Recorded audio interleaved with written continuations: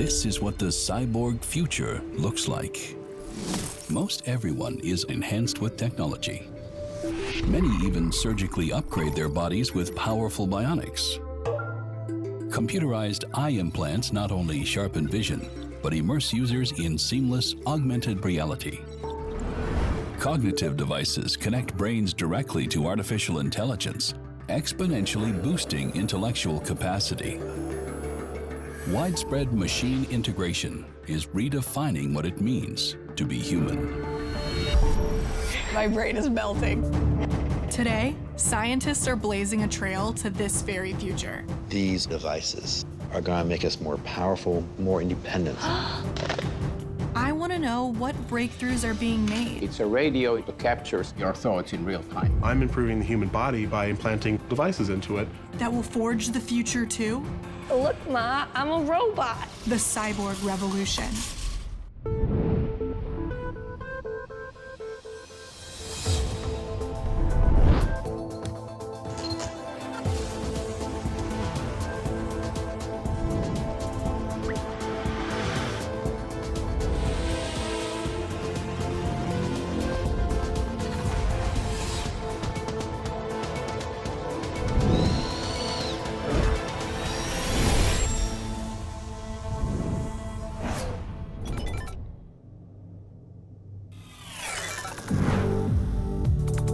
My name is Angel Jafria, and I am a cyborg, a combination of human and machine that acts as one. I was born without part of my left arm, and I've been wearing a prosthetic device as long as I can remember. They used to call me the bionic baby. This was my first ever multi-articulating hand. It was the big jump from this one grip pattern, this tripod, to being able to change the grip. I flex the muscles. It lets me move the hand. As my arm muscles move, they affect 2 electrodes resting on my skin, which allows me to control my bionic hand. 4 years ago, I got my current prosthetic hand, and it's been a real game changer. It gives me finer motor movement and multiple ways to grasp things. As someone who started to merge with a machine, I can see that it both defines me and I define it. But I want to find out how cyborg technology like this will evolve for the entire human species. How far will the merging of man and machine go? And what will our cyborg future look like? My first stop on this path to the future is a personal one. At the Johns Hopkins Applied Physics Lab, they are developing bionic limbs even more advanced than mine. Costing upwards of $120 million to develop, the modular prosthetic limb, or MPL, is state-of-the-art. I'm really excited about today because we get to see the MPL hand system, which is something I've wanted to see for almost a decade. I think I've dreamt about seeing this hand. Engineer Robert Armiger is combining robotics, neuroscience, and artificial intelligence to make devices that will change lives around the world. It's here in real life. That's right. Unlike my prosthetic arm, the MPL is designed to be upgradable, and it can be customized. It's also more dexterous. You know, we've really tried to build in to this hand all of the sort of movements of the human hand. To see that each of the fingers is basically the ability to separate or spread the fingers here. Cool. These two are coupled together. This one moves independently. Oh, the middle okay. is fixed. All the fingers have a drive that flexes each finger, and then they've got this mechanism that allows them to passively curl around an object as well. That's cool. I didn't know that existed. It even has a powered, flexible wrist. I want flexion and extension so badly.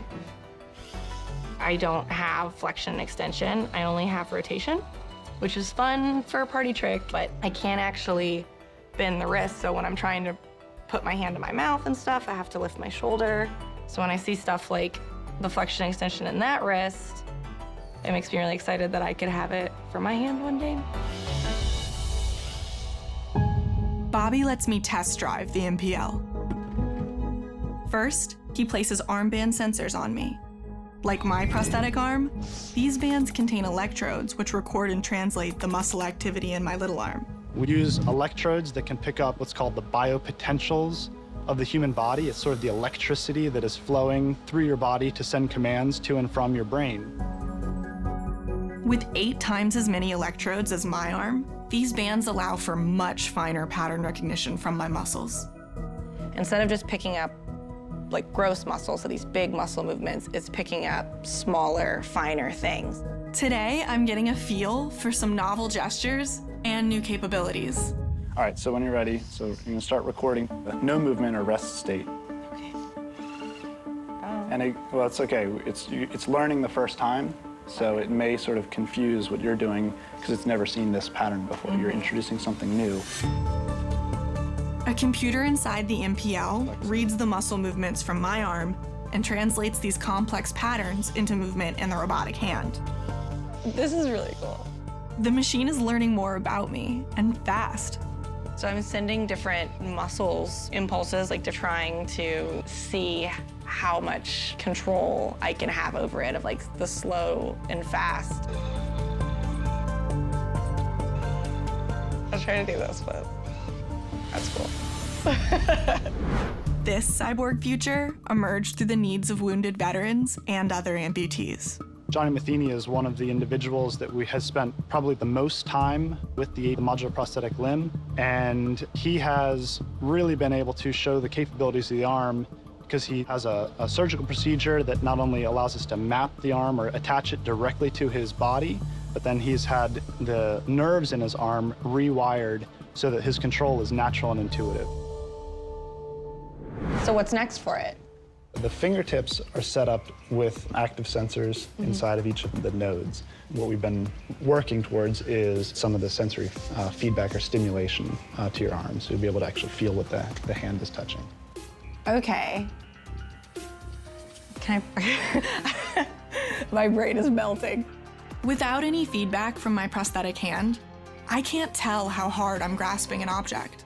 Like holding a styrofoam cup or trying to grab an egg, right? Where you're like, don't crush it, don't crush it, don't crush it, don't crush it. The team at Johns Hopkins is working on this very difficult problem. Bobby's colleague, Dr. Luke Osborne, is enhancing the MPL's features with something called the Immerse. This incredible technology promises to simulate the sensation of touch. Think about how much we rely on our sensation of touch, not just for grabbing objects, but also interacting with other human beings. Right, yeah. Immerse was made to mimic the way our natural skin behaves. And essentially, we have different layers, and within those different layers, we have different receptors. Inside the skin, nerves detect pressure, pain, heat, stretch, and vibration. The eDermis is made from flexible fabric and rubber. And inside of it, tiny sensors detect various stimuli and translate them to the body's nerves. Try to put it on? On me or my prosthesis? On your prosthesis. Yeah. I've never really had that kind of feelings on the side from like touch and stuff. So it's also like a little scary, but exciting. When I press on your fingertip, I can see the activity on the screen. So if you were to grab an object, we could see what the sensor activity would look like if you were to naturally pick up something. That's so cool. Luke's computer displays the pressure patterns from the eDermis for this sensation of touch. When these same signals are transmitted directly to my nerves, it gives me a sensation I've never felt before.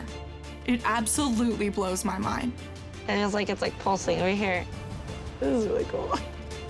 I think seeing this just makes me realize that we're on the path of doing some like really, really awesome things.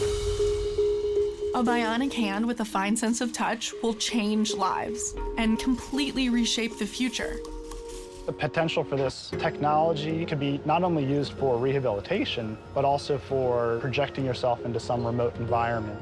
Like a remote control Iron Man, Bobby imagines a future where an arm like this could be used to perform complex tasks from just about anywhere. In the future, advanced dexterous bionic arms are a common feature on most robots. These worker bots perform complex and delicate tasks in environments too hazardous for humans. From hundreds of miles away, skilled operators remotely perform nuclear cleanups, fight fires, and even repair the space station from the safety of Earth. Mechanically enhanced humans have long been popular in sci-fi stories and superhero comics. As a partial machine myself, I'm excited by the real superpowers that our cyborg future will bring. But in everyday life, making cyborg technology work seamlessly with the human body is hard. When it comes to enhancing the human body with technology, balance is essential. Weight, speed, strength, these are all factors that must be considered when designing and engineering wearable robots. At Exobionics, Jason Jones is taking on the daunting challenge of bringing man and machine into sync.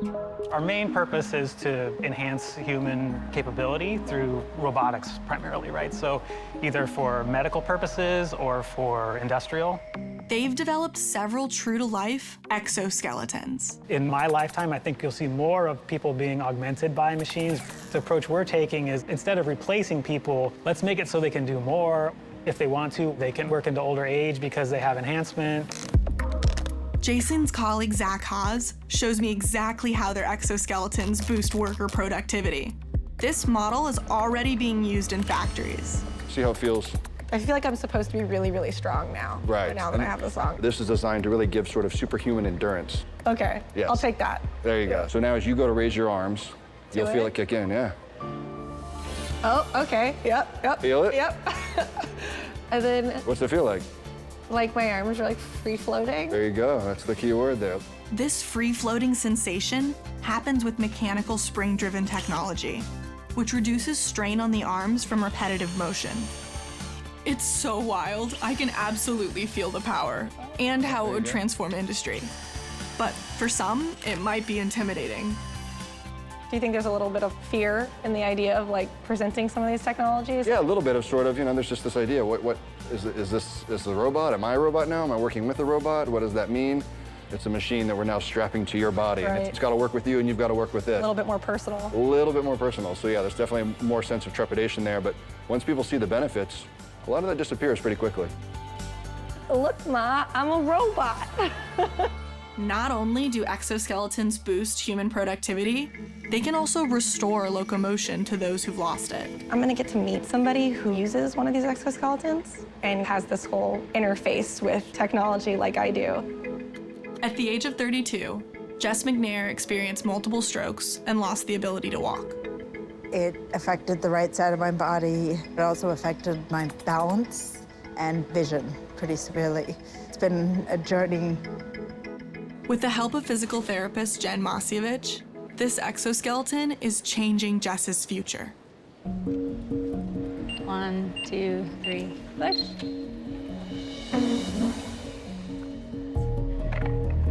So cool. Can you explain to me what is actually allowing you to do things?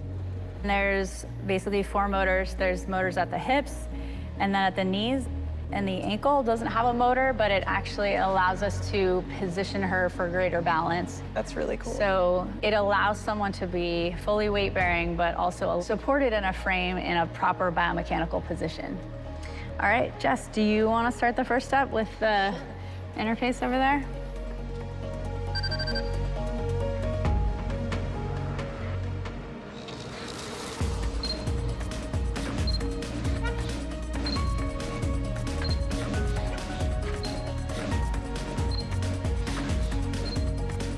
That's so cool.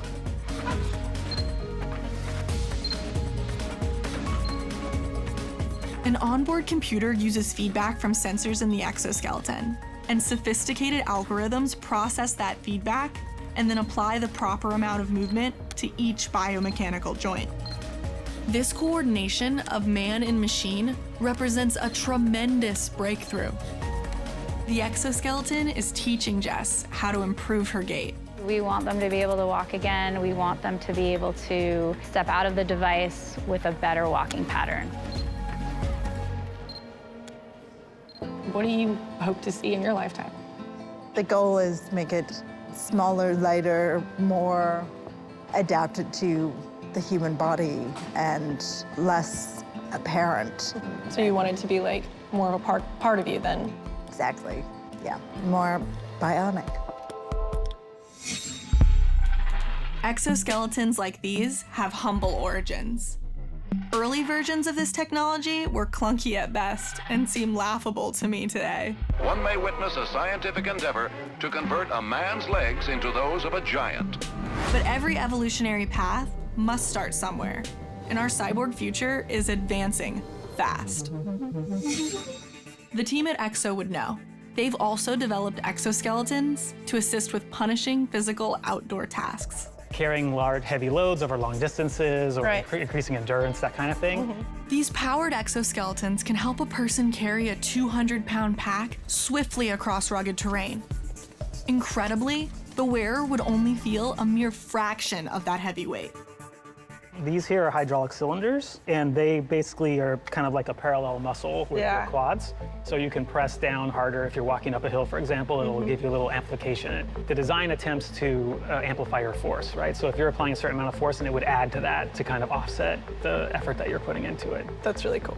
In the back, you know, there's electronics in here, and there's a hydraulic pump and control systems. And then when you talk about mud and rain, obviously the electronics. Yeah, the challenges they're pretty big challenges in I have those challenges myself, so. Future versions of this cutting-edge technology will someday be widespread. I think in the future, you'll see many people wearing assistive devices on a daily basis. I'm almost certain that those devices will be controlled at some level through interaction with the human's nervous system or their brain. By enhancing our bodies with advanced robotic exoskeletons, we're taking a step closer to the cyborg revolution. In the future, miniaturized, power-boosting exoskeletons are integrated into custom garments. With the press of a button, superhuman strength and endurance is available to everyone. This body augmentation reverses the decline of old age, restoring youthful vigor to anyone who still has a passion to work or explore. In our cyborg future, wearable machines will augment our physical selves, and wearable computers will augment our minds with instant access to worlds of information. I would wear wearables, yeah. How will advanced wearable computers impact the way that people work, learn, and interact with their world? To find out, I've come to Atlanta to meet a true pioneer in wearable computing, Thad Starner. For me, the real killer application for these wearable computers is augmented memory. Machines that become part of your mind, give faster access to knowledge, make you stronger in the sense that you have all this information you can use to help you on your day-to-day life. So this was the first thing you worked on at MIT? Right. Most people had no idea why you'd want a mobile computer because laptops weren't even out there yet. While attending MIT, he became frustrated by his inability to retain what he'd learned in class. So Thad built this augmented memory system to take better notes. You ready? Oh, I'm gonna put it on.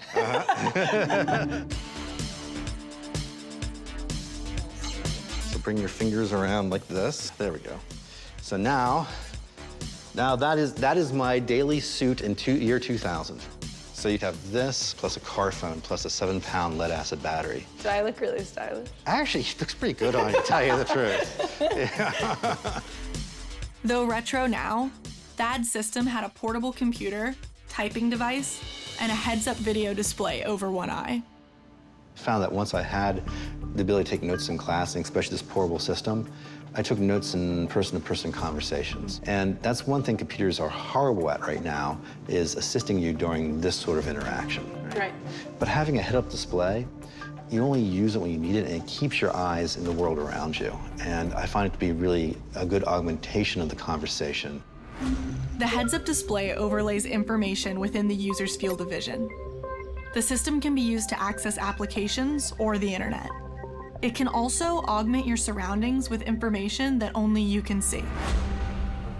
Thad eventually led a team that turned this tech into a commercial product, Google Glass. That's the first functional one. We had to glue a cell phone to the side of our head to get a trackpad that worked. That's wild. Advanced smart glasses like these are making workers more productive in industries like manufacturing and healthcare. And it's easy to see why. By beaming information directly into the eye, the wearer can work on complex tasks all while absorbing crucial information hands-free. It's actually lasers in the side here that's bouncing off. If you get it just right, you can actually see a little mirror here. It's kind of hard to see. Oh, but yeah. You get it? Yeah. Yep. And so it bounces off the lens and back into your eye. That's so cool. Breakthrough technology like this is getting smaller every year. Even now, it's being developed for contact lenses. The Mojo lens is less bulky than smart glasses and completely invisible to others. When paired with a smartphone, they not only display information for the wearer, but also improve eyesight. In the future, we'll see the technology disappear, it become widespread. To bring man and machine even closer into alignment, that is developing another cyborg technology that actually teaches the body and brain new skills with no training or practice required. This idea of being able to passively train these skills is something that's new. We haven't heard of it before. These are what's called muscle memory gloves, and they teach you skills like how to play a piano without your active attention. How does it simulate? What's happening? Okay, so let me show you the glove here. So what we got in here are little vibrating motors that are above the fingers. Oh, things are happening. Yep. These vibrating motors emit a particular sequence on my fingers. This stimulates and trains the muscles in my hand to do something I've never done before: play the piano. So she has the glove on right now.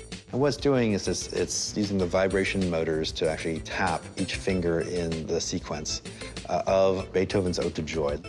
You will have that muscle memory in your brain. After the glove has trained my hand for a half hour, it's time to see if it worked. I don't play the piano, so this will be interesting. Okay. So let's take off the glove here. She's gonna put her hand down, and we'll see if she can do it. We're kind of excited to see what happens. And you're gonna start there. Okay. So try your hand, right? Having never learned to play the piano before, I've gotten the hang of it pretty quickly.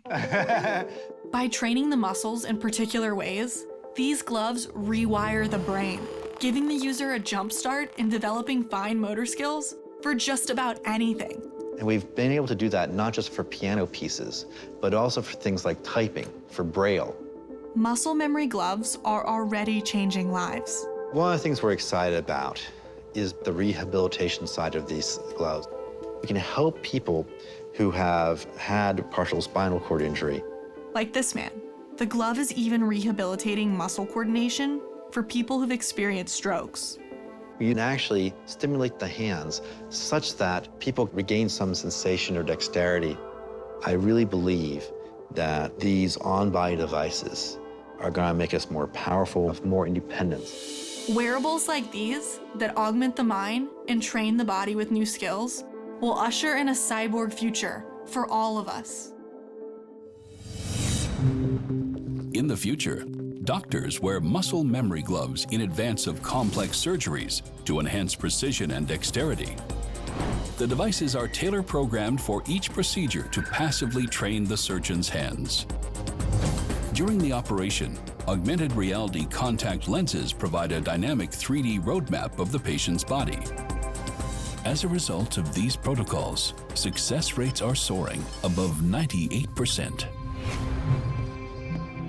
External machines won't be enough to make the merging of man and machine complete. We'll need to surgically integrate the technology inside our bodies.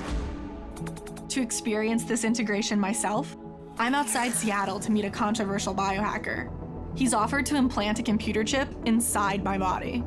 I'd heard a lot about it from some other people that I had met within this transhumanist community, which is like a group of people who believe in changing and upgrading your body. Like most transhumanists, biohacker Amal Grafstra believes technology will fundamentally change the human species, helping us evolve beyond our current physical and mental limitations. I'm improving the human body by implanting simple devices into it and then change my capabilities as a human being. That's biohacking. Amol has turned himself into a lab rat for his own inventions. He has 5 functional devices implanted across his body. So, Those are implants. These are implants, yeah. So they would just go, you take a 4-gauge needle, make a pocket, and then just slide it in. Very cool. There it is. So this is the new size of this prototype, this huge one. Yeah. Giant 35mm diameter implant, right? That's a big one. That's a big one. I've had it for a while. Each chip serves a particular purpose. This is like a payment card from the EU. I'm converting them into implants for people. Imagine that, paying with the swipe of your hand. But integrating machines into our bodies has led to a lot of resistance.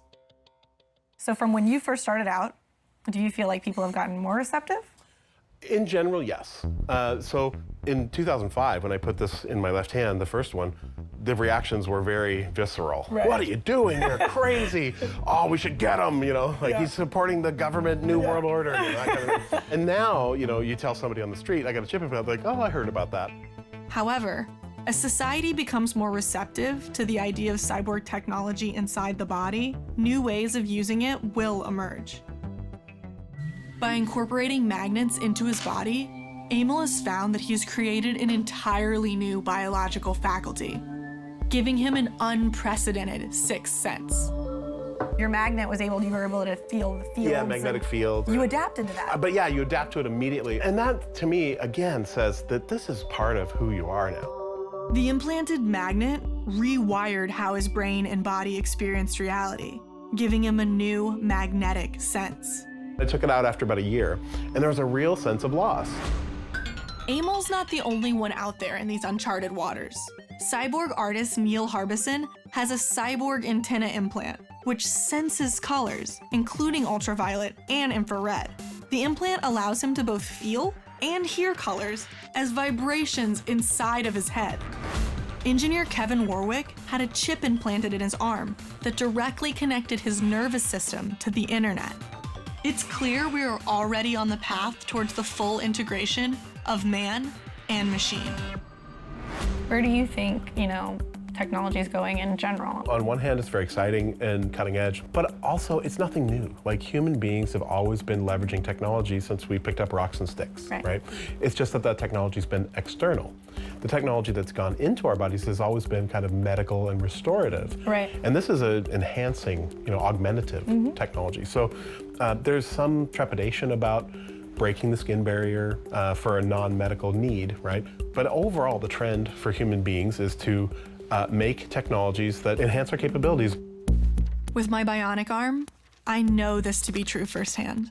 But getting another enhancement under my skin, I'm not so sure about. You ready? I am, Yes? I'm ready, yes. Okay. The answer is yes. The answer is yes. Okay, good. Here we go. Amol is implanting a VivoKey chip into my fleshy hand. Take a deep breath. Here we go.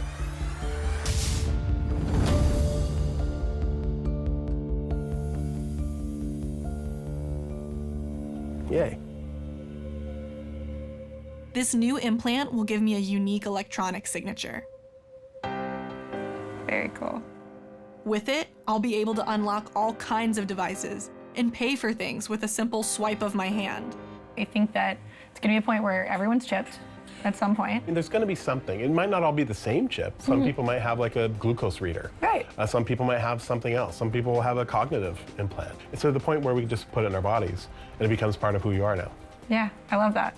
Let's see if this thing actually works. So go ahead and press the button. And now back of your hand across there. Just like that. Cool. Integrating chips like these into the human body will unlock doors to our cyborg future.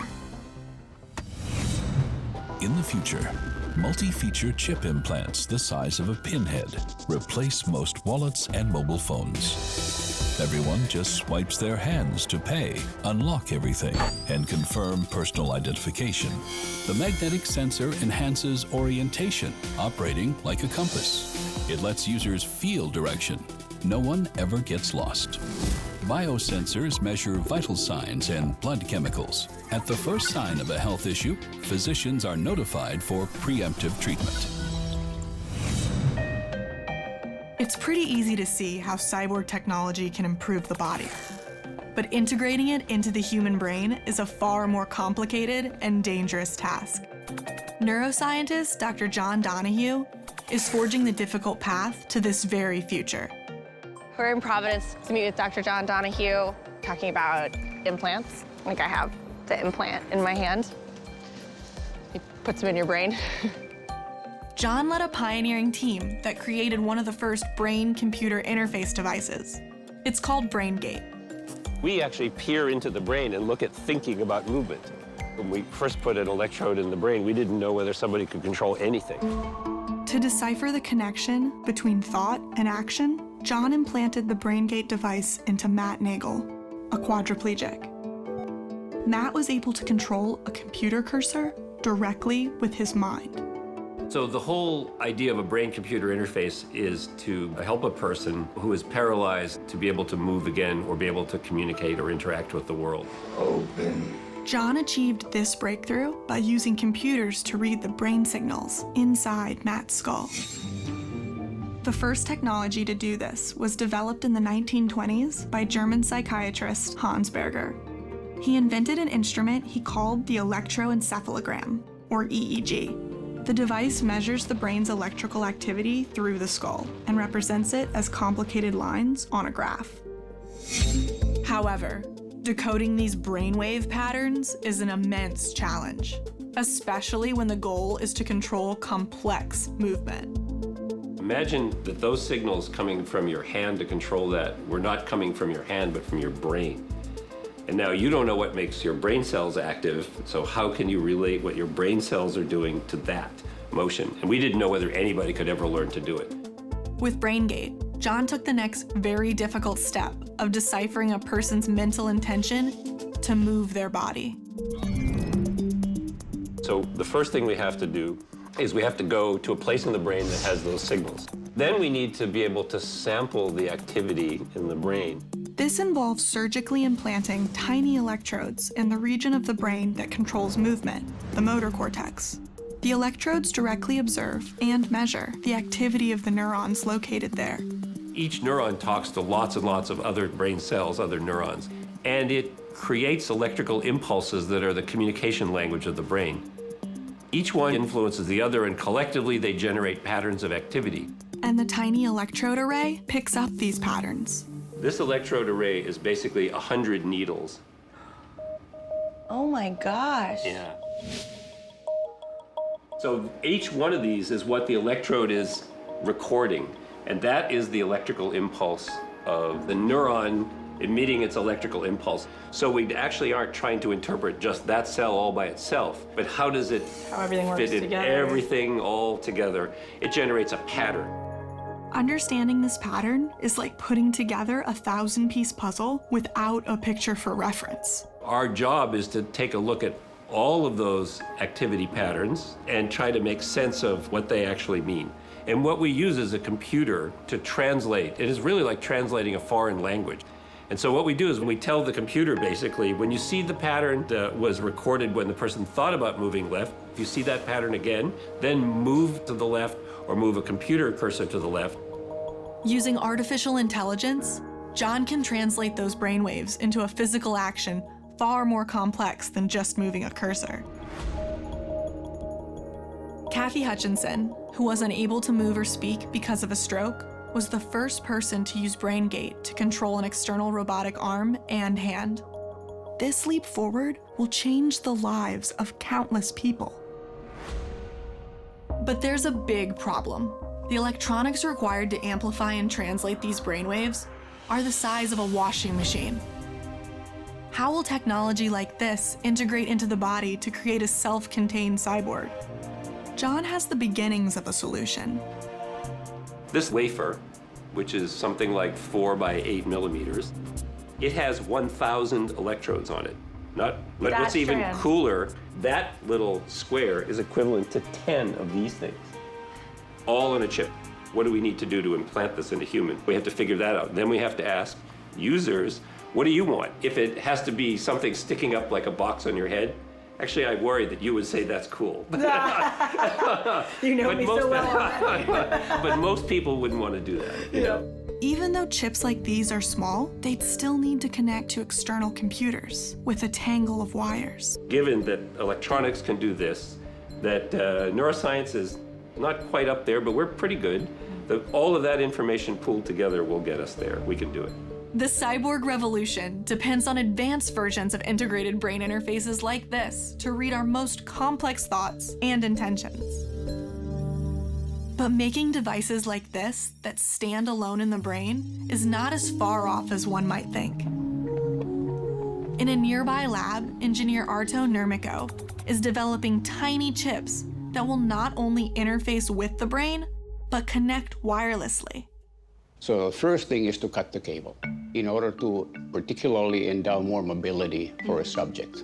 So he or she is not tethered to these massive volumes of electronics. He calls these prototypes neurograins. They look like glitter.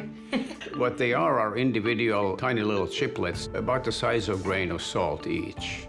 And they have internal electronics. There we go, that's neurograin. The physical size means that there is safety in implanting such tiny little objects in the brain without causing damage. Thousands of neurograins could be distributed across the surface of the brain to record and broadcast neural activity wirelessly. Each one of these little chiplets would be like a little cell phone that's able to capture some of these neural signals and then spew them out, streaming your thoughts in real time. That's wild to think about.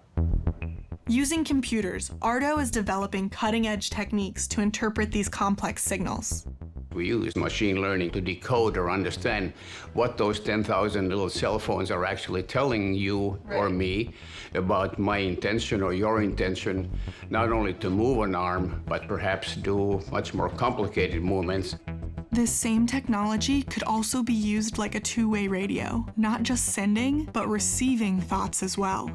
If we project forward and begin to contemplate, or at least imagine the possibility of using electronic methods of communication with the brain for people who don't have any particular disability. Right, enhancements over restorative. Right, exactly. So that's how the concept has taken its first steps toward reality. It's really cool. Connecting the brain with machines, allowing a person to send and receive thoughts, would be a monumental breakthrough.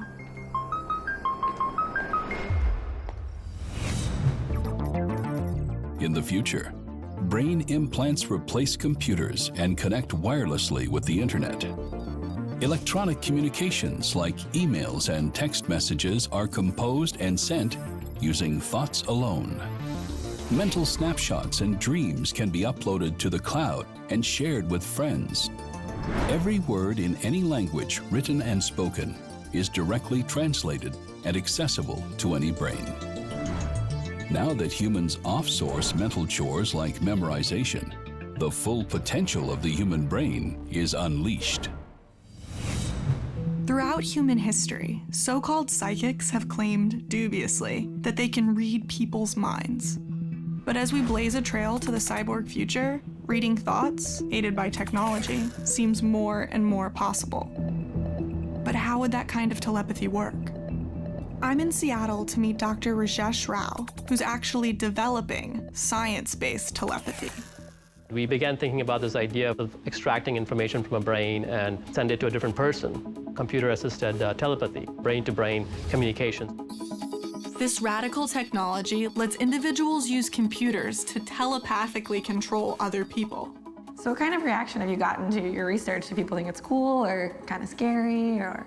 All of that, actually. So you had reactions ranging from, it's amazing, it's cool, it's so sci-fi, to people who are scared about this kind of technology. But when people adjust to the concept, this is what the cyborg future will look like. Are you ready to interface? Yeah, I think so. And I'm going to give it a try. So you'll be wearing a brain-computer interface cap that will be tapping into the electrical signals that we're measuring at your scalp, which in turn reflects the underlying brain activity. Oh, wow, look at this room. Rajesh's team fits me with a 32 electrode EEG cap. The cap will observe and measure the electrical activity of my brain. All right, great. So right here, and I'll manage his wires. The computer reads the signals from the EEG cap to interpret my intentions. Does this look cool? Do I look cool? Oh yeah. Yes. You look like you're from the future. Even more so. Even more so. I was like, yeah. My mission is to play a video game through another person using computer-assisted telepathy. If this works, my brain will actually control the other person's body.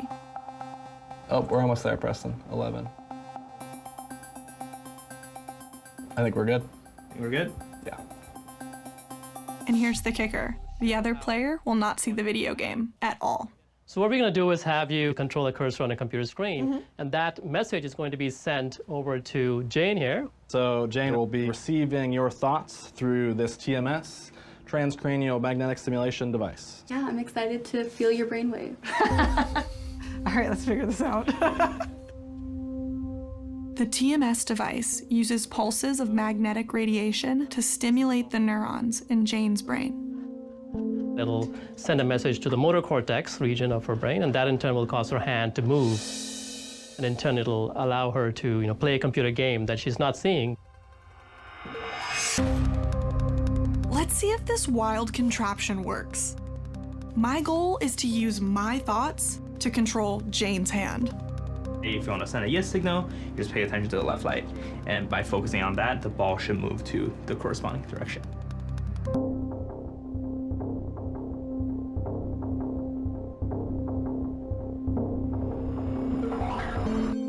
By concentrating on the area of the screen that says either yes or no, I can move the cursor left or right to indicate my choice just by thinking about it. When I select yes, Jane will receive the stimulation in her brain from the TMS device to click her computer mouse. No stimulation. Now it's time to see if I can send a signal to Jane's brain just by thinking and selecting yes.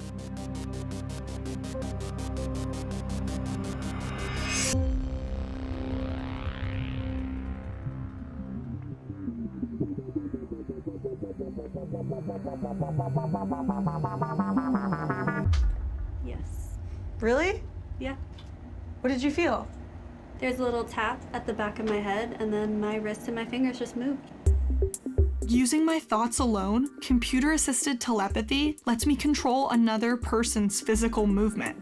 I know I'm not thinking to move it. My hand just moves. It's like a reflex, like when someone kicks your knee and it just moves. That's what it feels like. That's so weird. Rajesh is using this technology to forge a cyborg future even more mind-blowing. Our goal is to connect brains together such that the connected brains can solve a problem that none of the brains individually could solve. Networking the minds of entire communities and industries together could radically transform society. As the plan to have more people to have the whole net kind of thing? Yeah, so in the future, maybe you can unleash the kind of creativity that a single person cannot. So by having many brains collaborate on a project together, perhaps you can solve very hard problems. By networking brains with complementary strengths, the whole would be greater than the sum of its parts. And with this kind of mind-melding cyborg synergy, humankind might invent new forms of green energy and reverse global warming, decipher the mysteries of human consciousness, or even answer the question of what happened before the Big Bang. The sky is no longer the limit. But with any new and disruptive technologies, society needs to weigh the benefits against the risks. How cyborg technology will change the world is unpredictable. As with any device, we need to look at the privacy and safety issues, more so in the case of brain-computer interfaces, because it has the potential to change who you are. It's easy to take for granted that the contents of our brains belong to us. But in the cyborg future, that might not be the case. That personal, private information that makes every person unique could potentially be abused. In this world of neurotechnologies, ethics is hugely important. You could call the invasion of your brain as being the ultimate sacrifice or ultimate leap. Or you could say, well, it's just another increment in the pathway of losing the ultimate privacy, which is the privacy of your own thoughts. And in the future, who will benefit from things like cognitive enhancement? Will the privileged be the only ones that can afford to download a lifetime of learning into their children's brains? Or will everyone gain access? The Cyborg Revolution has the potential to upend society. But many are excited about the transformative possibilities of a cyborg future. Let's imagine we're linked neurally, right? Yeah. We lose the language completely, and now it's just thoughts and feelings and concepts, and like, who knows, right? So it could definitely fundamentally change humanity. I really believe that this technology can, when it becomes part of us, make us more of what we really are, which is human. Despite some valid concerns, I'm hopeful that science, technology, and the human spirit will find helpful solutions. As for me, I expect everyone will become a cyborg one day. And I can see a future where individuals choose to upgrade their physical body parts with robotic ones once they have better features. The Cyborg Revolution is coming. And as a cyborg myself, I couldn't be more excited. This is what the future of hyperintelligence looks like. Most people no longer own cars. Instead, artificial intelligence operates fully electric, network, self-driving vehicles. As a result, air pollution and traffic congestion plummet across the planet. Self-navigating aerial drones are on the front lines for disaster response and search and rescue missions. Most people live and work side by side with self-aware androids. These AI companions boost productivity and liberate humans from tedious tasks, completely revolutionizing modern life. I feel like I'm in a superhero movie. Today, scientists are blazing a trail to this very future. The fact that we're enabling the system to make its own decisions, I don't even know where to begin with that. I want to know what breakthroughs are being made. It's talking and it's having this dynamic conversation with you. That's the wonder. Machines can be self-aware in ways that we can't. That will forge the future to, oh my gosh, it's looking at me. Hyper-intelligence.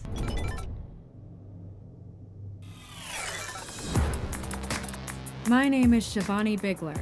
As an engineer and neuroscientist in training, I'm obsessed with artificial intelligence. As a kid, my father took me to tech and robotics trade shows, where I became dazzled by science. Every year, the inventions were smarter and smarter. Artificial intelligence has come a very long way in the last couple of years. Most AI technologies are programmed to think for themselves, to learn from examples, kind of like simulating human intelligence in a way that it learns from past experience. But how does AI actually work? In the future, will AI achieve human traits like emotions, consciousness, or even free will? And how will humans and robots work together? Today, the clearest road to the future is the self-driving car. Unlike a regular car, which is just a machine, a self-driving car is a robot that can make decisions. In the future, will every car on the road become driverless? To find out, I've come to a hotbed of self-driving car research, Pittsburgh, Pennsylvania. Every single person has started to have conversations about self-driving cars because essentially they're the future. But in order to understand it, we have to look under the hood. Making decisions on the fly, even simple ones like these, does not come easy for computers. To discover the inner workings, I'm meeting a true pioneer in the field. Please get it. Thank you. Dr. Raj Kumar of Carnegie Mellon University. Carnegie Mellon is the birthplace of self-driving car technology, thanks in large part to the work of Raj and his colleagues. They've been the leading innovators in this field for more than 25 years. So how does his self-driving car make decisions to safely navigate the world like a human driver? Should we get started? I'm pretty eager. Yes, we can. Since Raj is distracted by our conversation, for safety reasons, the state of Pennsylvania requires another driver in the front seat to monitor the road. This is so cool. I'm nervous but excited. What's the longest you've ever driven a vehicle autonomously? We have gone hundreds of miles. Awesome. I'm going to go auto by pressing this button. Oh my gosh! It really is driving itself! While most self-driving cars are built from the ground up, Raj just bought a regular used car and hacked it with powerful onboard computer systems, making it more adaptable than other regular cars. We installed a bunch of sensors in them. It is able to shift the transmission gear. It is able to turn the steering wheel, apply the brake pedal and the gas pedal.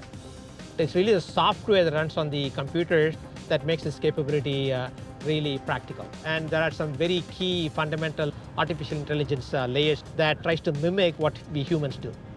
To mimic human decision-making, most self-driving cars use a combination of cameras and advanced radar to see their surroundings. The AI software compares external objects to an internal 3D map of streets, signs, and transportation infrastructure. A map is something that is static in nature. Right. Traffic and people and objects are dynamic in nature. The dynamic information it figures out on the fly. Comprehending dynamic information allows it to understand where it is heading objectively in space and react to changes and traffic signals. It recognized the stop sign. Yes. Since we are pedestrians, we definitely should not be running into that person. The AI challenge to make a vehicle drive itself is not an easy task. Safety is priority number 1, and priority number 2 and number 3 as well. But what happens when the AI system doesn't understand specific objects in its surroundings? A pedestrian in Tempe, Arizona was killed last night by a self-driving taxi. It's believed to be the first fatality caused by an autonomous vehicle. This tragic accident happened because a self-driving vehicle didn't recognize something in its environment, a jaywalker. In the future, advanced self-driving cars will have to make life and death decisions on the fly. If avoiding the jaywalker means crashing head-on with another car, potentially killing the driver, what should it choose? How will scientists address monumental problems like these? The first wave of artificially intelligent robots were programmed by engineers with static sets of rules to achieve their goals. These rules are called algorithms. But not all rules work in all situations. This approach is very inflexible, requiring new programming to accomplish even the smallest changes in any given task. A new approach called machine learning has changed everything. With machine learning, computers can absorb and use information from their interactions with the world to rewrite their own programming, becoming smarter on their own.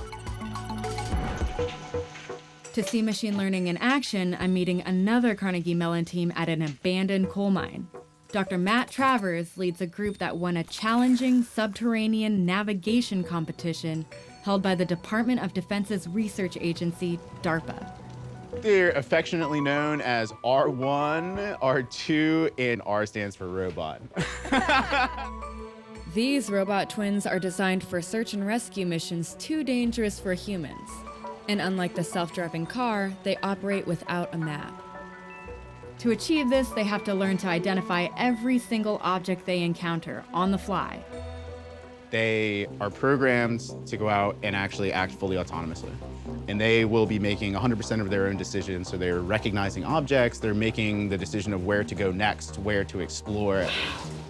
To see this in action, the R2 robot is starting on a simulated search and rescue mission to find a stranded human dummy in the mine. Imagine having a map of a collapsed mine before you sent a team of people to go rescue someone in that mine, right? Like, it's a game changer. How the robot discerns elements in this environment parallels how an infant learns about her environment. A 3-month-old uses her senses to cognitively map out her environment and learn to recognize her parents. She ultimately uses this map to interact with everything in her world. Just like this robot. Okay, so we ready to roll? Artificial intelligence makes this learning curve possible. But how does it create its own map and identify a human on its own? And without an internal mapping system like the internet. Test engineer Steve Willits shows me how the R2 robot can detect a stranded person. When you're in a search and rescue scenario, that's the kind of situation where you'd want to deploy one of these. As it explores and maps the cave, it drops devices called signal repeaters to create a Wi-Fi network trail. It drops those just like breadcrumbs along the path. Using this network, the robot sends data back to home base to create a map. At the same time, the robot must look at every single object to identify the stranded human. So the LiDAR system is giving a full laser scan. LiDAR stands for light detection and ranging. Similar to its cousin, radar, which uses radio waves, LiDAR systems send out laser pulses of light and calculates the time it takes to hit a solid object and bounce back. This process creates a 3D representation of the objects in the environment, which the onboard computer can then identify. This process is similar to how the eye feeds visual data to the brain, which then recognizes the objects by tapping into our pre-existing knowledge of what things look like. By fully understanding its environment, R2 can then make better decisions about where to go and where not to go. What our robot's doing right now is exploring. So the robot came to a junction, and off to the left, it could see that it couldn't get past. Right. So it saw the opening to the right, and that's where it went.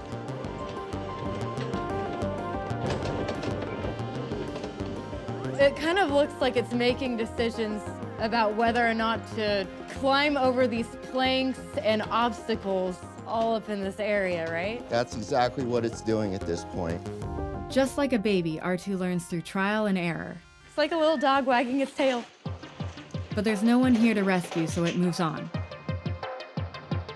As R2 continues to map out the mine, oh my God, a human!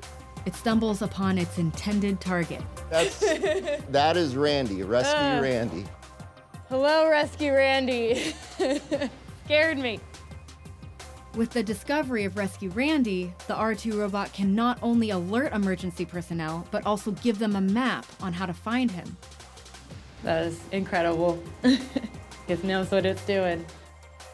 These incredible rescue robots are clearly paving the path to the future of hyperintelligence.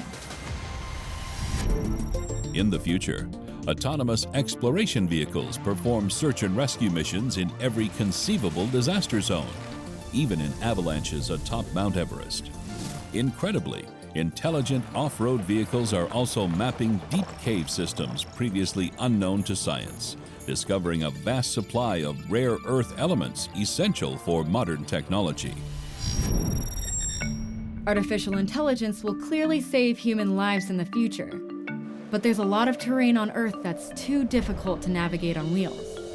How will intelligent robots make their way over rainforests, bodies of water, or even mountaintops?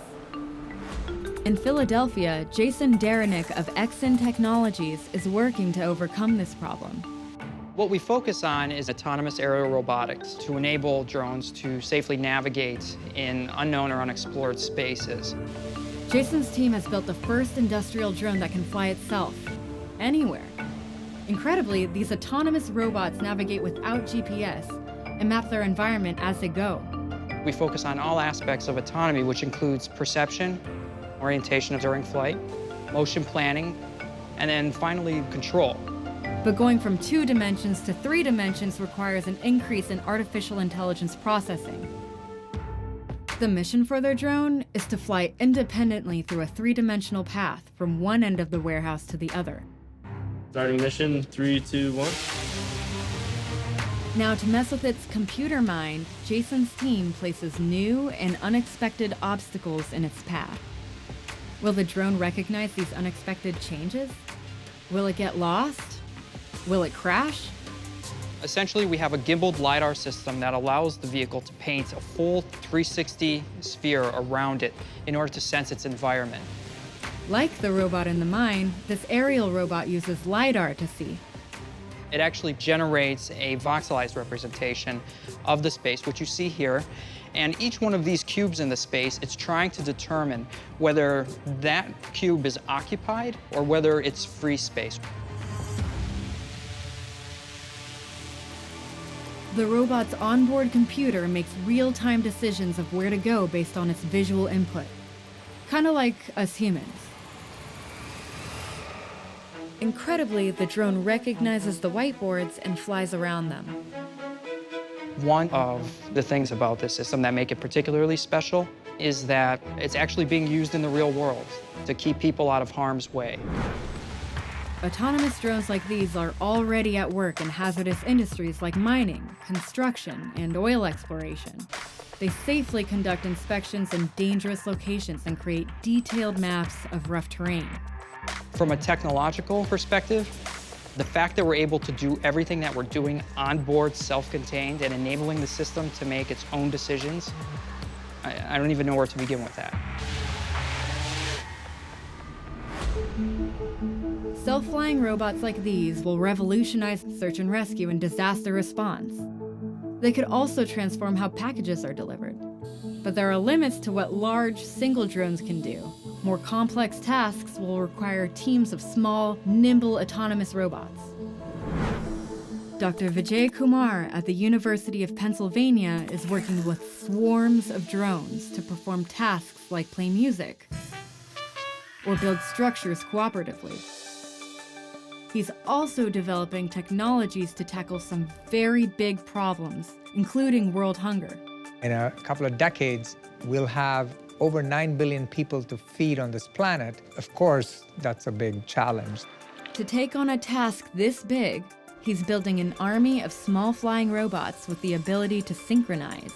We think about technologies that can be mounted on small flying robots that can then be directed in different ways, like a flock of birds reacting to a predator or a school of fish. You have coordination, collaboration, and it all happens very organically. Using AI to get robots to work as a coordinated, collective group is a daunting task.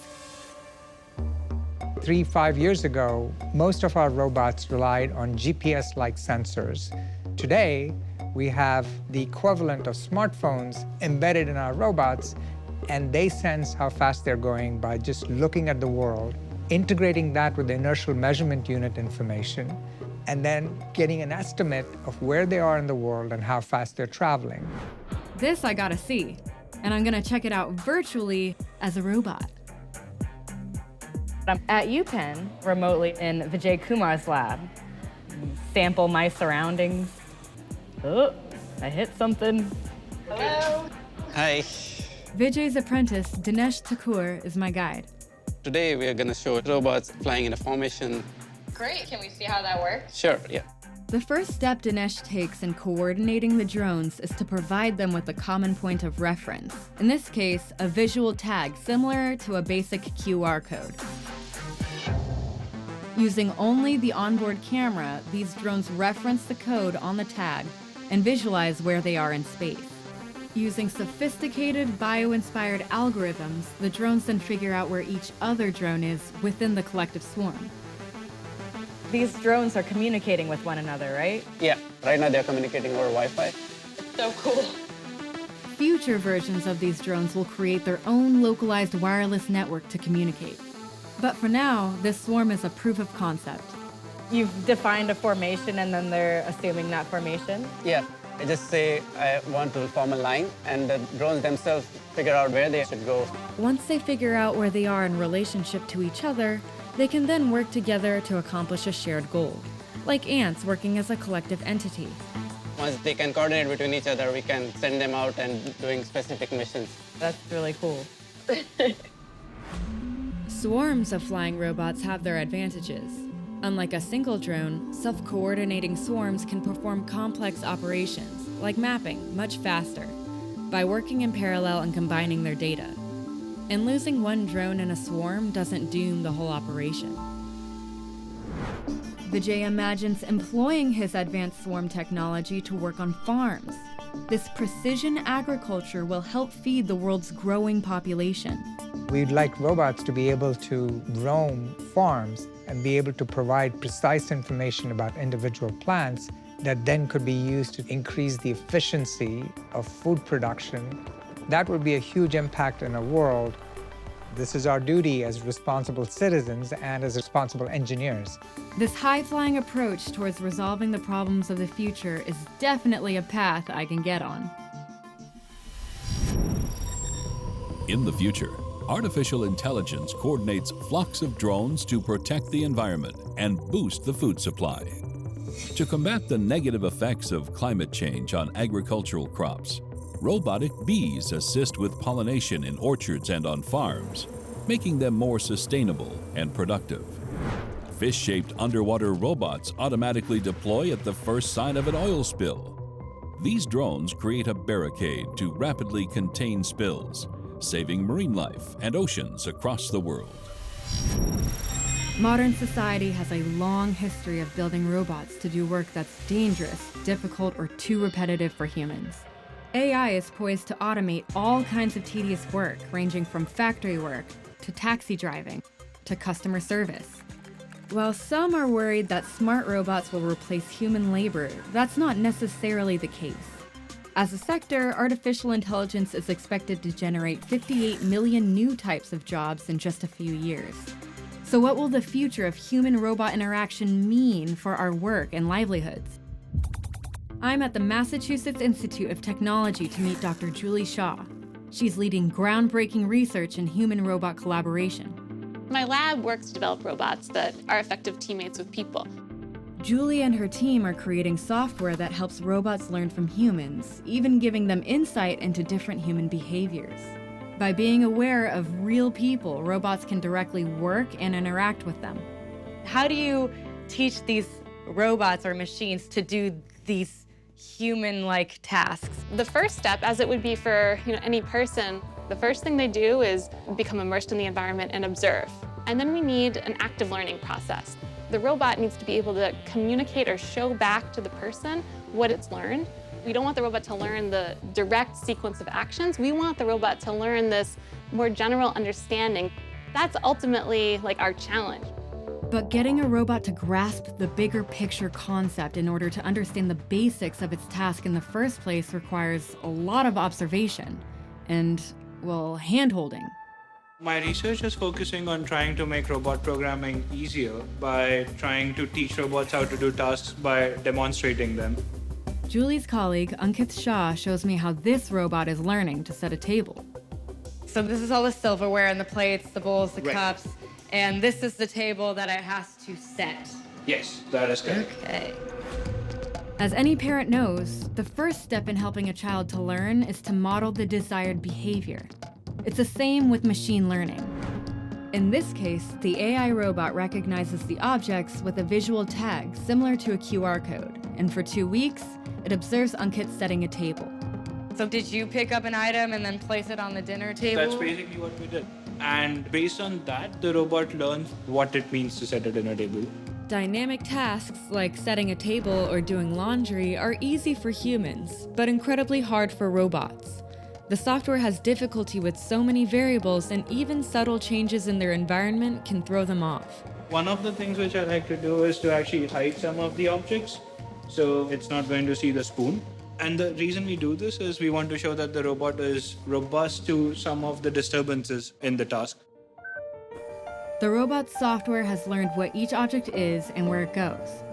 Now, let's see if it's learned the concept and can think dynamically to set the table. So you can just pick up the card. Here we go. I've revealed the spoon. Incredibly, the robot recognizes the spoon and instantly places it next to the bowl.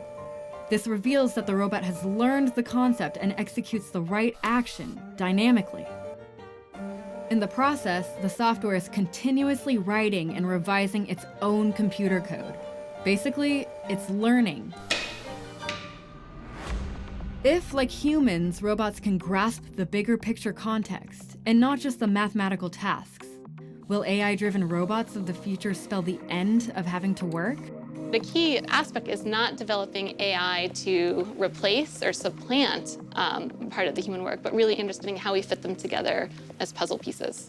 People work in teams to build cars, to build planes, and robots need to be an effective team member.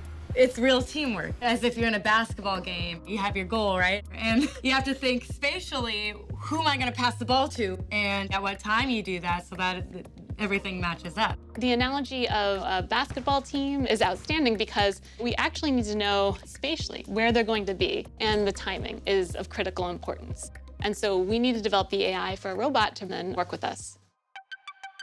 One of the most difficult aspects of creating hyper-intelligence is actually something that even we humans sometimes get wrong. and that is anticipation. Anticipating what a teammate or coworker might do requires understanding of contextual information on a much more sophisticated level, and predicting what will happen next. Can robots make predictions as accurately as we can? Abby's our industrial robot. Penn Lesota is giving this Abby machine the intelligence necessary to help it anticipate a human coworker's action. This is a simulated manufacturing task that we have set up to simulate some sort of task that a person and robot could feasibly work on together. For safety reasons, actual human-robot interaction is, at present, fairly minimal. Typically in a factory, you would see these guys behind a metal cage, and you wouldn't have people working with them. So what we're trying to do is make something that a person could safely interact with. What is human and robot supposed to do together in this task? In this task, a person's placing fasteners in some surface of a plane and a robot applying like a sealant over to seal in. Okay, can we see it happen? Sure. In order to work together, the robot must first be able to see and recognize the actions of its human counterpart, and adjust to the person's every move. Ooh, feel like I'm in a superhero movie. So the cameras in the room can see these lights and track your hand so that your hand doesn't get cut off by the robot. That's right, yeah. So the cameras and the lights basically work as eyes for the robot. So that's how the robot knows where I am. The monitor shows the visual representation of the room that's inside the robot's mind. So this is what the robot might be doing if, I'm not in its way and the robot's just sealing and I'm not supposed to be here. Pem does something the robot has no way of expecting. If I put my hand in a robot's way. Oh, wow. By quickly understanding this human action, the AI software reacts accordingly. By stopping. It's important to be able to share the workspace. Building on this sense of teamwork, Pem's next step is helping Abby anticipate where he will move next, based on subtle, contextual cues. So in this case, the robot will not only track which actions I've done so far, but also anticipate which portion of the space I'm going to be using. Okay. And when it's planning its own motions, it'll avoid those locations so that we can more seamlessly work together. Oh, okay. So what you'll see now is after I place this bolt, the robot's going to predict I'm going to go to this one next. So what you'll see is it'll behave in a different way. So now that I place this bolt, the robot kind of takes a more roundabout path that allows me and the robot to work more closely together. And I don't have to kind of worry about it crashing into me because I can see that it's trying to avoid me.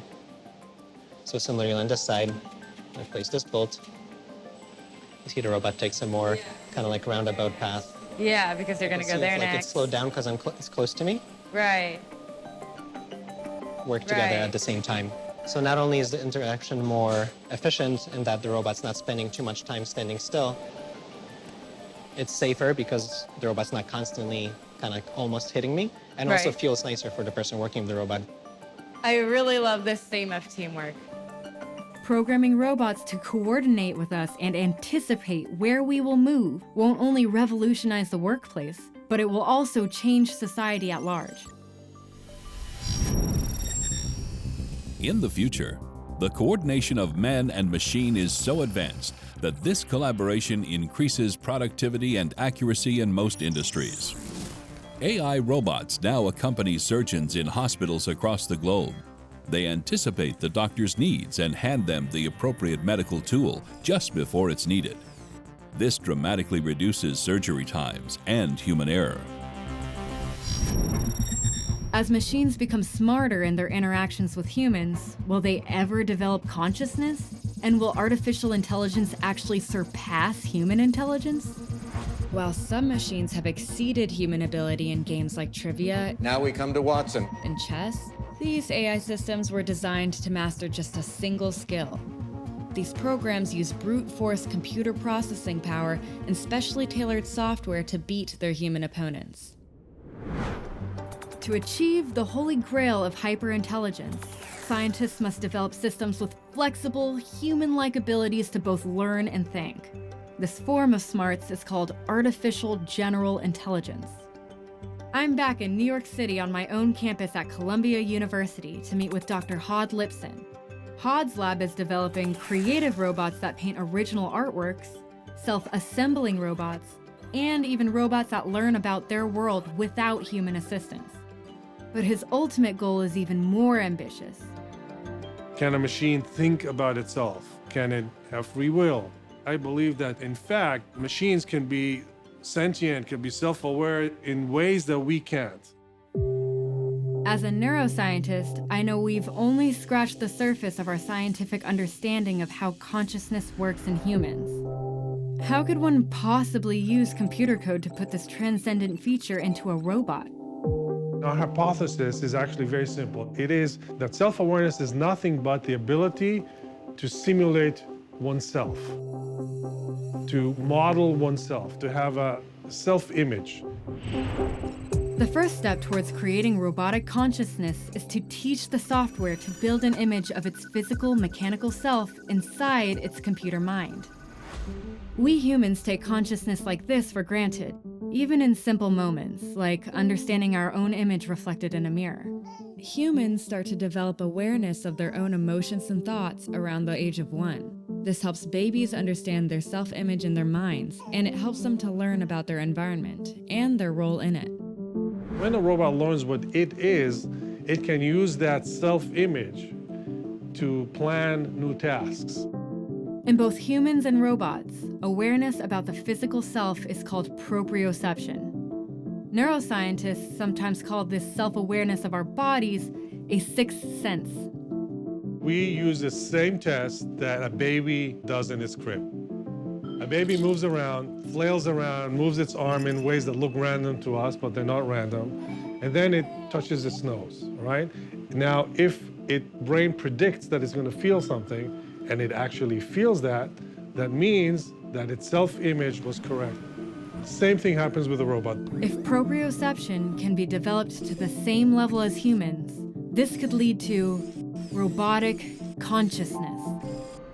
Hod's colleague, Rob Kwiatkowski, is the proud parent of a brand new baby robot that he built.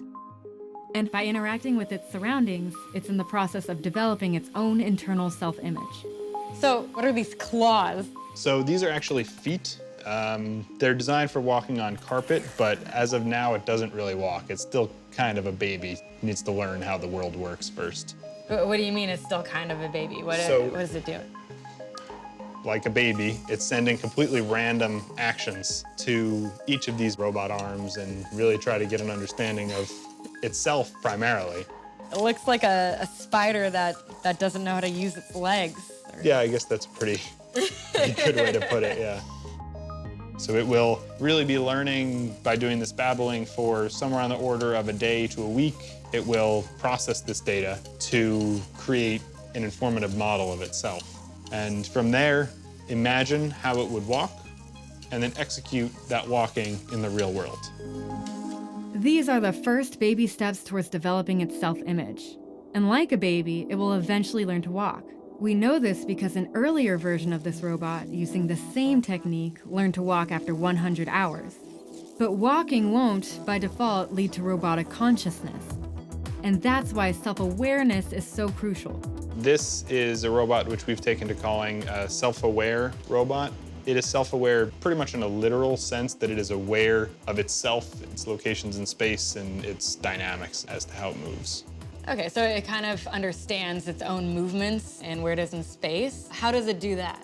By leveraging this technique, which has become popular in recent years, called deep learning. Deep learning is a form of artificial intelligence that, like the human brain, learns through raw data, unsupervised and without structure. Deep learning gives machines the ability to experience and process reality, like us. Rob has devised an experiment to test what this robot knows about its world. You could think of it as if you're looking at these red cotton balls. You have some idea in space as to where they are. Right. Now, if you were to close your eyes and try to pick them up and put them in this cup. So obviously it's not a trivial task. No. But it's not the most difficult task in the world because we have a good proprioception. We have this good model of yourself. You know where your arm is in space relative to other things that you see in space. But for this robot, there's a catch. So where are the cameras? So there's no camera. It's None. as if you were to close your eyes, you know the locations at the start, and it's picking it up and placing it completely blind. Furthermore, it was not given a map or any formal instructions. The robot simply has to feel its way through the task. All right, let's see it. Give it a shot. First, the robot learned how to use its arm through trial and error, developing a sense of proprioception. By exploring its surroundings, it generated an internal representation of the world and its place in it. The robot is using only its internal image of the external world to maneuver its arm to pick up all 9 balls and place them in the cup. I'm not sure that's something I could do with my eyes closed. Huh. It's really just based off of understanding where you are in space. Yeah, that's right. Creating AI robots that have an internal model of their world is an important step towards machine self-awareness. Self-awareness is sort of a similar proprioceptive capability, but applied to mental thinking. So if they think about thinking, they think about what they are, because once you can do that, it means you can plan things into the future. Once robots become self-aware, they will need advanced ways to communicate with humans. Keyboards and screens are inadequate for complex thoughts. Robots will need to learn to speak and have natural conversations, like a baby who listens to those around her and learns to talk. Laying the groundwork for this kind of human-machine interaction is pioneering scientist Barbara Gross of Harvard University. Her seminal work in what's called natural language processing directly led to the development of voice-activated artificial intelligence. You know, like Alexa or Siri.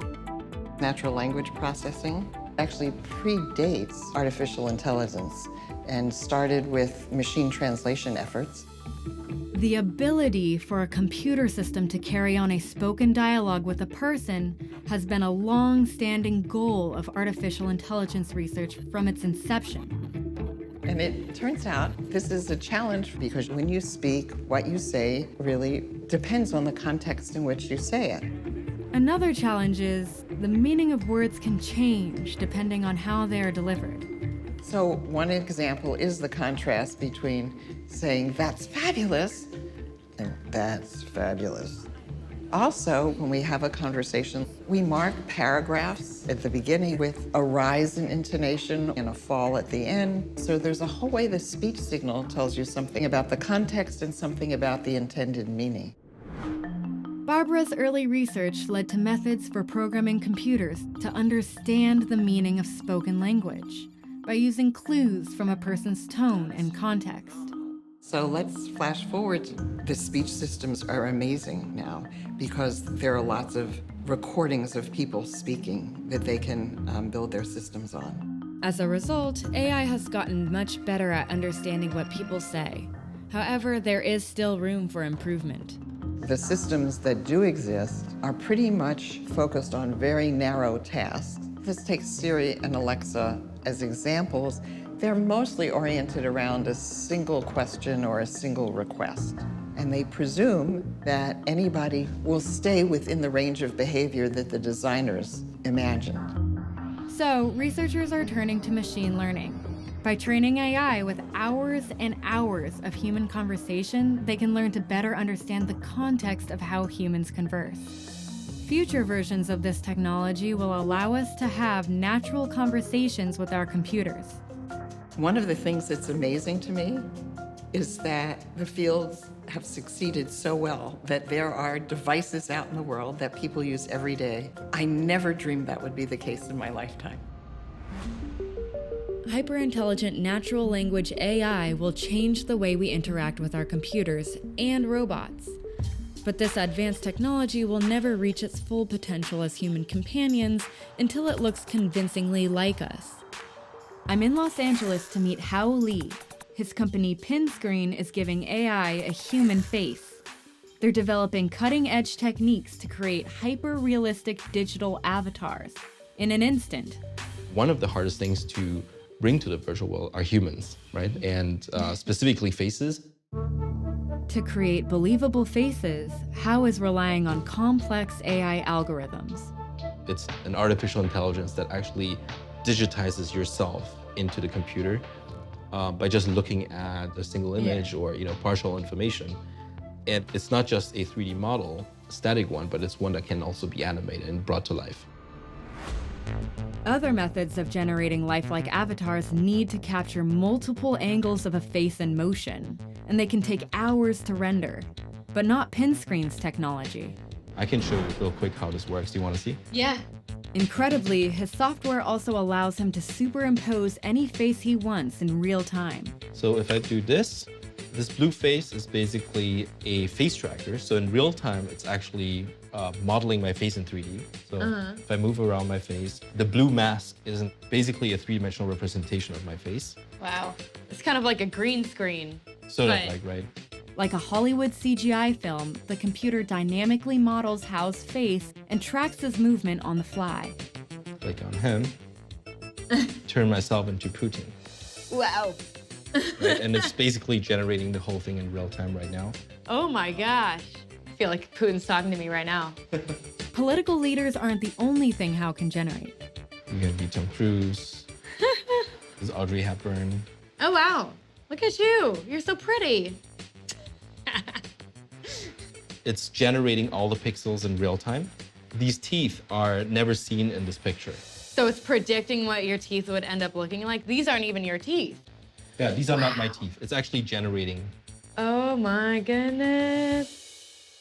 Hao believes that software like this will give a more human face to the digital world.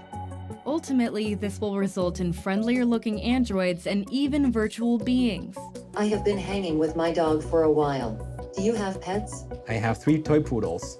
Someday, we're actually going to interact with virtual beings that are going to assist us in our life. Imagine instead of talking to Siri or Alexa, you're talking to a face, right? And it's the best way to communicate is to have a face-to-face communication. And AI provides you perfect companionship. This kind of technology will give AI a face that most people can relate to. Are you human or are you artificial intelligence? That is a very interesting question. I think I am human, but I am artificial intelligence. Hyper-intelligent companions could usher in a more helpful and hopeful world. In the future, AI-powered virtual beings that look, talk, and even think like real humans are commonplace. These holographic assistants take care of many aspects of daily life, ranging from fashion advice to business consultation. Their faces and wardrobes can be customized depending on their role. When a doctor is required, these virtual assistants play the part and are always on call. Armed with the latest medical knowledge, they accurately diagnose most common diseases. The same technology is also capable of capturing the image, voice, and life story of loved ones. After death, these virtual friends and family are always a part of our lives. Even if engineers can create lifelike robots that look like humans, called androids, in order for AI to become true companions, people will need to feel comfortable embracing these androids figuratively and literally. I'm outside San Diego to meet Matt McMullen, the founder of Realbotics. Matt is building androids that people will want to embrace, physically. The goal is to create not only a robot, but an AI that are both appealing enough that someone would feel like they were actually getting to know someone, not something. Once the sculpting and casting is complete, members of Matt's team mold the silicone skin on an actual functioning robot. The faces are actually modular. The face just literally comes off. Yes, it does. The idea is you create one robotic head and a whole bunch of different characters that can all run on that same head. So all of the things that move in the face are actuated by these magnets that are in the skin. Matt's team of programmers use artificial intelligence to create advanced chatbots for these robots. The goal is for them to have natural conversations with their companions. It's blinking. Yeah, she's a blinker. This is a test of my system. Oh my gosh, it's looking at me. Hello, how are you today? I'm okay. I'm fine. I'm doing just fine. How are you? Why do you ask me that? You know, because I care about your feelings. Speech is only one aspect of human communication. Facial expressions are hugely important in social interaction. So Matt is incorporating this non-verbal communication into his androids. The vision system that we're working on, she'll be able to look at you and detect your emotion by the expression on your face, by the temperature of your skin, and all these other things. Communication verbally and non-verbally, or is key. Right? Yes, exactly. It looks remarkable. It's moving, it's talking, and it's having this dynamic conversation with you. That's the wonder. I can imagine some people might walk in here and say, oh, look, a sex robot. The thing is, to make a really impressive and good sex robot, you actually have to make a good robot in the first place. But I think that the longer term goals are going to be to create these systems for people to use in whatever way they see fit. Matt is building these androids for a wide range of applications. We're creating human-like robots that we think can be used for a huge variety of things. For people who are lonely, whether they're old or maybe they're socially isolated, or maybe they suffer from social anxiety. Androids with a friendly face could keep the elderly company and monitor their health. Armed with artificial intelligence, these androids could take on other qualitative roles. I think therapy is a huge one. Using the robot as a safe conduit for communication and letting people really open up because they don't feel like they're being judged by something like this. Yeah. Companion androids like this will forge a future where nobody will ever have to feel alone again. While lifelike human androids and virtual beings have the potential to enhance human social interactions, there are ethical concerns as well. Using artificial intelligence, it's possible to hijack a person's physical identity. There is one very big problem in the whole thing, which is privacy. What if I would do something harmful to you? And when you say harmful, you mean reconstruct somebody and have them say something that they would never say or never do. Right. Digital fabrications like this are already emerging online in what are called deepfakes. I can go on your website, take a picture from it, and then create some content with it without your consent. Also dangerous, swarms of AI-driven drones could be used in terrorist attacks. Can drones be weaponized? Of course they can be weaponized. These scientific breakthroughs yield results that can oftentimes be used against humans. So you have to be held accountable for what you developed, and it's a moral responsibility to think about the broader consequences. When it comes to ethical considerations like these, I still feel hopeful that science, technology, and human ingenuity will find solutions to these big problems. The potential for artificial intelligence to profoundly improve society, to improve jobs, to improve healthcare, to improve education is enormous if we do it the right way, trying to build computer systems that assist them in doing what they're doing better. Technology is more likely to provide some tools that will allow us to become superhuman, augment our intelligence, to make better decisions and to get better insights about the world. Future versions of this technology will become even more intelligent than us humans. I believe there's no doubt robots will exceed human capability. I mean, the path is very clear. Whether it's going to take 20 years or 200 years, this is maybe the most powerful technology we've ever invented. The potential of AI is limitless. Whatever big idea you can think of, you can ultimately probably program a robot or a computer to carry out your vision. And in the right hands, this technology has the potential to radically transform every part of daily life for the better. A true partnership with hyper-intelligent robots, with their intentions aligned with our own, will transform humanity for the greater good. This is what the road to human immortality looks like. To battle aging, people receive customized fountain of youth treatments, DNA repair, cellular rejuvenation, or even organ replacement.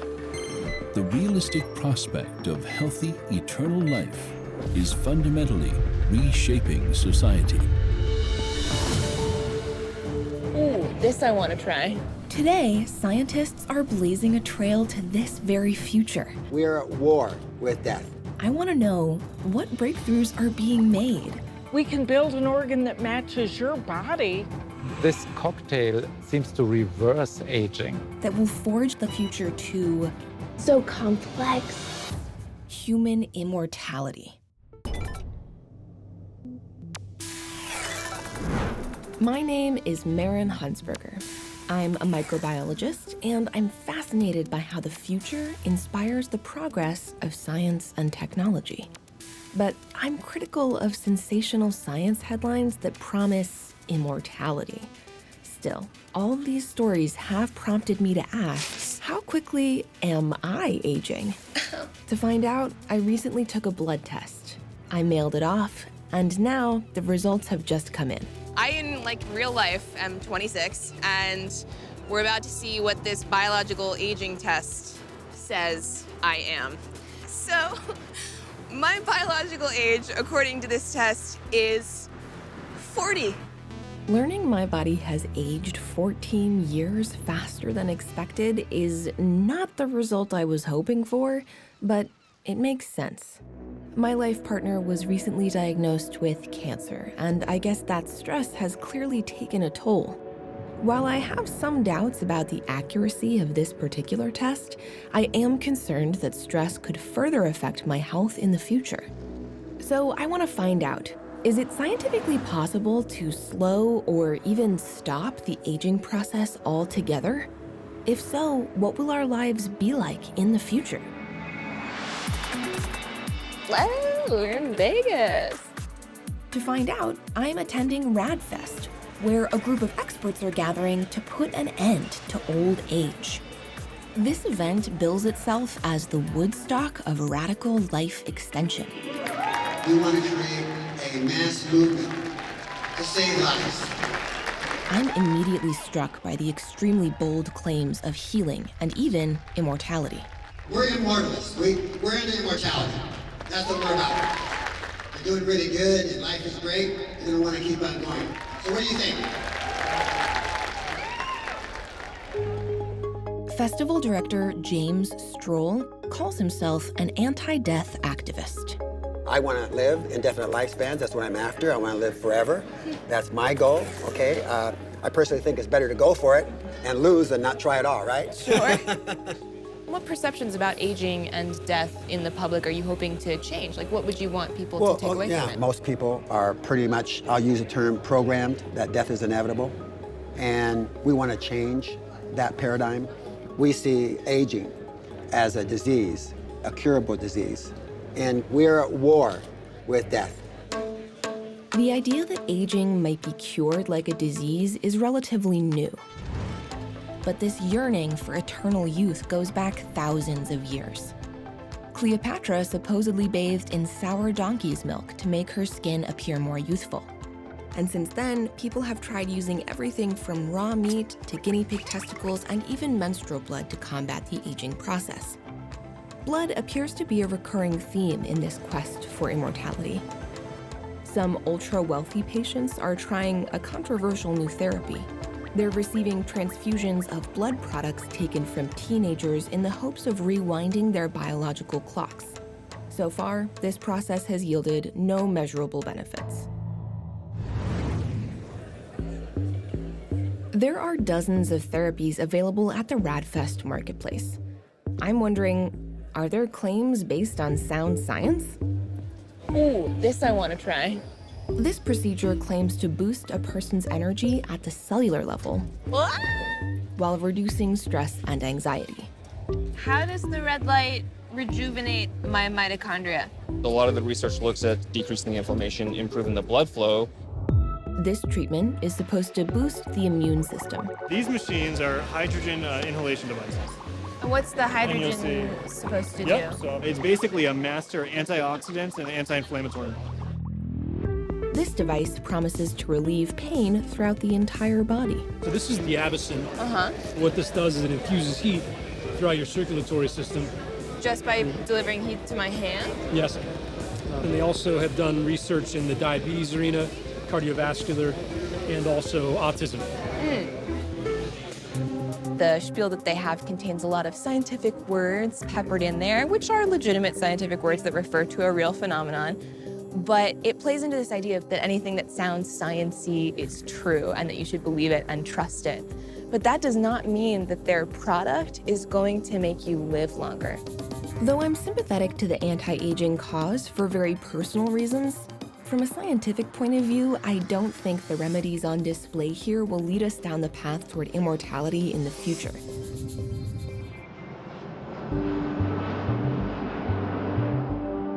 To find a more realistic path, I'm at the Massachusetts Institute of Technology to meet a pioneer in longevity research, Dr. Leonard Guarente. He's taking on a big problem that most everyone will eventually face. As you get older, you lose muscle mass and you gain fat mass. Okay. And both of those things are bad. Sure. Lenny is a firm believer in the power of exercise to keep our bodies healthier for longer. By impacting aging, you can not only improve health, but help mitigate diseases. At his cutting-edge lab, his team identified the first longevity gene. And this breakthrough opened the door to the possibility that we might one day control the aging process in living organisms. I think the best case scenario is attempting really to maintain what we call health span. If people live healthier lives for as long as possible and really compress morbidity to a very short period at the end of life. That's my goal. Instead of slowly declining in our 60s, plagued by things like heart disease, dementia, and cancer, Lenny thinks we could live until 90 and then make a fast and relatively peaceful decline into death. To make this a reality, Lenny is combating the aging process at the cellular level. So I'd love to walk through the molecular, cellular basis of aging and what's happening in our cells as we age. Okay. Yeah. Let me draw a cell. Okay. So there's the cell, mitochondria. They produce the energy. This will be the nucleus here. Okay. Chromosome, the DNA. DNA contains all of the information for maintaining cells and building new ones, and those cells are busy dividing. But here's the problem for achieving immortality. Cells have a kind of internal time limit. After about 50 replications, they can't divide anymore. This roadblock is known as the Hayflick limit. On top of that, as a person's cells divide, they also accumulate damage and release toxic waste byproducts. As these toxins build up over time, the affected cells gradually lose their ability to function. This is the aging process at the cellular level. That's the important thing about living critters is we do have things break down, but we also have the ability to repair damage. Sure. In principle, the goal would be to boost the ability to repair the damage. To capitalize on this process of regeneration, Lenny and his team targeted a gene in live roundworms called SIR2. SIR2 genes create proteins called sirtuins. These sirtuins coordinate the cell's response to stress, including repairing DNA damage, which can slow the aging process. Oh my gosh. They're alive. They Yeah. should be moving. Oh yeah, they're moving around. They look like little threads.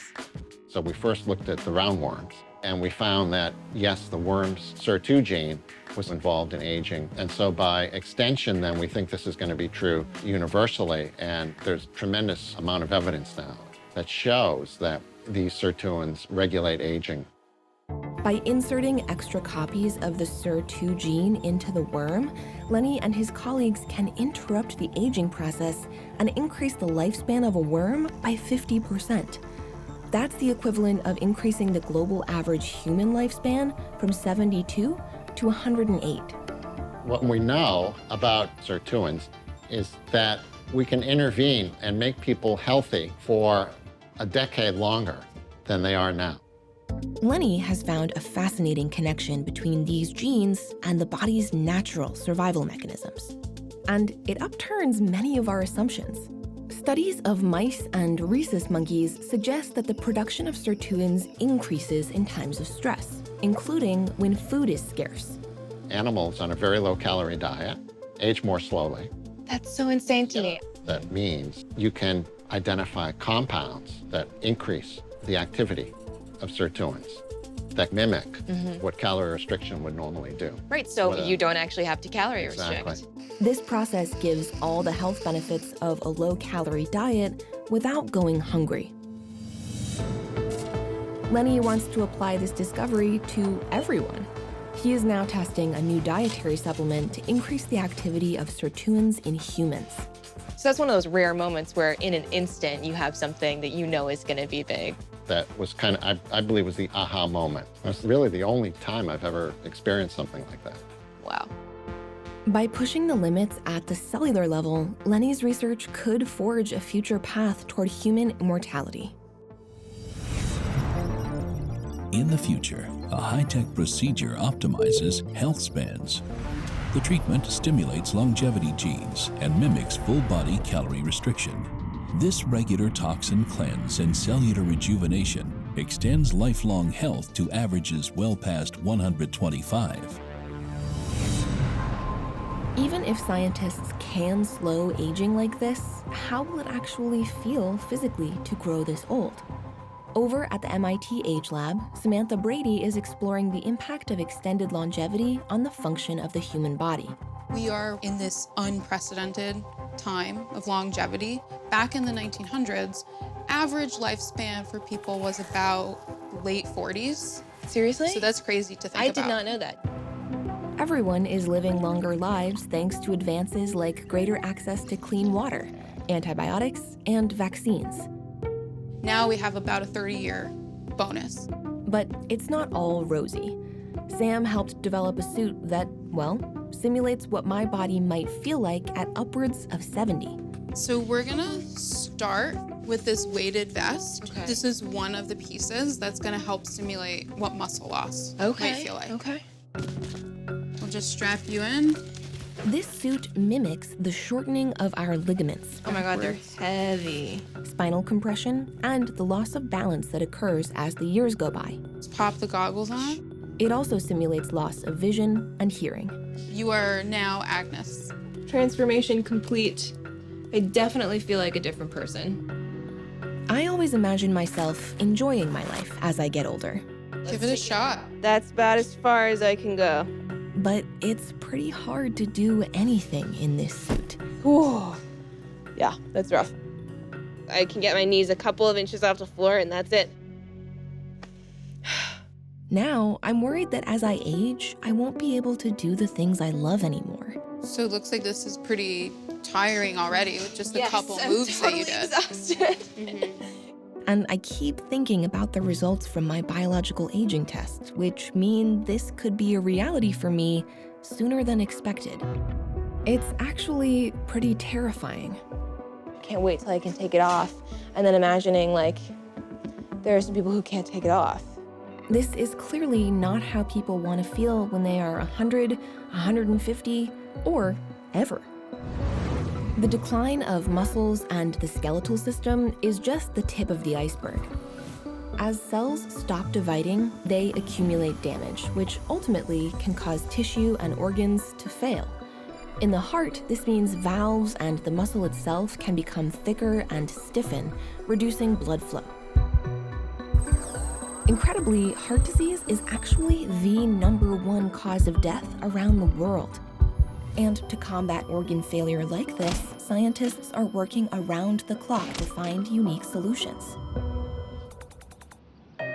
I'm in Houston, Texas to meet a scientist who could revolutionize the way we source organs for transplants. She's often been called the Dr. Frankenstein of this area, and so I am bringing her a little gift. Dr. Doris Taylor is growing hearts in the lab. And she's closer than ever to making lab-grown organ transplants for humans a reality. I have a gift for you. Oh, I don't normally get a heart as a gift. How cool is that? We call these our ghost hearts. Ghost hearts?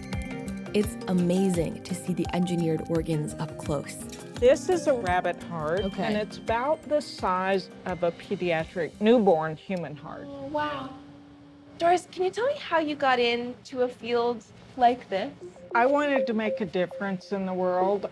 My twin brother was sick his entire life, and then when I was 6, my dad died. It motivates me when I think about that feeling of helplessness to want to make a difference in the lives of people with disease.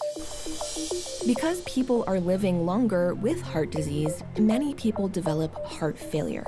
The only definitive cure for heart failure is a heart transplant.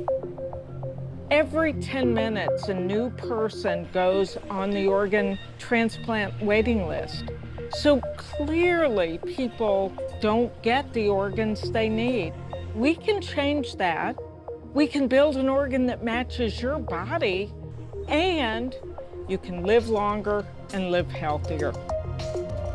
The first step Doris takes in building a new heart is to strip the tissue and cells from an animal heart using a wash of detergents. What remains is effectively the protein scaffolding of a heart. If you look at this is the pig heart that we've washed all the blood out of. It's so complex. It's beautiful. It is. It's beautiful. It's humbling. You're holding an organ. The next step is to grow a new human heart on top of this animal scaffolding. Doris does this by recellularizing the organ with human stem cells. Stem cells are cells that are found in every organ or tissue. We all have stem cells. They're cells that respond to their environment and become like the cells that surround them. Certain types of stem cells can transform into any kind of cell, from blood to liver to heart. Key to the process, these stem cells replicate much more than regular cells. This allows them to grow and cover the heart scaffolding very quickly. This is one of the rabbit hearts that we've put cells in. Oh my gosh, it's in there. You can see that we're getting electrical activity here from. So this is like an EKG. So this is for an that EKG, heart in there. The EKG machine, or electrocardiogram, measures the electrical activity of a beating heart. So one thing is clear, it's alive. I can see it moving. Doris believes that her technique for building implantable hearts could be used to grow other organs as well. But I truly believe if we can go to Mars, we're going to Mars in the lab. We got the rocket ship, the scaffold. Yeah. We've put the astronauts on board, the cells. Yep. And now we just got to prove it's Blast safe. off. You guys are getting there. Yeah. And within a decade, she thinks she'll be able to surgically implant lab-grown organs like these for people in need. I find this hugely moving. I had a patient say, "You're not building organs, you're building hope." This is a path to the future I think we can all hope for. In the future, body part farms exist in most hospitals on Earth. Organs and limbs can be 3D printed to order. But for emergencies, prefabricated organs are available in all blood types and body sizes. With the assistance of robotic surgeons, body parts can be replaced in under 8 minutes. Severe accidents and injuries are no longer fatal. In my quest to unravel the mystery of the aging process, I'm finding that, like me, many scientists are doing this for personal reasons. Earlier this year, my partner was diagnosed with Burkitt's lymphoma, and it's the fastest growing human cancer. We just had to think so much more about the end of our lives in a way that you don't have to usually until you're well into the later part of your life. To find a pathway that will lead us toward longer and healthier lives, researchers are going deep into the jungle and to the bottom of the ocean. There, scientists have found that bowhead whales and Greenland sharks can live well over 200 years, while killer whales live no more than 50. What makes some creatures live longer than others? To find out, I'm at an aquarium in Las Vegas to talk with the legendary gerontologist Aubrey de Grey about another long-lived sea creature, the lobster. The big thing that's special about lobsters is that they live a really long time. There are now reports of lobsters having lived longer than any human has lived, which is 122 years. Incredibly, this crustacean doesn't age, at least not in the way humans do. The other thing that lobsters have, the really big thing they have, is they grow and grow and grow as long as they live. Unlike humans, a lobster's cells never stop dividing, so this creature never stops growing. They may die due to predation or disease, but not old age. Why does the lobster live so long? The answer can be found in something called telomeres. Humans also have telomeres. Telomeres are repeating sequences of DNA at the ends of chromosomes. If chromosomes were shoelaces, then telomeres would be the little protective caps at the tips. These caps protect DNA during cell division. But as our cells divide throughout our lifetime, these telomeres gradually shorten. When the telomeres become too short, the cell stops dividing and eventually dies. However, there is an enzyme called telomerase that helps maintain these protective caps. Incredibly, lobster telomeres do not appear to get shorter over time. Many believe this protective enzyme is the secret to their long lifespan. Scientists are currently devising telomerase treatments to try and produce the same life-extending effect in humans. What do you think, a child born today, how long could they possibly live? So really there is no limit to how long someone can live. Aubrey tells me that a child born today could benefit from constant scientific breakthroughs.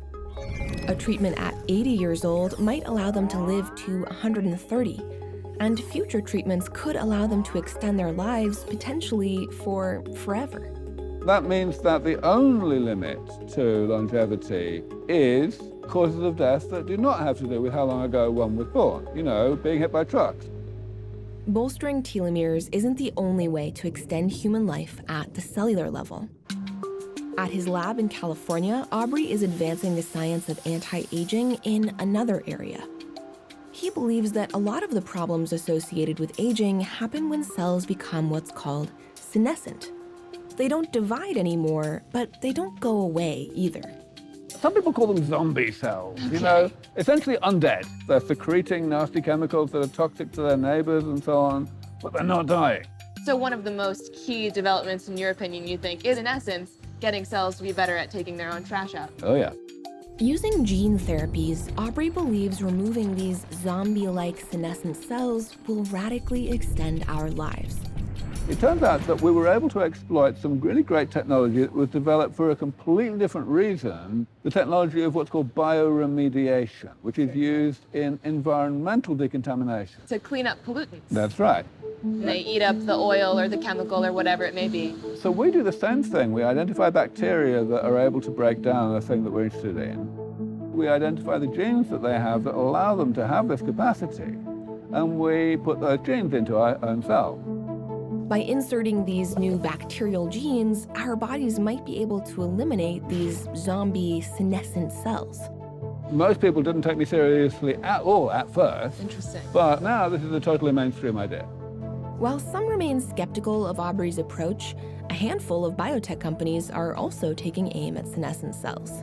I've never thought of aging and death as anything but inevitable, so to think of that not happening, I think really upends my worldview. In the future, a revolutionary new treatment to destroy zombie cells is extending human life across the planet. While resting in an oxygen-filled chamber, individuals are injected with thousands of miniature robots smaller than red blood cells. This army of nanobots scour the body to hunt down and destroy every last toxic senescent cell. One treatment every year starting at age 20 extends most human lives by 50%. Living to 200 years of age or more may seem like science fiction, and the big challenge in making it science fact lies in getting these practices to work, not just in lab animals, but in humans. In Indiana, one community has already made steps toward hacking the aging code without even knowing it.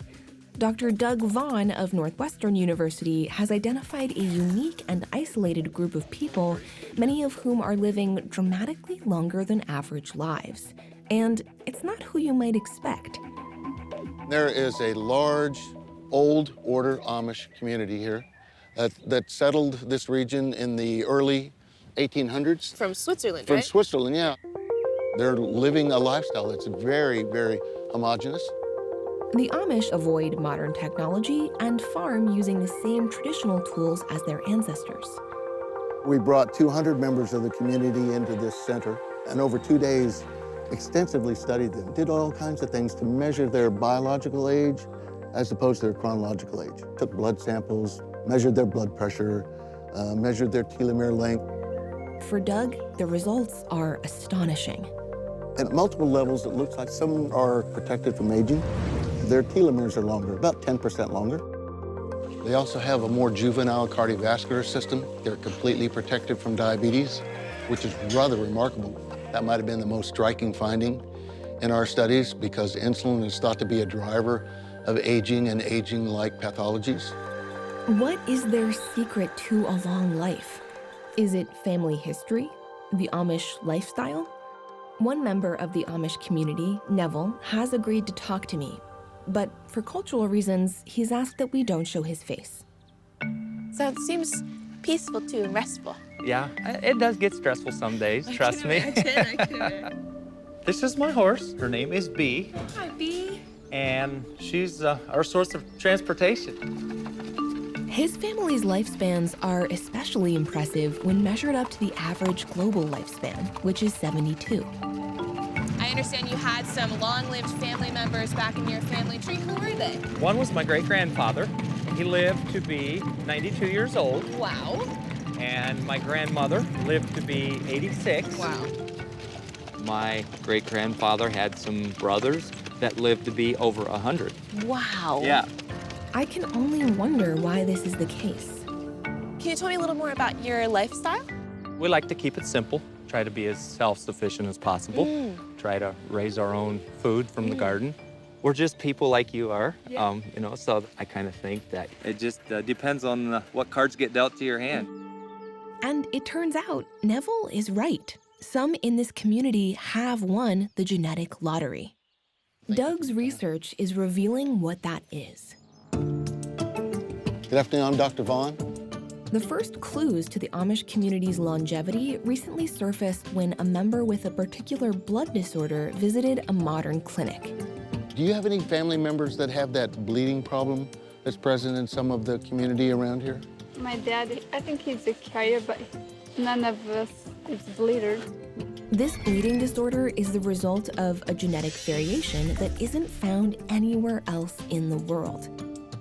The original founder of the mutation married into the community in the early 1800s. Wow. He had 15 children and 148 grandchildren in the mid-1800s. Wow. Do the math. The genetic variation in this Amish community occurs in a particular gene that creates a protein called PI1. Among other things, the PI1 protein controls the body's senescent or zombie cells.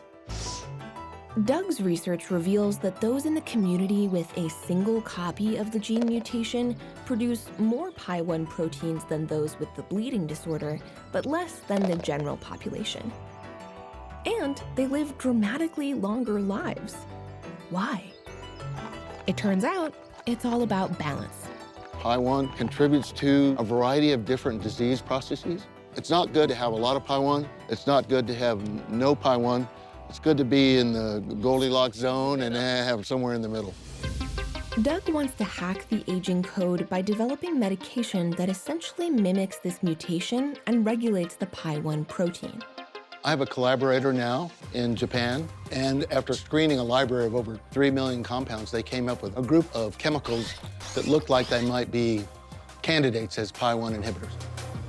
We've used it in a variety of experimental studies around the world. It has remarkable effects in terms of insulin resistance, even impacting on the development of arteriosclerosis, or vascular stiffening, if you will.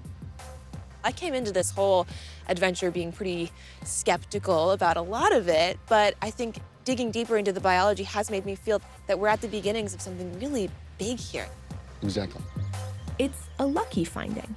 I'd never have imagined that a self-isolated community's genetic variation would upend the way scientists think about everyone's lifespans.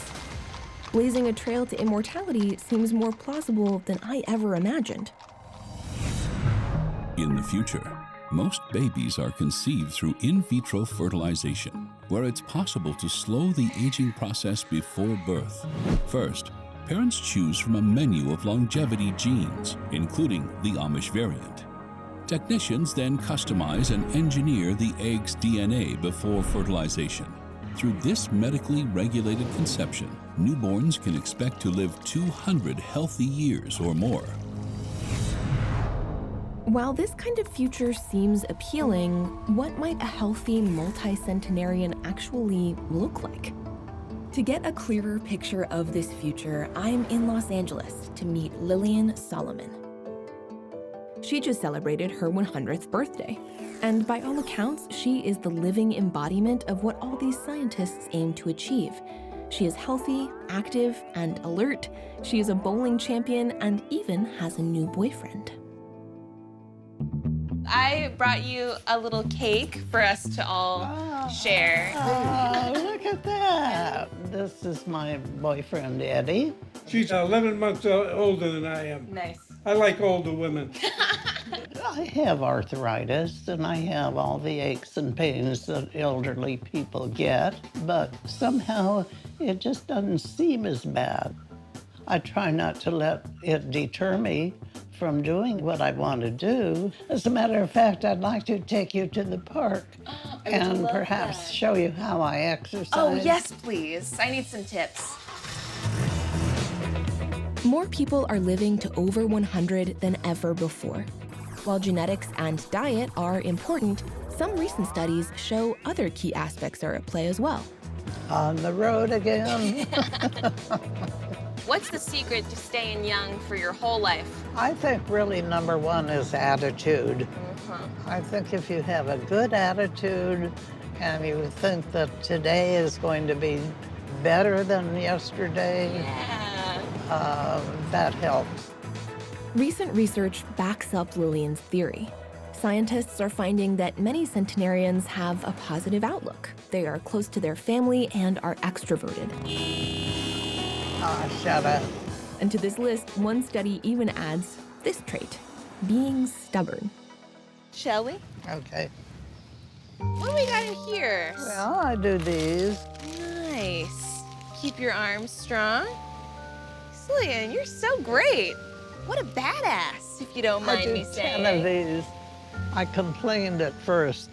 I can't do those exercises. I don't have time. If you want to do them, you will make time. That's good advice. It was good advice. Lillian, you've inspired me. I was just blown away by Lillian in total, especially in her convertible. Seeing Lillian with her boyfriend also made me think about my own relationship with my partner. We recently had the hopeful news that his cancer is in remission. This turn of events makes me so thankful for the medical advances of today. But still, I want our lives to continue to be happy and healthy for as long as possible. It makes me wonder, is there actually a way to stop growing old? It turns out there's one scientist who's working to truly understand the biological clock and actually reverse the aging process. Thank you so much for meeting with me here at the Fountain of Youth. Dr. Steve Horvath of UCLA is a biostatistician who's invented an intriguing tool that could help us find a way to roll back the biological clock. Steve created a blood test to determine biological age. It's widely considered to be the most accurate in the world. So Dr. Horvath, why is it important to have a test like that? Imagine we want to prove that this is the fountain of youth, right? Somebody would have to dive into here. We do a before and after measurement, you know? We would want to convince ourselves that it actually rejuvenated the epigenetic age of that person. So it's really useful to have this clock as the metric to use if you're thinking of a treatment. It's essential. A test for biological aging is really quintessential in order to distinguish snake oil from therapies that actually have an effect. Dr. Horvath's blood test measures something called DNA methylation. Methylation is a process that regulates how genes function. Methyl groups get added to DNA as we age, kind of like rust on metal. Using his test, Steve has worked out the average rate that this methylation happens throughout people's lives. By looking at this methylation change at several hundred locations on our DNA, we can very accurately measure the age of the tissue. Some people inherit good genes, and their epigenetic clock simply ticks more slowly. Example are centenarians. We analyzed blood samples from centenarians and their children, and sure enough, it was younger than expected. They got lucky. Dr. Horvath collaborated with a team to see if they could replicate this effect with a drug therapy. Over the course of 12 months, 9 men took a diabetes drug known as metformin, along with 2 other kinds of hormones. Steve tested the men's biological age both before and after the trial, and received some surprising results. When I first ran the statistical analysis on my computer, I was really blown away. I couldn't believe my eyes. This cocktail even seems to reverse aging. By how many years? By roughly 2.5 years. In effect, this mix of medications reverses that rusting of people's DNA, leading to visible changes in the body. There was one gentleman whose hair was entirely gray, and after the treatment, it was darker again. There was repigmentation. If we are really lucky, maybe this treatment, this cocktail, really has a holistic effect. It affects many organs of your body. But first, this treatment has to be carefully evaluated and replicated. Well, that's what makes me trust you, Dr. Horvath. Although this study was very small, the promise of reversing the course of aging cannot be underestimated. It's my dream that people get an annual measurement of their methylation. And then the doctor would say, you know what, you age a little bit too fast. Why don't you take this anti-aging treatment? And do you think that could extend people's lifetimes to a healthy 100 years? I am quite convinced that people live till 150. The question is only when. With Dr. Horvath's approach added to the mix, I can more clearly see a path toward a future of extended life.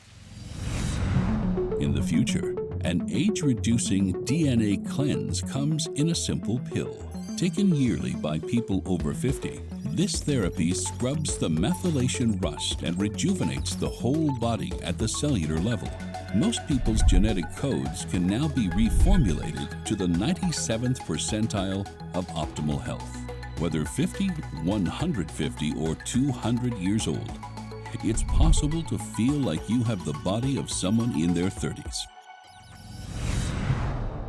As a scientist, I'm excited about these breakthroughs and the future that science is promising us. But as a human being, there are questions outside the laboratory that seem equally important to me.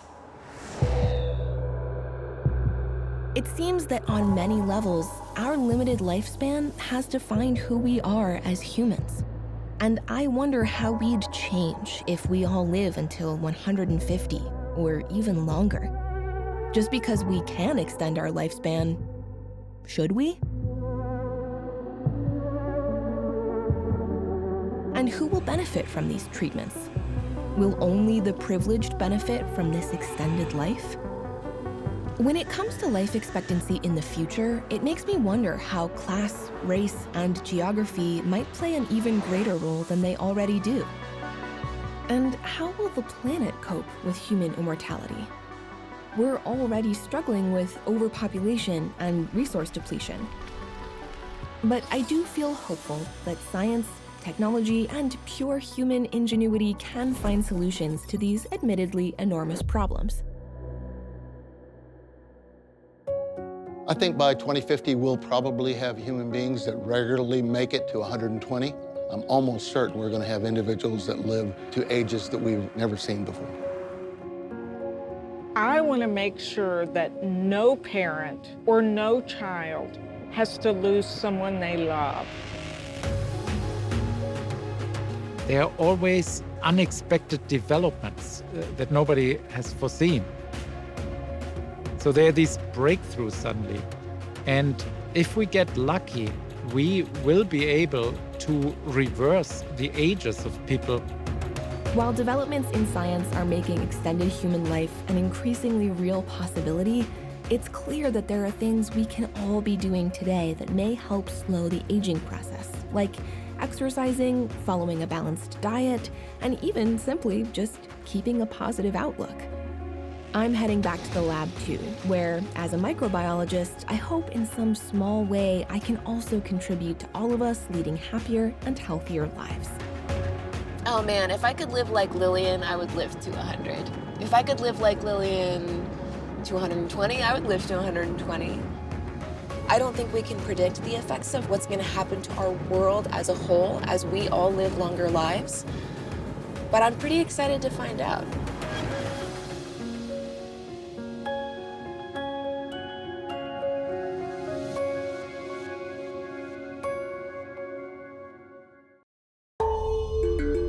This is what the future of life off the Earth looks like. The Moon is a fully developed commercial hub and way station for traveling deeper into space.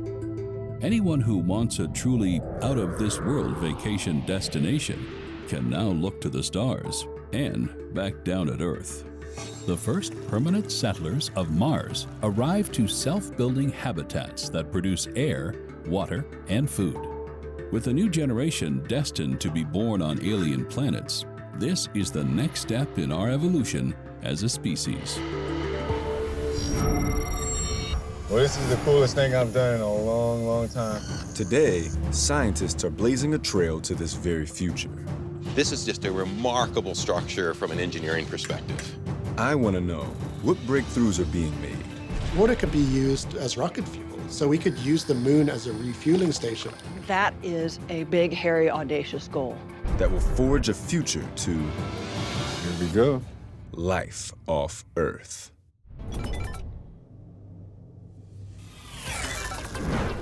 My name is Justin Schaefer, and I'm an environmental scientist. Since I was a kid growing up on the south side of Chicago, I've always dreamed of exploring space. When it comes to the very expensive prospect of sending humans to live in space, many people ask, why should we go? But as someone that's concerned about climate change and the health of planet Earth, should we be thinking about moving to another home? If so, how will we actually build an outpost on an alien planet and then survive the lethal environment of outer space? I'm in Columbus, Ohio to meet someone who knows firsthand. Former NASA astronaut Dr. Catherine Sullivan. Kathy was a truly inspirational figure to me. I was an intern at NOAA, the National Oceanic and Atmospheric Administration, the first time we met. It was then that I saw the possibility of being an astronaut as something that was very real. Incredibly, this prospect seems possible in my lifetime. To find out just how and when humanity will accomplish this, I'm catching up with Catherine, my old mentor.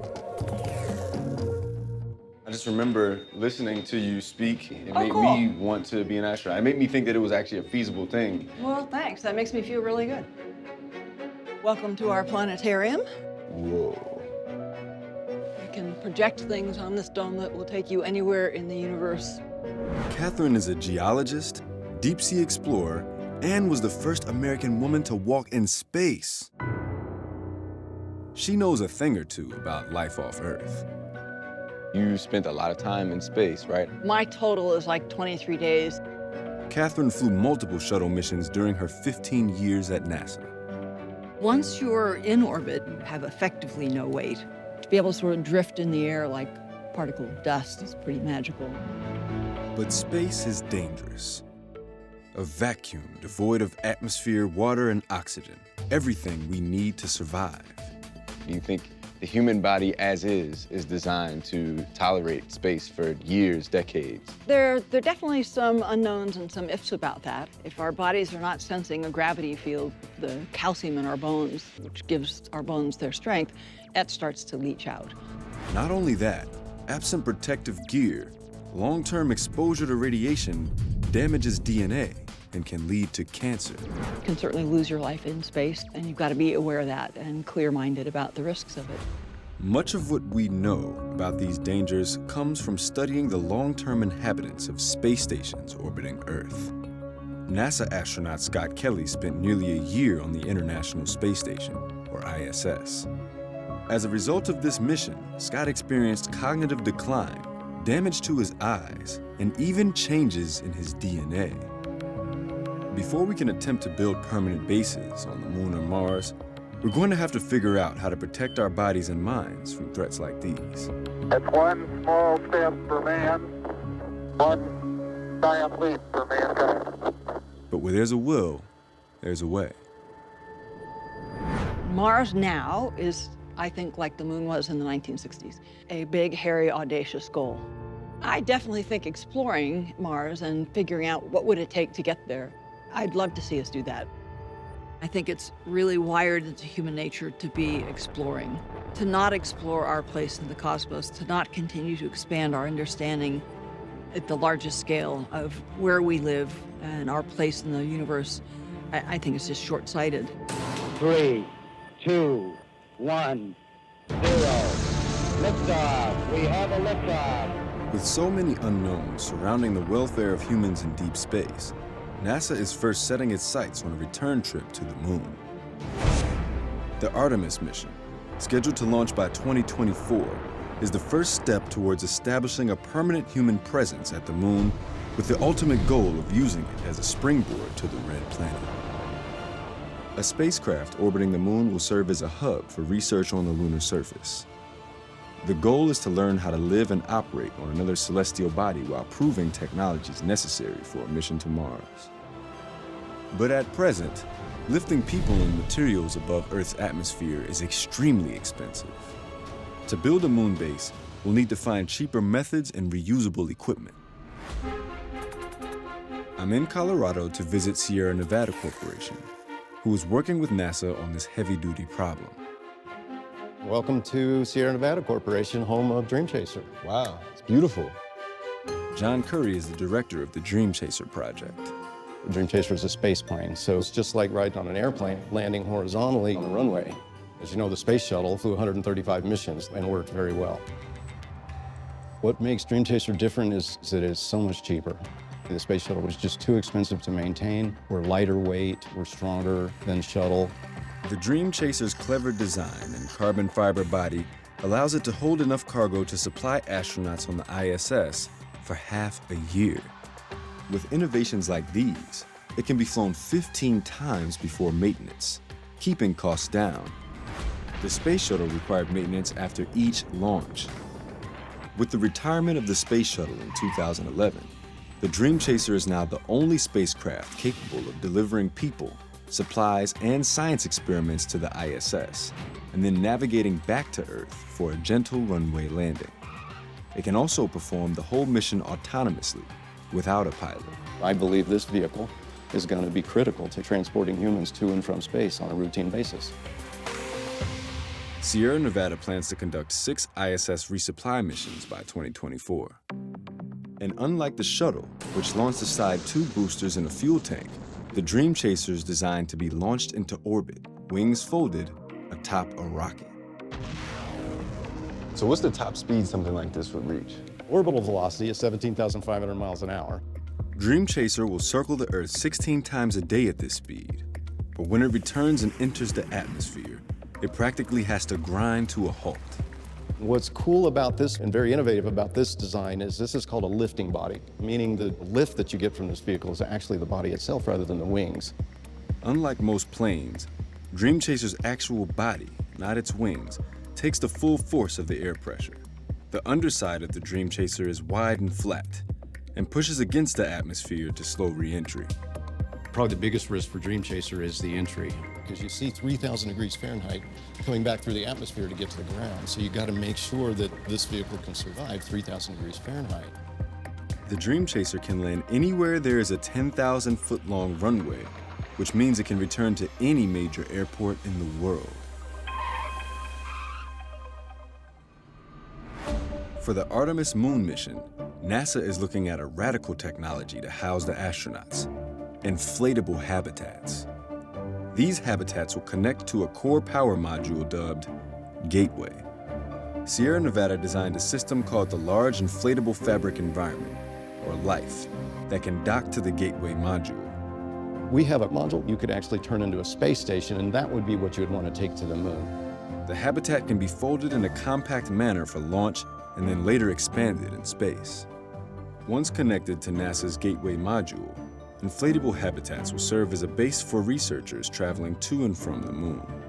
The key elements to get us to the moon is we have to put the infrastructure in place to make sure that people can actually stay there. Once you've got that, then you have a permanent presence in space. Technologies like these are forging the path for humans to build a permanent home off Earth. In the future, inflatable lunar habitats prove safe and reliable gateways to the moon's surface. On a weekly basis, researchers shuttle between the moon and Earth on advanced space planes. With enhanced rocket boosts, travel time is reduced over the 400,000-kilometer journey from 4 days to just 1. With the completion of a permanent research base on the surface of the moon, space agencies approve both the base and the orbiting station for commercial uses. Space tourists can even enjoy a one-week stay. With inflatable habitat technology, a permanent presence on the moon might become a reality sooner than we think. But with virtually no atmosphere, further exploration of the lunar surface will require new technologies to protect explorers from the sun's lethal radiation. The last spacesuits designed to function on the moon were custom fabricated for the Apollo astronauts more than 50 years ago. These suits were both expensive and cumbersome. I'm in Brooklyn, New York to meet Ted Southern, the co-founder of Final Frontier Design. His company is developing the next generation of spacesuits designed to overcome these limitations. Whoa, this is pretty cool. This is where we make spacesuits. Generally doing prototyping of suits. We work with NASA and the commercial space industry to make suits work better. This is an EVA suit, extravehicular activity. So this is when you leave the vehicle. It's like a spaceship for one person. In the days of Apollo, spacesuits were only worn for a single mission. Final Frontier is designing reusable suits that are flexible, lightweight, and durable. Now NASA's talking about going back to the moon, but for a lot longer period of time. So they want suits that are more mobile, that won't wear you out, and that can last longer. There's no reason for a human to go to the moon or Mars unless they can get outside and walk around. The key to surviving extreme environments like this lies in the pressurized EVA suit. It's like wearing a basketball, which is where the challenge of like, how do you get a basketball to fit a human being and how do you get it to move like a human being? Pressurization is essential to surviving in the vacuum of space. Without it, blood would fill with bubbles and the body would puff up to twice its size, causing death in less than 2 minutes. But pressurizing the suit to protect the wearer from the harshness of space creates a problem with agility. So you lose a lot of dexterity. Dexterity, tactility, range of motion, all these things are really important. We actually have a tool that allows us to test the gloves without having to put on the whole suit. Oh, really? Can you Nice. check that out? Yeah. Final Frontier won a prize from NASA for their superior pressurized glove design. This is a pressure chamber, and there's a pump underneath that will pull gas out from the chamber. Stick your hands in through the ports. The chamber is designed to create the same extreme vacuum of being in space. You're at about 4 psi lower than ambient. You're approaching NASA's EVA spacesuit pressure. Okay, so this is the problem that astronauts have. Exactly. It almost feels like I have a robot hand. Yeah. I'd really appreciate it if you solved that Rubik's Cube, too. Let's see. Do you think that there's anything wrong how these things should be designed for people? Yes. Spacesuits are traditionally built like big bubbles. Theoretically, there are garments that could tighten around your body equivalent to the gas that you're breathing, which would be much tighter fitting, potentially more mobility, that could revolutionize how spacesuits work. We're gonna let air back into the chamber. Oh, wow. That definitely changed very quickly. But that's not the only problem they're solving. Moon dust is sharp and very fine-grained. The particles get everywhere and can cause life-threatening injury if inhaled. Final Frontier's EVA suit has a unique feature to prevent this from happening.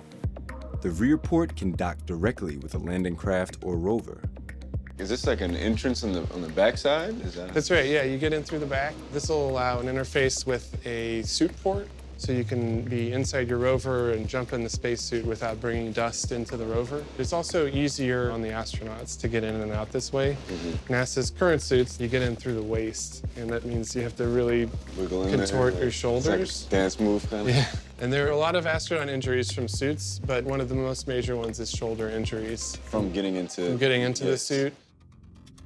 Ted's got a surprise for me. He's letting me try on the pressure suit, which is something that usually only astronauts get to experience. Right now, we have air flowing in through the umbilicals here on your chest. The only place it will come out of is right here at your regulator. You can kind of push your head back.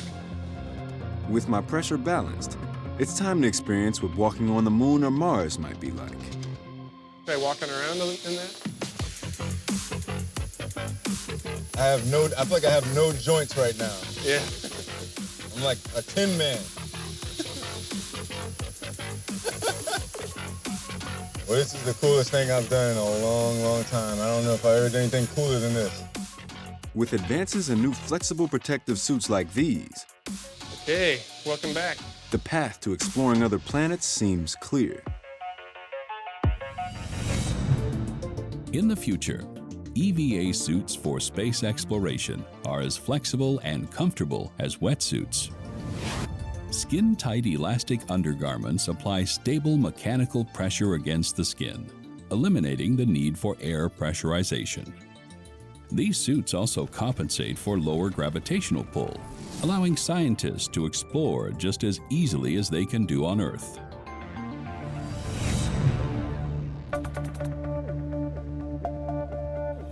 Even with protection from the harshness of space, astronauts won't survive a week on an alien planet without one living essential: water. But the cost of bringing enough liquid water from Earth to support even a small base on the Moon or Mars is astronomical. This means, if we're going to establish outposts in space, scientists must find a reliable source of water elsewhere. I'm near LA to meet Dr. Dean Bergman at Honeybee Robotics. Honeybee Robotics is developing cutting-edge tools to help NASA find and extract water on the Moon or Mars.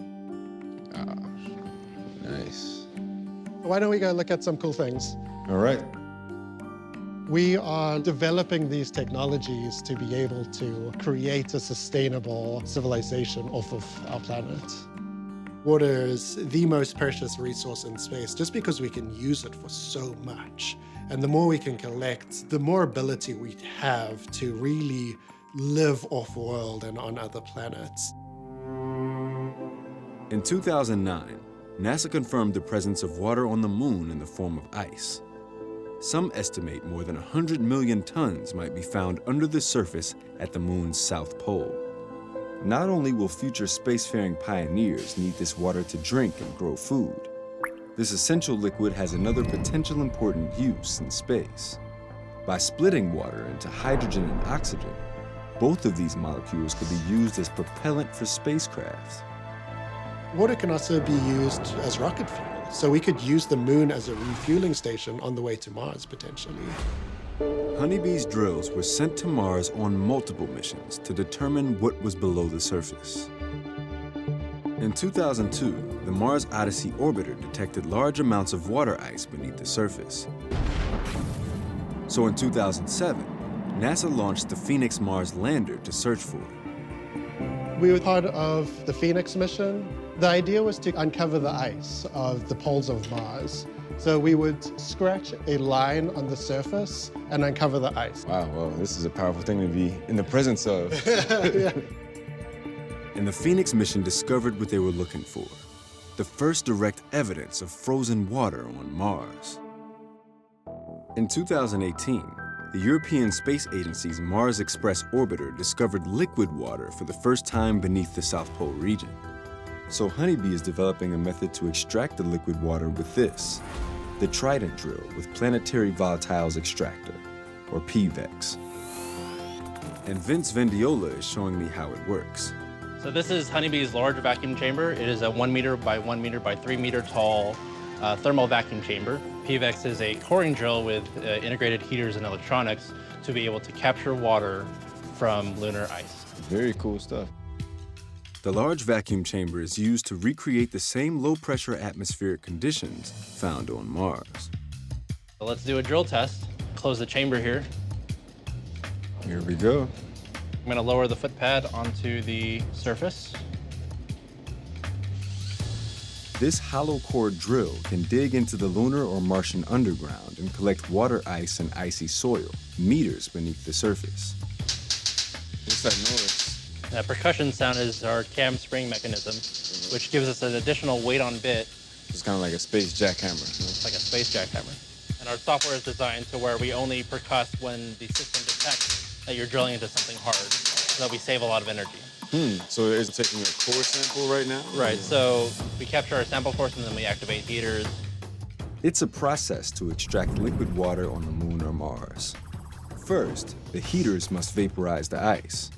Then, the vapor will be collected within a cold trap and converted into solid ice for storage. Without this system, the liquid water would instantly evaporate and be lost. Is there water in there now? We'll see what we got. Okay. Open up the chamber. The epic reveal.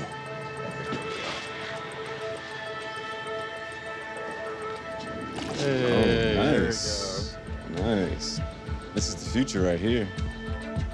The red planet has plenty of ice, some buried just inches below the surface. Using this technology to extract it will make a future life off Earth possible. In the future, advanced robotic drilling technology sets off a gold rush in space. Entrepreneurs race to prospect asteroids and comets across the solar system. Autonomous probes mine these celestial bodies for precious metals and water ice. Once the ice is converted into rocket fuel, it is more valuable than gold. Trading posts and way stations emerge across the solar system to process this precious cargo and further the exploration of space. With a large source of water ice identified on Mars, building a long-term base there sounds more and more viable. But what other problems will scientists need to solve before people can live in a hostile environment, on missions that could stretch for years? Yeah, we are definitely on another planet right now. I'm in a desolate part of Wayne County, Utah. Here, it certainly looks like Mars. I'm heading to the Mars Desert Research Center to meet Commander Mark Levesque and his team. Welcome. Let's head on upstairs. All right. Hey, folks. Rich? So we have a nice international crew here. This habitat serves as an Earth analog of an early manned research base on Mars. It contains the essential components a future team would need for a long-term mission, including living quarters, greenhouse, science labs, and observatories. There's a variety of research that goes on here, psychological, geological, astronomical. The water-parched extremes of the Mars Desert Research Station, or MDRS, make it perfect for simulating a mission on Mars. This is one of the closest analogs to Mars on Earth, given the landscape, given the isolation, given the sporadic communications. At the MDRS, every effort is made to simulate the challenges of conducting research in a hostile alien environment. Any outside activity, such as exploring the area or conducting projects out there, we have to be in spacesuits, and we have to go through a depressurization for 5 minutes in the airlock. Science time. Okay, we're going to take 2 rovers with us, and these 2 guys are going to go in the second rover. Roger that. Hello, Hab. This is Ares 1. That's us entering the airlock now. Over. Leaving the airlock. Hab, airlock is secure. A primary scientific objective of the first research mission on Mars will be searching for signs of life, past or present. People have been preoccupied with finding life on Mars for centuries. In the 19th century, while mapping the red planet with a telescope, Italian astronomer Giovanni Schiaparelli saw what he thought to be water channels. And many believed they were artificially constructed canals built by Martians. But with the arrival of the first Mariner missions to Mars in the 60s and 70s, scientists confirmed that there was not an advanced civilization. However, recent discoveries of geological formations have excited them about the possibility that some form of life could have once existed. All right, so we're going to get out now. All right. So we're heading for that boulder on the second peak. The geology surrounding the MDRS is comparable to what the first researchers on Mars will encounter. Just want to be on the lookout for any minerals or interesting rocks that we can evaluate. To answer the question of whether primitive forms of life existed on Mars, future researchers will look to rocks. By peering inside these rocks, they may find the presence of biomolecules or even fossils of microbes. We're at the top of Kissing Camel Ridge. We're going to mark the spot on our GPS. How about I can give you the grid reference now? 4249540. Over. Yeah, this is the spot for gypsum. Gypsum is a mineral that exists on Mars as well. In 2011, the Mars rover Opportunity discovered veins of gypsum in the rock beds. Because gypsum forms in the presence of water on Earth, scientists believe that bodies of water once flowed on the red planet. The team here in Utah is simulating this search. We're going to keep our eyes open. When it's covered in mud, no one knows what it is. On Earth, gypsum has a practical use. It's used in the home, in walls and plaster. On Mars, it could also be used for building new habitats. So you'll get a lot of gypsum on these clay beds. It's just pieces of rock that push up. That gypsum there? Yeah, here's some gypsum actually. We've got a little right here. Some is nice and clear and pretty, and some is really cloudy. So we'll just mark the location on GPS and then analyze them back at the lab. Sounds good.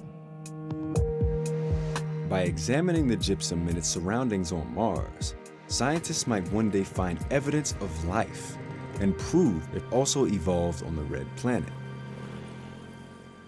Back at the lab, the team processes and examines the stone. Part of the interesting thing about being in the simulation is you start thinking through like, well, what would we need for this and what would we need for that? But on Mars, everything has to be either with you already or you have to like cut up cans to make it work. Right. But I can imagine when we first visit Mars, we're gonna have to have scrappy operations like Right. this. There's gonna be stuff that you're like, gonna have to make it work. And this is definitely a great practice for that. While some team members are working out the technical challenges of life off Earth, others are studying the researchers themselves. PhD student Rich Whittle is studying how humans behave when confined for long periods of time in aerospace environments like these. What we're looking at here in particular is the psychology of crews in isolated confined environments. We're looking at sleep quality, profile of moods, positive and negative affect. Will being cooped up in isolation drive people crazy? Any mission to Mars would involve being away from Earth for years. A one-way trip alone takes about 8 months. And the first habitat likely wouldn't be much larger than the space capsule's tiny quarters. So I guess this is one of the rooms, right? This is very humble. And then this is probably the deluxe suite. The commander suite. Oh, you can see light. This is luxury, man. I know. I'm feeling guilty. Mark has experienced the psychological impact of living in isolation firsthand. I mean, Mark will spend a winter over in Antarctica. Yeah? At South Pole, yeah. So 3 months? Or? Oh, no, a year. Oh, wow. It's a challenge. You're locked in with people. You can't leave. That kind of confinement sort of forces people apart. Towards the end, personality conflicts started to come out. One of the longest Mars mission simulations took place in Russia. Called Mars 500, 6 volunteers were isolated for 520 days. They even simulated the up to 20-minute radio communication lag between Earth and Mars. The experiment showed that prolonged confinement led to sleep disorders, fatigue, and depression. Before the first crew can be sent to Mars for the long haul, space agencies need to figure out how to overcome the tedium, personality conflicts, and emotional toll of extended separation from loved ones. Crews going to Mars will be training together for at least a couple of years. So they're going to work out the kinks, they're going to find out how to work together, because that's the real key in any kind of situation like this. With Mars simulations like this, we'll definitely be able to solve the technical and psychological challenges of establishing a base on Mars and forge a path to the future of life in space. In the future, researchers at the International Mars Base make a remarkable discovery. A particular rock specimen completely changes the way humanity thinks of its place in the universe. The sample confirms that ancient fossils similar to those found on Earth also exist on Mars. This rock reveals that the complex forces that cause life to evolve are not uncommon. In principle, life, possibly even complex and intelligent life, may have evolved across the universe.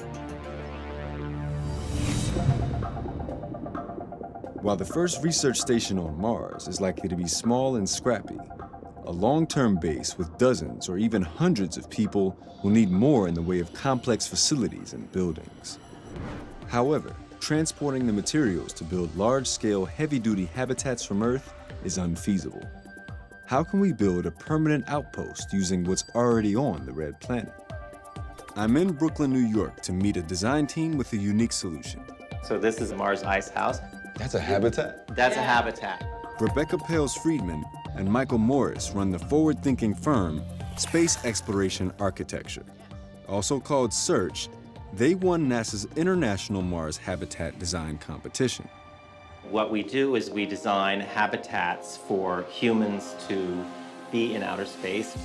We use indigenous materials, materials that are native to the planet, and we create a beautiful living experience that's also functional for the astronauts. But that's easier said than done in the red planet's lethal environment. The primary goal will be to protect against radiation from both solar rays as well as cosmic galactic rays. The best material to protect against radiation is actually water, which makes up most of our atmosphere. And Mars does have plenty of water ice to work with. On Earth, we're largely protected from harmful cosmic radiation thanks to our thick, oxygen-rich atmosphere and magnetic fields. But with barely any atmosphere, the surface radiation on Mars is hazardous. High-energy particles from the cosmic rays damage human DNA and can increase the risk of diseases like cancer. So like our atmosphere protecting us here on Earth, we thought, why not build an ice house? We created this double shell structure for additive protection, but also to have a bigger space. That is so cool. Part of our objective was like, if we go all the way to Mars, why should we live in a cave or a concrete bunker? People should be able to look outside, look at the strangeness of the landscape, but they should also receive the daylight, which is very similar to our own here on Earth. They have 25-hour days, and they have about 50% of the light that we receive here on Earth. But a long-term settlement will need dwellings that are more complicated than what can be built with just ice. The search team has a mind-blowing solution for that too, using the mineral-rich Martian soil, or regolith. This is Mars X House. X House, the objective was to build with Martian regolith or concrete. We mined the exterior shell from the soil, and we mined the interior pressure bubble out of high-density polyethylene that we drew from the atmosphere. So it was like mining the sky and mining the soil to create one building. Another crucial innovation is that this habitat is constructed before the astronauts arrive. It's built by the time they get there, and then when they get there, they can just do the work that they need to do. And the team has devised one far-out method for building these prefabricated dwellings remotely. All the buildings that we've been designing are all 3D printed. Wow, that is so cool. Search's plan calls for construction robots to be sent to Mars in advance to build the habitats using 3D printing technology. There are no construction workers on site. We have to anticipate everything that could possibly go wrong and design that beforehand. But these incredible structures aren't just computer models. The design team is working with state-of-the-art 3D printers to make versions of them in real life. Using a mix of materials similar to Martian soil, the printers build actual freestanding versions of Search's structures.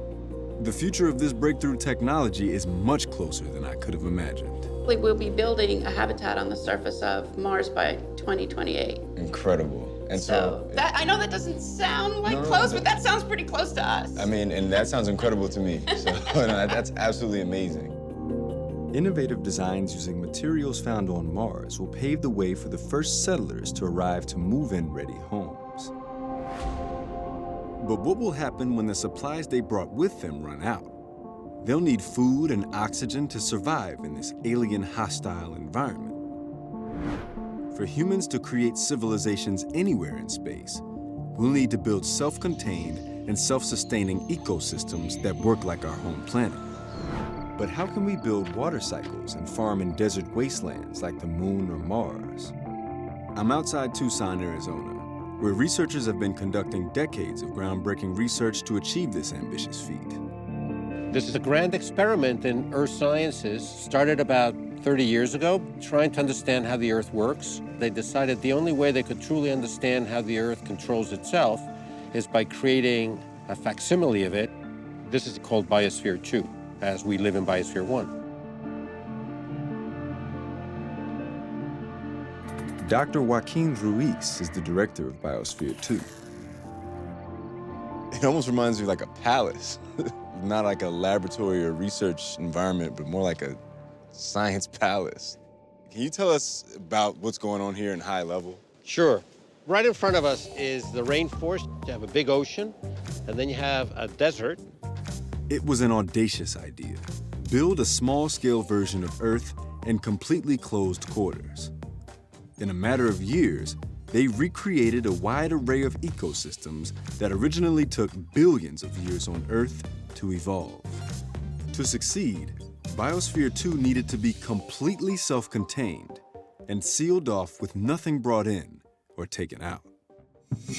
We have to recycle the nutrients. We're recycling our water, our air. We're recycling everything.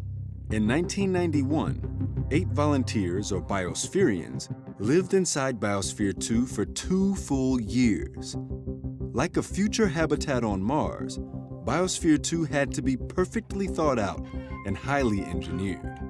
The health and safety of future explorers depended on its success. Any habitat on Mars will need to remain completely sealed off from the toxic environment that surrounds it. But keeping it sealed and structurally sound is a near impossible task. Sudden changes in internal air pressure could destroy the structure itself. So, the engineers of Biosphere 2 came up with this innovative solution called the lung. And Deputy Director John Adams takes me inside.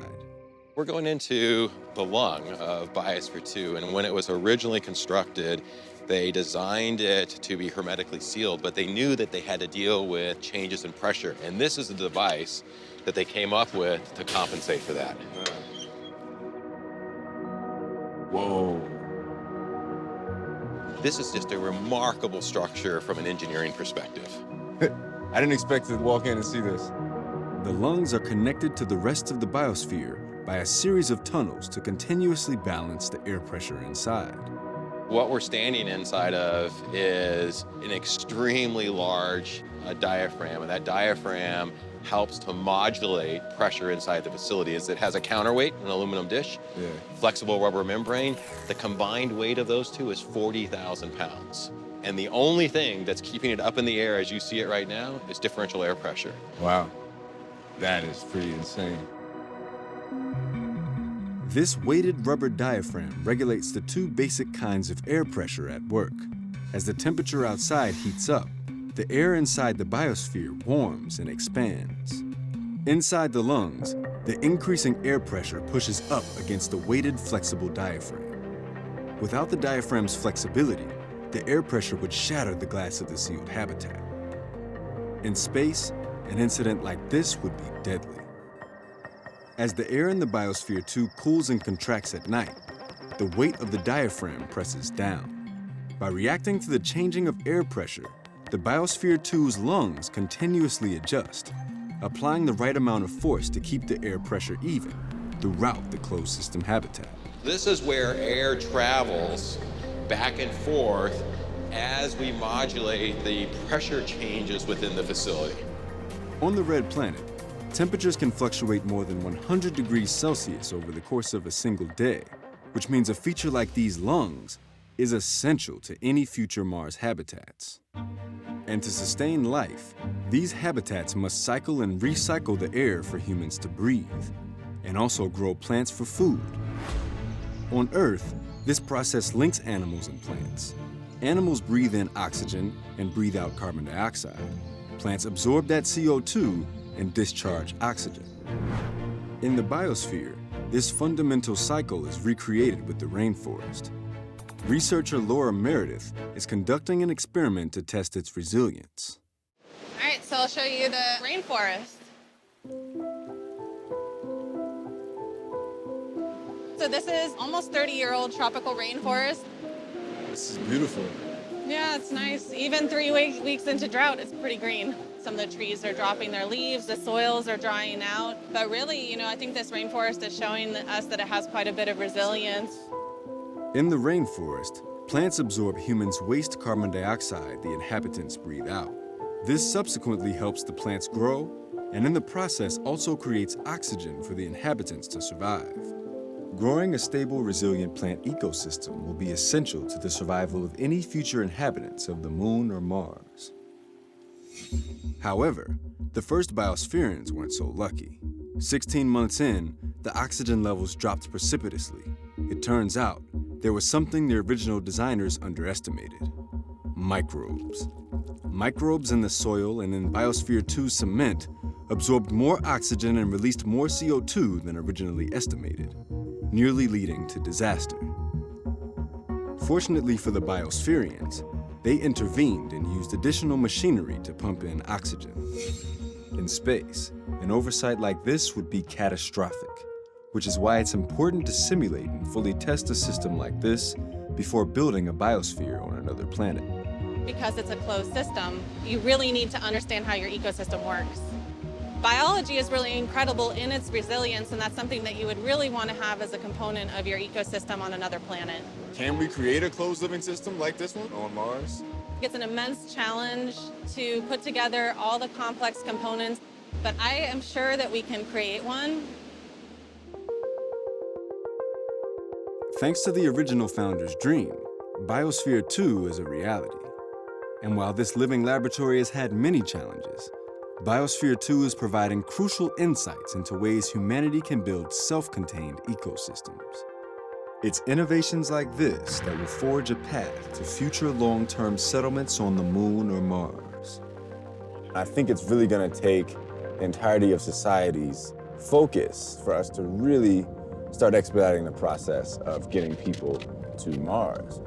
But I think one of the things that a few scientists brought up that I spoke with was this idea that we should focus on keeping our home here habitable and not trying to run to other places. Some argue, why spend billions of dollars to get to Mars when we could be using this money and ingenuity to solve existing problems on Earth like poverty, disease, and climate change? Should we flee this planet? If we can't figure out how to live wisely and live well on this planet, I think we've been given quite a treasure here in this little third rock from the sun. But Catherine also thinks humans are destined to set foot on the red planet someday. I think it's certainly technically possible to have a sustainable habitat on Mars, and it's conceivable that it could happen within the next couple of decades. The technical challenges are pretty immense. It's going to take thousands of people to work on this and concentrate on it at the same time. But we feel that it's important that humans see these planets firsthand, and we'll learn more. Others look at the greater good that can come from new breakthroughs. It's not going to be cheap, it's going to be difficult, and we're going to need to push towards a common goal to get people to Mars, and hopefully beyond eventually. And every time we are able to accomplish something like this, we can then bring that technology back to Earth. And the more advanced these technologies get, the more advanced the technologies on Earth get. And I think that's hugely beneficial. And the discovery of life elsewhere in the universe could have a profound impact on humanity. I think the odds of us being the only life on the universe is very low. I think there's life somewhere, so that's again why it's critical for us to actually continue to explore, to continue to look outward, because I do think eventually we're going to find somebody else. As a scientist that's long dreamed of exploring space, I'm excited about overcoming the challenges that will lead us to become a truly spacefaring civilization. Getting humans on Mars and settling in a civilization, I'd love to see that in my lifetime. Will I see it in my lifetime? I'm pretty sure.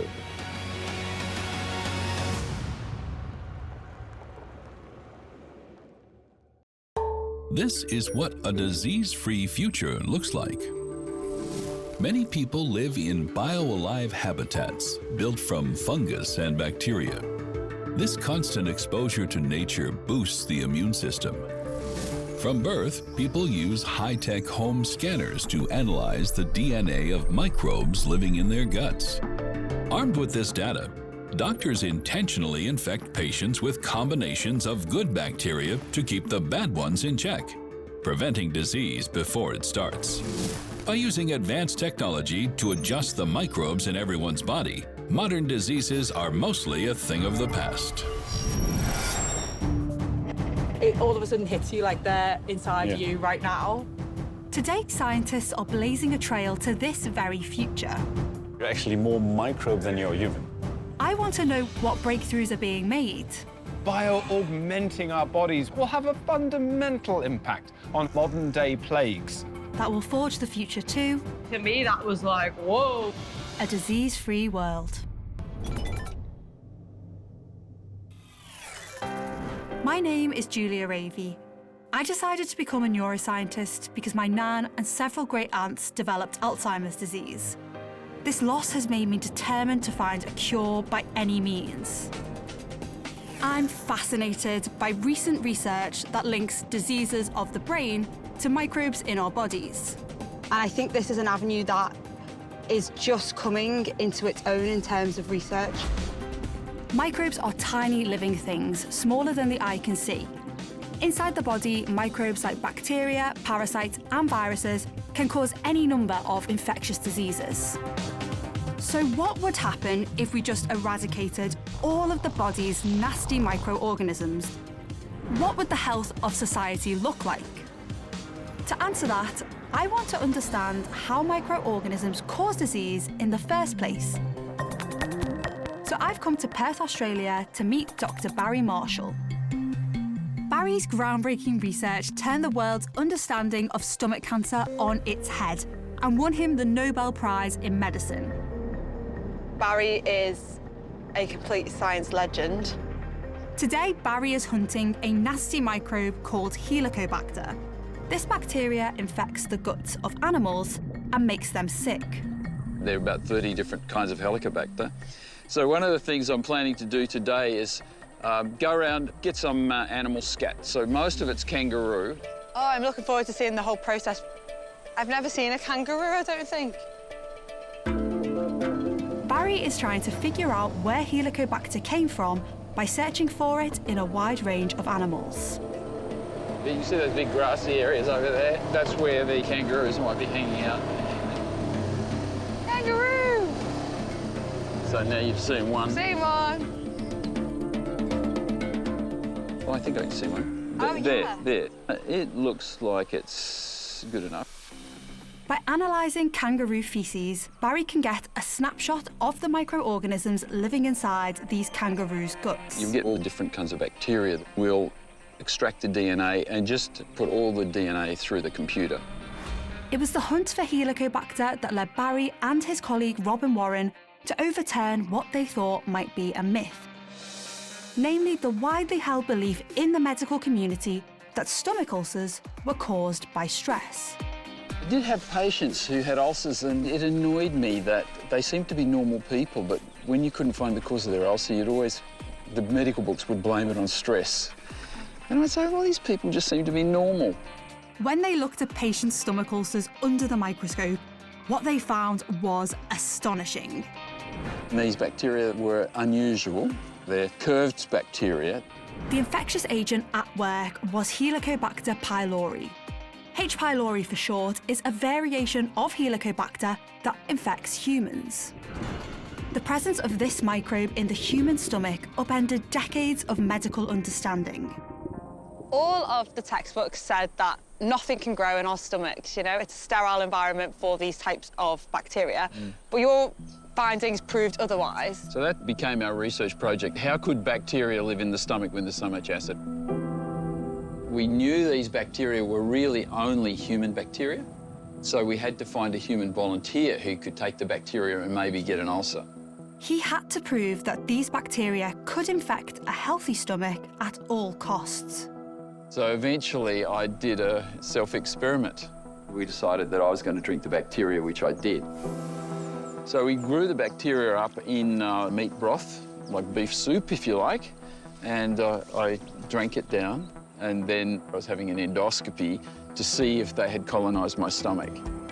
And after 10 days, the bacteria were there, the infection was taking hold, and they were damaging the lining of the stomach. Barry was probably the first person to be happy with this diagnosis. I didn't have any evidence until I did that self-experiment. Barry's experiment was a success. But how can H. pylori thrive in the stomach's extreme conditions? We found out that Helicobacter are unique. They make ammonia and they neutralise the hydrochloric acid, so they can survive, nothing else can. Once established in the stomach, these invasive bacteria lead to ulcers. And if allowed to fester, they can cause cancer. The question became, how could these killer microbes be stopped? So I was excited about the fact that potentially you could cure something if it's caused by bacteria. It turned out that antibiotics can kill H. pylori and cure the ulcers in a matter of weeks. Long before the discovery of microbes, scientists had no idea of the role microscopic germs played in human health. But in the 19th century, French scientist Louis Pasteur developed germ theory, which postulated that microorganisms cause infectious disease. And British surgeon Joseph Lister found a way to prevent germs from infecting his patients by using antiseptics to sterilise his surgical equipment and clean wounds. But the big breakthrough happened in 1928 when Scottish physician Alexander Fleming accidentally discovered penicillin. Penicillin was an immediate cure-all for scarlet fever, meningitis, and even pneumonia.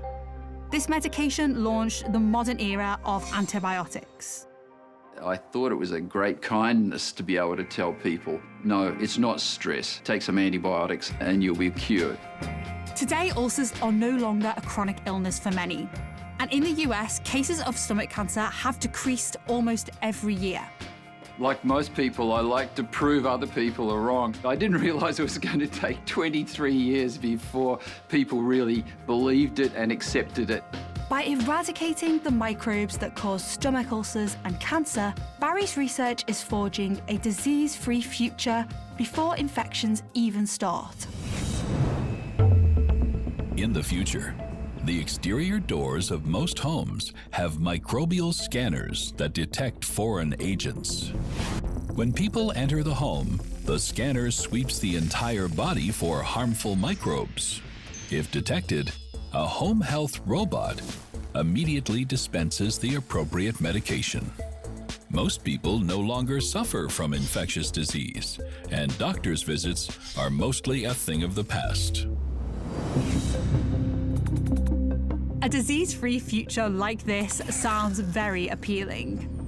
So what would happen if we just eradicated all microbes? To find out, I first want to know exactly what functions they serve. So I've come to Amsterdam to speak with biologist and head of the Microbiome Museum, Jasper Becks. He has some sobering information about the microbe's role in the human body. There's about 10 times more microbes in and on your body than you have body cells. So you're actually more microbe than you're human. That is quite a scary thought. So I'm basically just a carrier for the microbe. Micropia developed a technology to help visualize this unseen universe.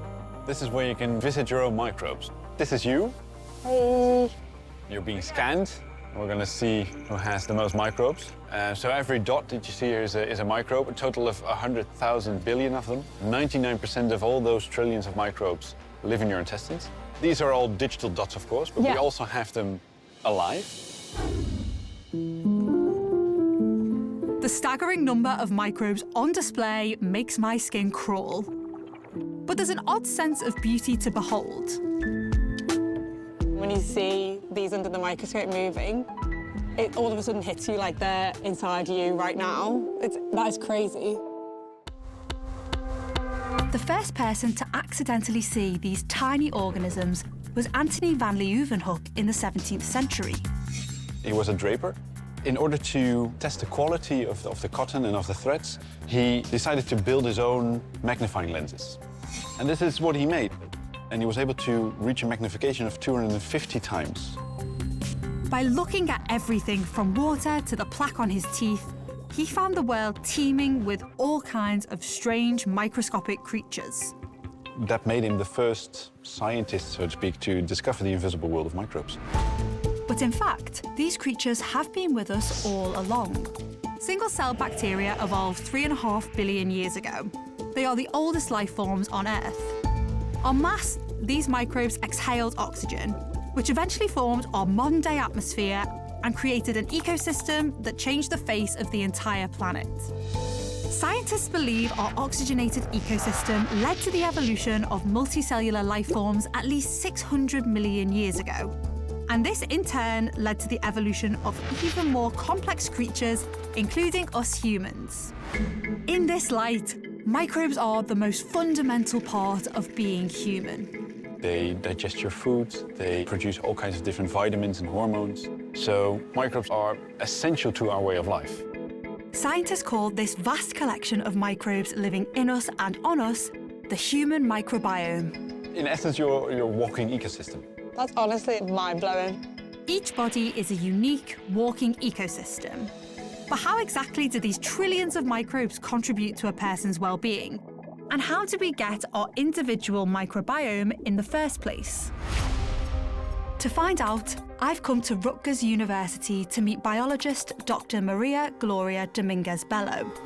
She's researching each person's dynamic relationship with their own individual microbiome. Microbes are part of us. If we didn't have them, we wouldn't be healthy. We are now understanding that we didn't evolve alone. Every animal and plant on Earth evolved with bacteria in particular. Like a coral reef or a rainforest, the microbiome is an ecosystem unto itself. When you have an ecosystem that is perturbed, the first question an ecologist asks is, can you restore the ecosystem? Gloria's understanding of the microbiome started in, of all places, the Amazon jungle, where she saw firsthand how human microbial ecosystems can quickly change.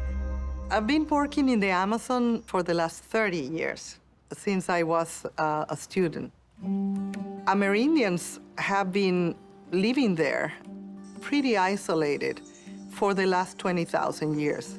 And I was very interested in understanding the microbiome of traditional peoples. Through skin, mouth, and fecal samples, she measured the impact that external environments in which people lived had on their internal ecosystems. Gloria found that those living in the Amazonian jungle have a significantly higher diversity in their microbes as city dwellers living in industrialized countries. But when an individual from the remote Amazon moved to the city, they quickly lost their microbial diversity. This leads to a startling conclusion. So that work has shown us that urbanization depletes and destroys the diversity of the microbiome. And in the gut, diversity is good. We know that because diseases decrease diversity, and when you decrease diversity, you cause disease.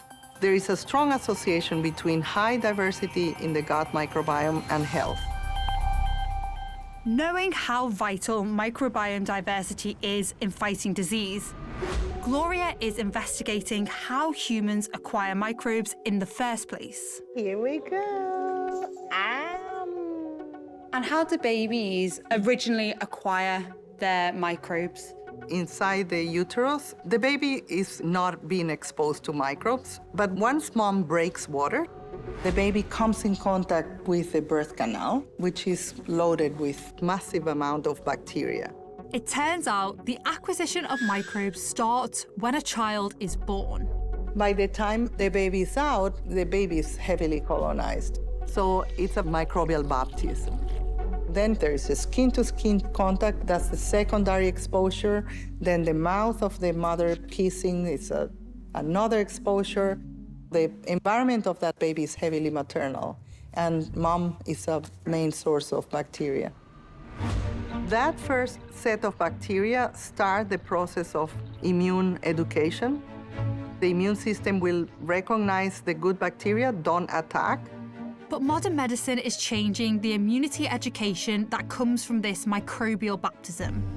The rate of cesarean births is increasing. Since 1990, C-sections have more than tripled, going from around 6% to 21% of all births globally. C-sections successfully take the baby out, but without passing through the birth canal. This means that C-section babies are born from a sterile uterus into the air of an operating room. And Gloria has discovered that this may increase the risk of many diseases. C-section has been associated in humans with increased risk of the modern diseases. For example, an increased risk of asthma, type 1 diabetes, allergies, and obesity. Starting at birth, the first 3 years of life are critical in establishing a healthy diversity of microbes. I think it's just fascinating that many new parents are probably quite unaware that the first few years of life are so important for the baby's development of their microbiome. Not only that, Gloria's research is revealing that the overuse of antibiotics to eradicate harmful microbes early in life is leading to a bigger problem than we ever realized. We have impacted every step of development. The average baby receives 2.7 doses of antibiotics in the first year of life. We have been so successful controlling infectious diseases, but what we didn't know was the collateral damage that was caused to our microbiome. We have increased the risk of our kids to live lives with chronic diseases. We evolved with this biology. We cannot ignore it. Because if we do, we are screwing the health of our future generations. While helpful in many ways, sterilization of modern-day practices like C-sections and antibiotics could actually be harming our microbiomes, making us more susceptible to disease. But we can't just get rid of modern medicine altogether. Antibiotics and C-sections still save millions of lives. So what's the right approach? Gloria has invited me to her home to meet her husband, Dr. Martin Blazer. Hi, Julia, lovely to meet you. Martin is a microbiologist who also researches the microbiome. When it comes to using antibiotics, both Gloria and Martin believe we need a better balance. By and large, we have overestimated the value of antibiotics. We're giving antibiotics like water. The big dogma is it might not help you, but it won't hurt. But what if it does hurt? There's more and more evidence we're losing microbial diversity. It's just going down. Martin and Gloria want to prevent the further loss of diversity in our microbiomes. We've overdone it. Now we have to find a more moderate approach. And ultimately, if we find a more modern approach, then maybe we can stop the decline in diversity. But how do we get it back? That's going to require restoration. One intriguing candidate for microbial restoration is the H. pylori bacteria, the same one that Barry Marshall infected himself with. Most doctors in the world are trying to get rid of Helicobacter on the idea that it's a bad guy. And it is, but since then we've been finding all kinds of good things that the bacteria does. It turns out that some microbes are double agents and can be both bad and good for the body. What are the good things you found out about H. pylori? Well, we found that people who don't have Helicobacter have more disease of their esophagus. And we also found that children who don't have Helicobacter have more asthma. And that's really big, because asthma is going up, Helicobacter is going down. We think that they're linked. Though it's been with humanity for millennia, today only 5% of children in the US have the H. pylori bacteria. So if H. pylori can cause stomach cancer, but eliminating it increases rates of asthma, what should we choose? It turns out we may not have to. I predict that we'll be giving Helicobacter pylori back to children so that we can protect them against things like asthma.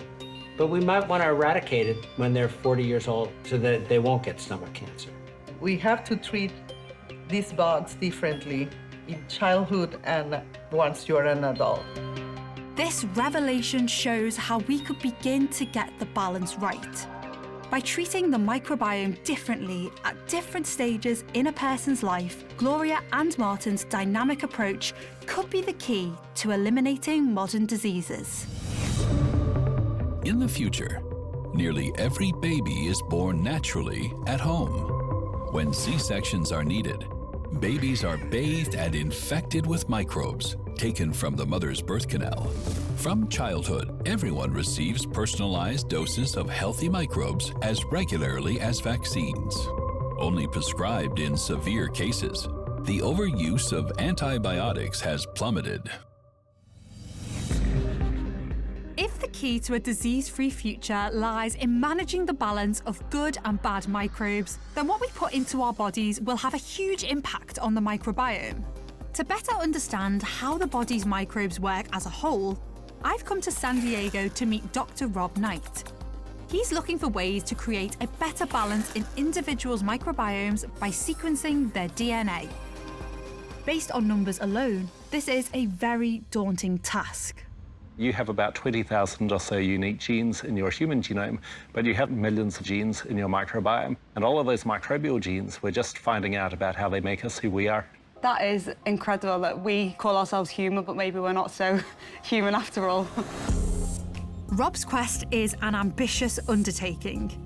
Through the American Gut Project he co-founded, he's crowdsourcing and analysing stool samples from across the planet. And because it's an open source project, he'll ultimately share the conclusions of this big data with everyone. For now, by sequencing microbial DNA from a wide array of people, Rob's pioneering work is diving deeper into the human microbiome than ever before, especially in how our microbes respond to food. In tandem with this, Rob's team is also sequencing the DNA of the microbes that colonize the foods we eat to analyze and compare its impact on microbes in the human body. So what did you collect from the garden today? So we got another set of fruit and vegetable samples. So rosemary, tomato, eggplant we got today. Great. By understanding the microbial big picture, Rob has discovered something surprising. One of the most fascinating and most unexpected things was the particular ways that diet impacts the microbiome. Categories that people think are going to make a huge difference, like are you an omnivore, are you a vegan, are you on the paleo diet, that kind of thing. It has almost no bearing on your microbiome results. This research is contradicting prevailing wisdom.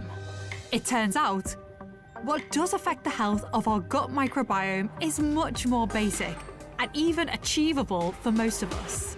The things that do matter turn out to be things like how many different species of plants you ate in the last couple of weeks, things like do you eat a lot of salty snacks or sugary snacks. Wow, that is really interesting work. Rob's research is showing that eating at least 30 different types of plants per week leads to a more diverse gut microbiome.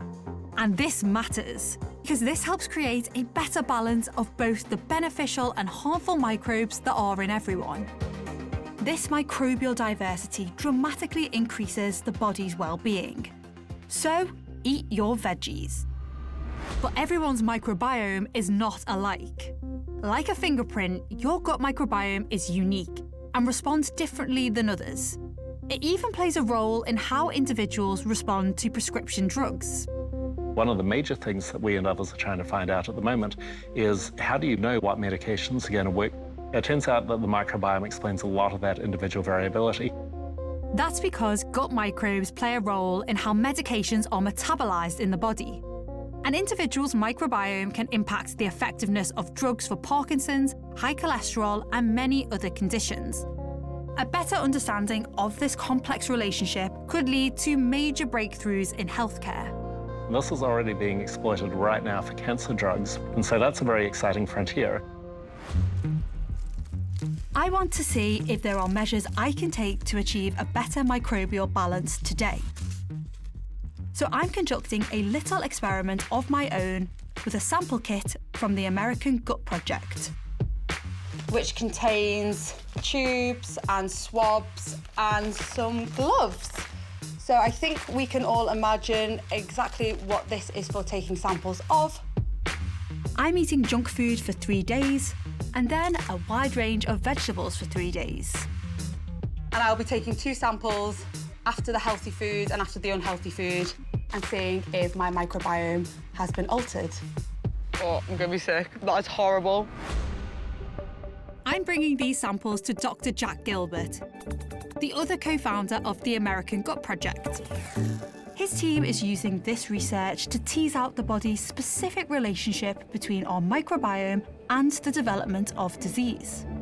What have you brought us? Well, this is a little bit mortifying. I brought you some samples from a small experiment that I decided to conduct on myself. Yeah. I want to see if the health of my microbiome improves in the short term. Do you think that change could be seen in 3 days? It's a little short. Limitation Yeah, exactly. of time. Precisely. A bit short, yeah. But it's enough to see some changes starting to occur. While the samples are processed, Jack walks me through the complex relationship between our microbes, food, and disease. What we found was if you had a stable microbiome that was, say, promoting obesity, i.e. a microbiome that made you fat by producing chemicals which changed your relationship to food, it would take almost a year on a new diet to eradicate those microbes and change it to one that doesn't promote weight gain. That's the problem with diets. Nobody stays on them for an entire year. Also contributing to the chronic disease of obesity, a modern-day diet of highly processed foods can cause the microbiome to become imbalanced. Too much sugar, too much saturated fat is changing the types of bacteria which live inside us. To test the relationship between the microbiome and weight, researchers took fecal samples from obese mice and transferred these samples into the guts of lean, germ-free mice. Incredibly, this transfer changed the microbiome of the lean mice. After the microbial transplant, the lean mice gained weight and became obese. It turns out that gut bacteria play a big role in regulating the body's overall metabolism. Jack believes microbiomes adjusted for poor diets have a similar negative effect on humans, leading to any number of debilitating diseases. And we think that is having an impact upon things like diabetes and obesity, maybe even depression and anxiety. Similar microbiome transplant studies with mice suggest there is also a connection between the microbes in our guts and Alzheimer's. I am really interested in the link between the gut microbiome and Alzheimer's disease. You have a family history of Alzheimer's? I do, yes. That's my motivation for doing a PhD in the first place. So I have the genetic precursors as well. It's Yes. one of the wonderful gifts my mother gave me. Yes, probably mine too. Exactly. There's a number of different ways the microbes in your gut can affect what goes on in your brain. One pathway is the vagus nerve. This long nerve connects the intestines with the brain, creating a two-way channel of communication. Research suggests that stress signals from the brain may cause gastrointestinal distress, while signals from the gut may alter mood. The brain and gut are also connected by the body's immune system. And this is very relevant for Alzheimer's and Parkinson's, is the microbes in your gut change how your immune system works. They can cause inflammation that spreads throughout the body and then can change how the brain is receiving information and how the brain is receiving chemicals. Jack's research suggests that by eliminating inflammation-causing microbes in the intestines through medication or dietary changes, we might prevent Alzheimer's disease. And that is a phenomenal change in understanding. This gives me hope that no one else in my family will have to suffer from this crippling disease in the future.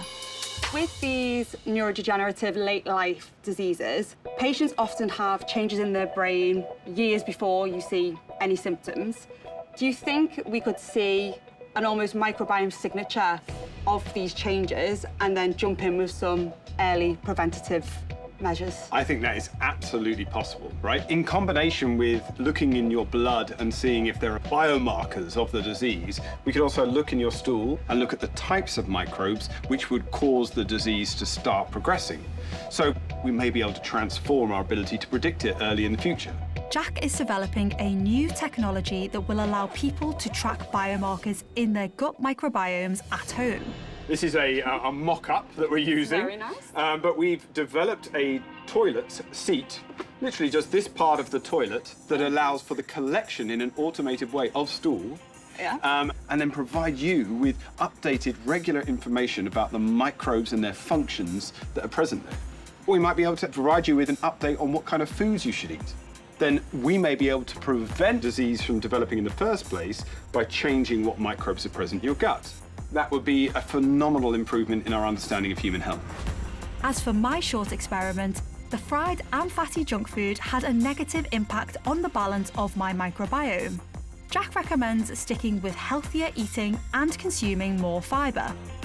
By analysing, optimising and managing our own microbiomes, we could create a future where diseases are kept at bay. In the future, many people perform health checks by profiling their microbiomes at home.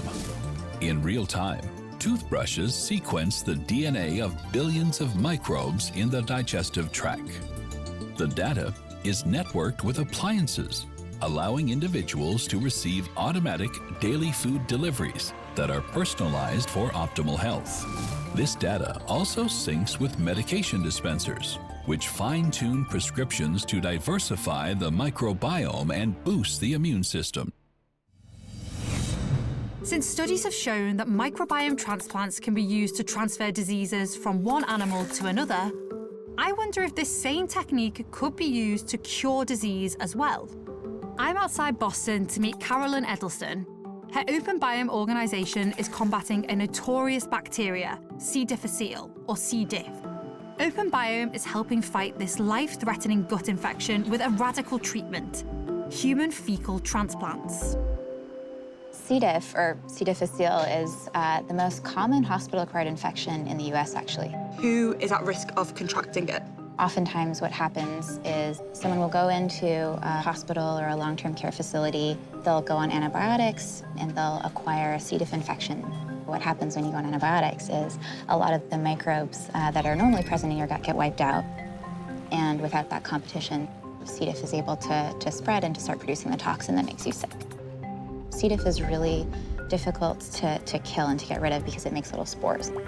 These toxic spores are C. diff's most ruthless weapon against the body. Because of this, it's pretty easy for patients to be colonized by C. diff. C. diff infects 500,000 Americans every year, with a staggering mortality rate as high as 30%. But a novel solution has been developed to change the gut's ecosystem and restore and rebalance the gut microbiome of those infected. Most of the time, C. diff can be treated with a fecal transplant. So you take a sample of stool from a healthy person, and in that stool is trillions of bacteria that live inside our guts. And what we're doing is transferring that community of bacteria into the colon of a patient to outcompete the pathogen. Similar approaches were pioneered by the Chinese in the 4th century when they prescribed yellow soup made with fecal matter to treat colon diseases. By rebalancing and rediversifying the gut microbiome, the return of beneficial bacteria should keep the C. diff infection in check. Associate Director of Biomanufacturing, Delassi Delasesci, is going to show me how they make this cutting-edge science a reality. Paired at first, face mask, a couple pairs of gloves, lab coat, and shoe covers. And why do we have to wear all of this gear? To make sure that as humans, we're not contaminating the product that's going into an already compromised patient. I mean, I'm looking fantastic, so Great. feeling great, looking great, ready to go. Perfect. Awesome. This is essentially the first step. Yeah. This is where they'll do a visual assessment of the sample. And what are the assessment criteria for a piece of poo? Like, what is a good piece? So there's a visual assessment for color. It's also assessed for size. There's also a scale that we grade the stool on. It's going to give you viscosity, texture, hardness. I never thought I'd say I'm looking forward to seeing a piece of poo. Yeah. But here we go. I'm excited. So this is the actual stool that's going to be processed. What would you say this one is? We determined that it would be a 4. A Bristol 4, essentially, that's kind of known as like the perfect texture for a stool sample to come in, and then she'll continue processing. I feel like it's really interesting though, like you guys are obviously quite immune to it maybe because you work with this every day. For me, that was like, whoa. Once the microbial diversity of the stool samples are determined to be sufficient, they are stored in giant freezers. Oh wow, there are a lot of freezers. Welcome to the freezer farm. It's amazing. These remedies are stored at -80 Celsius to keep the healthy bacteria viable before shipping to hospitals and clinics. So they're mixed with a saline and glycerol solution. This is a fecal microbiota preparation that'll be delivered by colonoscopy. So this is the most common treatment format that we make, and this is what it looks like. To date, OpenBiome has shipped over 50,000 fecal transplant treatments around the world. Though not fully approved by the FDA yet, the treatment looks promising. About 85–90% of the time, you deliver a single infusion of stool into a patient's colon, and they'll beat the C. diff infection. That's really amazing. For one lucky survivor of C. diff, Jen Cooper, this fecal transplant procedure was her only hope. Hi. Can you tell me when you first got sick? I first got sick a few years back when I'd been hospitalised with gallbladder infection, which turned into a blood infection. So they put me on extremely strong antibiotics. All the antibiotics I had just killed all that good bacteria in my tummy, and finally got diagnosed with C. diff. What were your symptoms of the C. diff? I'd go to the toilet 15 times a day. The exhaustion was just crippling. So much fatigue. I would spend days in bed. It messed with your head, it messed with your body. It was a nightmare. So it really did like flip your life upside down having this condition? Oh, absolutely. You just get to a point where you're so over it. You just want help. But the fecal transplant had a tremendous impact as beneficial bacteria kept the C. diff infection in check. I feel like a different person. I feel years younger. I have energy. It's above and beyond what I thought it would do. Oh, well, I'm wishing you all the luck. Scientists are now investigating whether this treatment might work for other conditions like obesity and autoimmune disorders as well. Novel medical approaches like this that harness the power of a balanced microbiome are forging the future to a disease-free world. In the future, full microbiome replacements are mainstream procedures to fight modern diseases. Recipients first select from a large catalog of ultra-healthy donors. In the clinic, patients' microbiomes are completely replaced with entirely new microbial ecosystems. Once the recalibrated microbiome takes hold, it re-engineers the body itself, prompting healthier eating habits, more desire for physical activity, and a heightened mental state. If there's one thing I've come to realise, it's that microbes can be as much a source of good as they can be for harm. But to find our way to a disease-free future, the trick is getting the balance and diversity just right. And it's not a straightforward path at all.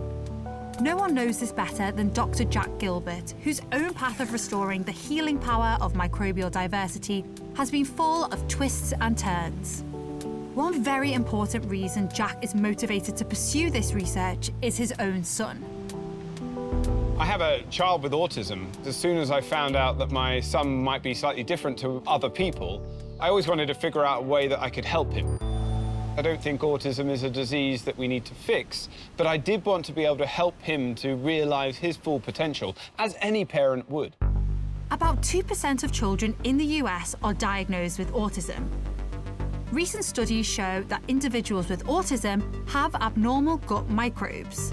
So Jack has been working on rebalancing the microbial diversity of those with autism, including his son.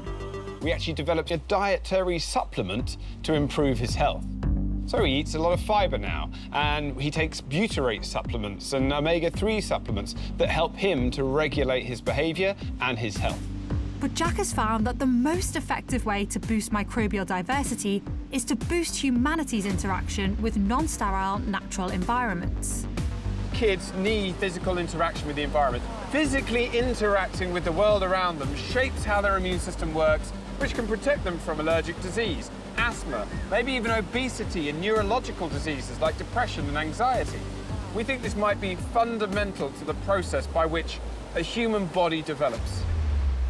I think that's the best recipe, is let kids play in the dirt. And it's not just natural environments that give this kind of boost in the fight against modern diseases. Exposure to animals can also play an important role. We published some research which suggested that when you had dogs interacting with your family, it actually increased the amount of microbial exposure children got, and it increased the degree of microbial sharing between people. We know that children that grow up with physically interacting with a dog under the age of 1 year old, when they're very young, have a 13% reduction in the likelihood of developing asthma. It's huge, right? If they grow interacting in a farm environment, there's almost a 50% reduction in likelihood of developing asthma.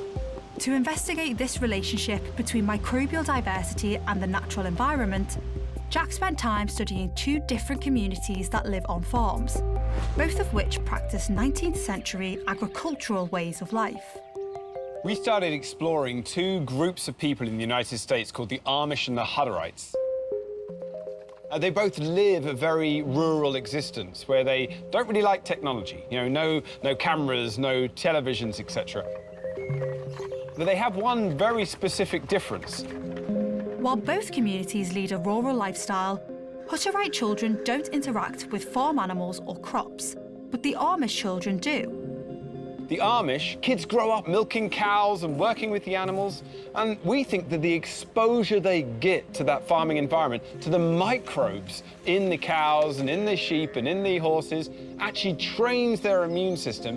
The Hutterite kids are severed from their interaction with the farm, and we see this reflected in their health. As a result, Hutterite kids don't acquire the subsequent immunity training from this exposure. The Amish only have about 4% asthma in their population. That's half the US average, whereas the Hutterites have a significant elevation in the disease rate. With these dramatic findings, Jack's lab has been looking at ways that those of us who live in more sterile urban environments can bring the microbial diversity of the farm back to our bodies and our microbiomes. We've got one strategy that we've been developing. We have living surface materials with bacteria. that we could place in a home or a hospital even, and enable that home or hospital wall to have the beneficial properties of, say, a farm. It sounds a little bit science fiction-y, but in the future, we may be able to build entire cities out of biologically alive materials, and maybe even spaceships. We work with NASA on trying to see if these materials could be beneficial for long-term spacecraft missions to Mars, for example. Oh, amazing. That is really interesting. On my journey towards a disease-free future, it's become clear that humanity's relationship with our microbes is complicated. I didn't realise the importance of the human microbiome and how important it is for our individual health. We need to balance the bad with the good, but we're running out of time. In an era of deforestation and urbanisation all over the globe, the struggle today is to preserve the diversity of microbes that make up the human microbiome before it's too late. But as a scientist, I know to never underestimate human creativity and innovation for solutions. In the future, what we want is really to understand which are the microbes that are essential, what is their function, and then be able to use them as probiotics. So we are part of an initiative called the Microbiota Vault. A joint project of Gloria, Rob, Jack, Martin, and many others. The Microbiota Vault will be like a Noah's Ark for microbes. Microbiota Vault, it's a project that has long-term storage in a very isolated place to collect microbial diversity from traditional peoples and then be able in the future to use them to restore our microbiome because we know it's going to disappear. I believe a vault like this may provide one important key to the disease-free world of the future. And armed by this arsenal of microbes we evolved with, scientists will open up a trove of new methods to fine-tune our microbiome and improve the health of everyone. In the future, I think microbiome research is going to lead to the possibility of having customised microbiome therapy, what we call personalised medicine. By bio-augmenting our bodies with new microbes, we can train our immune system to attack cancer.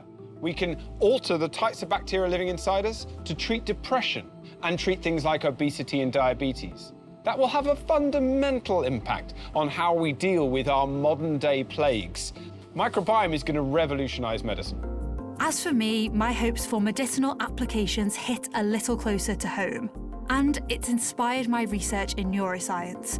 With any luck, microbiome therapy may one day provide a remedy for Alzheimer's and other diseases.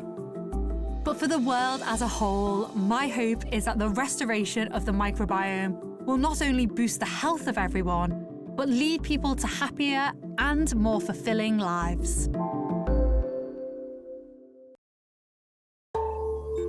This is what the future of genetic engineering looks like.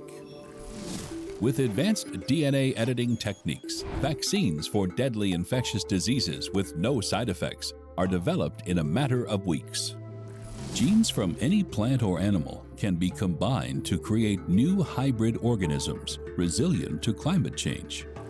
This technique can even restore extinct species. Doctors can detect every known genetic disorder early on and repair mutations quickly, giving children happy and healthy lives. Our environmental clock is ticking. Today, scientists are blazing a trail to this very future. Tinkering with genes is actually an ethical thing to do. I want to know, what breakthroughs are being made? Technologies like CRISPR are incredibly powerful. What we're doing here is really the beginning of a true revolution that will forge the future to... That is incredible. The rise of genetic engineering.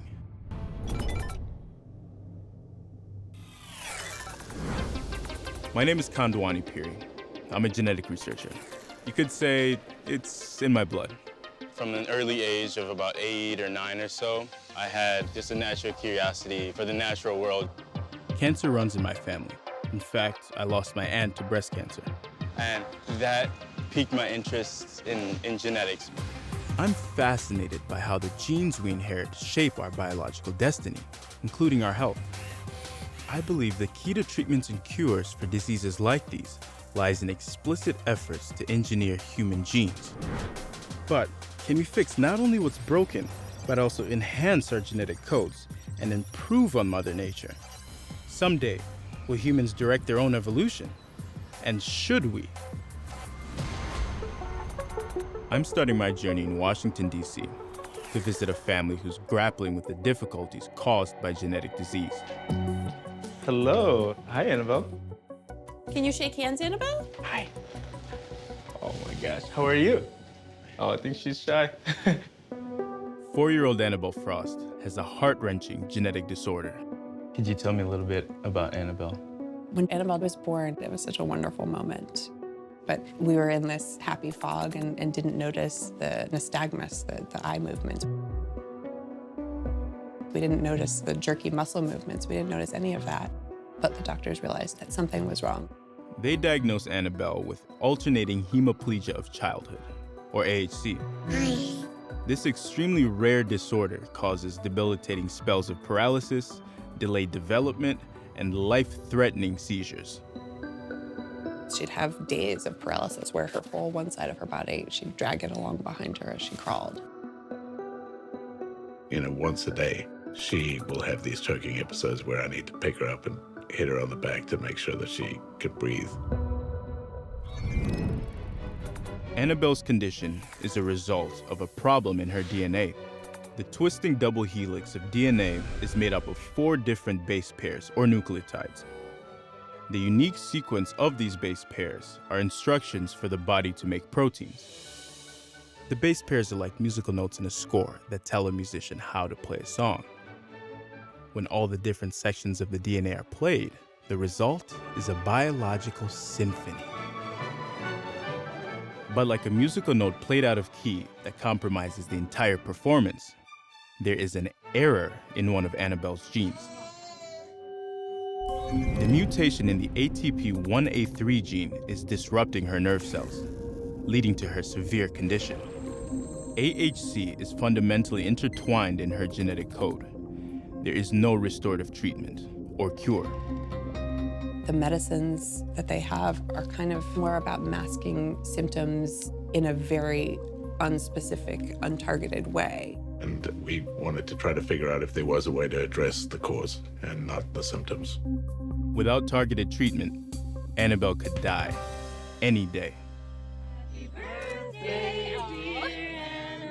There's a timeline on this for us. We've got a ticking clock in the back of our minds all the time. The Frosts are desperate for any kind of help.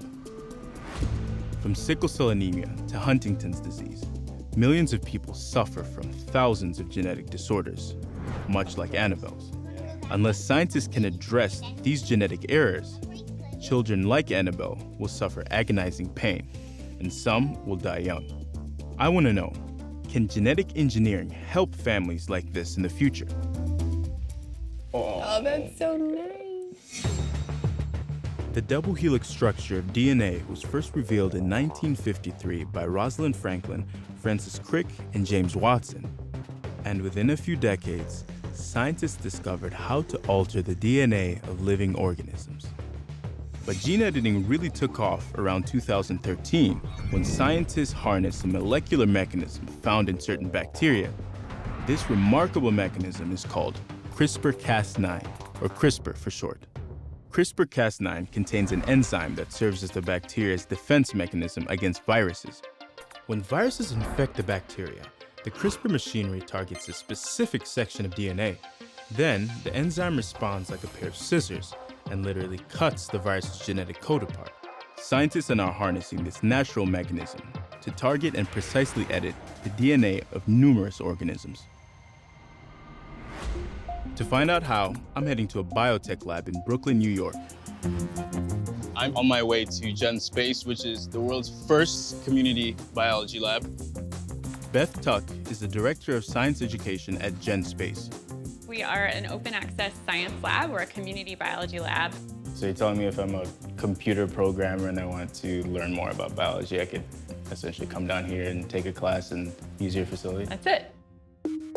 Beth is going to show me how to use CRISPR in the lab to edit a bacteria's genes in new and novel ways. I brought this kit Could you explain a little bit how this kit works? Yeah, sure. Got a pipette. This is our measuring device. Got a rack where we'll put some of our plastic tubes, some plates, petri dishes, and then our E. coli. E. coli is a type of bacteria that lives in the intestines of humans and animals. Though some strains can be deadly, most are harmless. Gloved up, let's do this. All right, so we've got our E. coli here. These are called DH5 alpha, which is a type of species that isn't harmful to people with normal immune systems. That's good to know. So our first thing that we need to do is actually get these bacteria out of this jar. And so you just kind of scoop it in there. Yep, swirl it around, bring a little bit up. The way that this experiment works is we're gonna spend a day to prepare the bacteria. Next, we insert a CRISPR construct that will alter their DNA. So we're gonna add in the CRISPR machinery and then change the cells. The CRISPR machinery targets and edits a specific gene in the E. coli so that it can adapt to a lethal dose of antibiotics. Normally, bacteria can't grow in the presence of this antibiotic. The drug kills the bacteria. We need to get these bacteria onto this plate so they can grow. You're just gonna gently drag it across the surface of the plate. That's it? Yeah, that's it. Over the course of several days, Beth grows the gene-edited bacteria in a petri dish laced with the E. coli killing antibiotic. But despite this toxic onslaught, the genetically altered E. coli continue to grow. I see plenty of growth. The whole point of this is to show that changing an organism's DNA can change its features, and that you can do it with CRISPR in a really precise way, in a way that wasn't feasible before. What kind of positive outcomes can we expect from using CRISPR? You can use it to design new on-the-spot testing for infectious diseases. You can use it to cut out HIV from human cells. There's so many more uses that we haven't even imagined yet. That, to me, is why this stuff is so exciting. Harnessing the natural ability of CRISPR and transforming it into a technological tool has the potential to address all sorts of problems. In the future, advanced gene editing techniques are reworking microbes to create healthier lives. Bacteria are engineered into mini pharmaceutical factories. These microorganisms generate an inexpensive, abundant supply of medicines for diseases like malaria, rabies, and coronavirus. And specially modified yeast converts organic waste into green biofuels. This innovative energy source is not only renewable, but it also packs more of a punch than regular fossil fuels. Formulated by Charles Darwin, natural selection is the driving force of evolution. While many individuals perish, the species best adapted to their environment survive and reproduce, passing along their advantageous genetic traits to their offspring. These traits, like height, eye color, strength, and even personality, are contained in genes. Over generations, the process of natural selection perpetually fine-tunes the species at the genetic level, helping individuals to continually adapt to changes in their environment. Humans learn to direct this evolutionary process through artificial selection.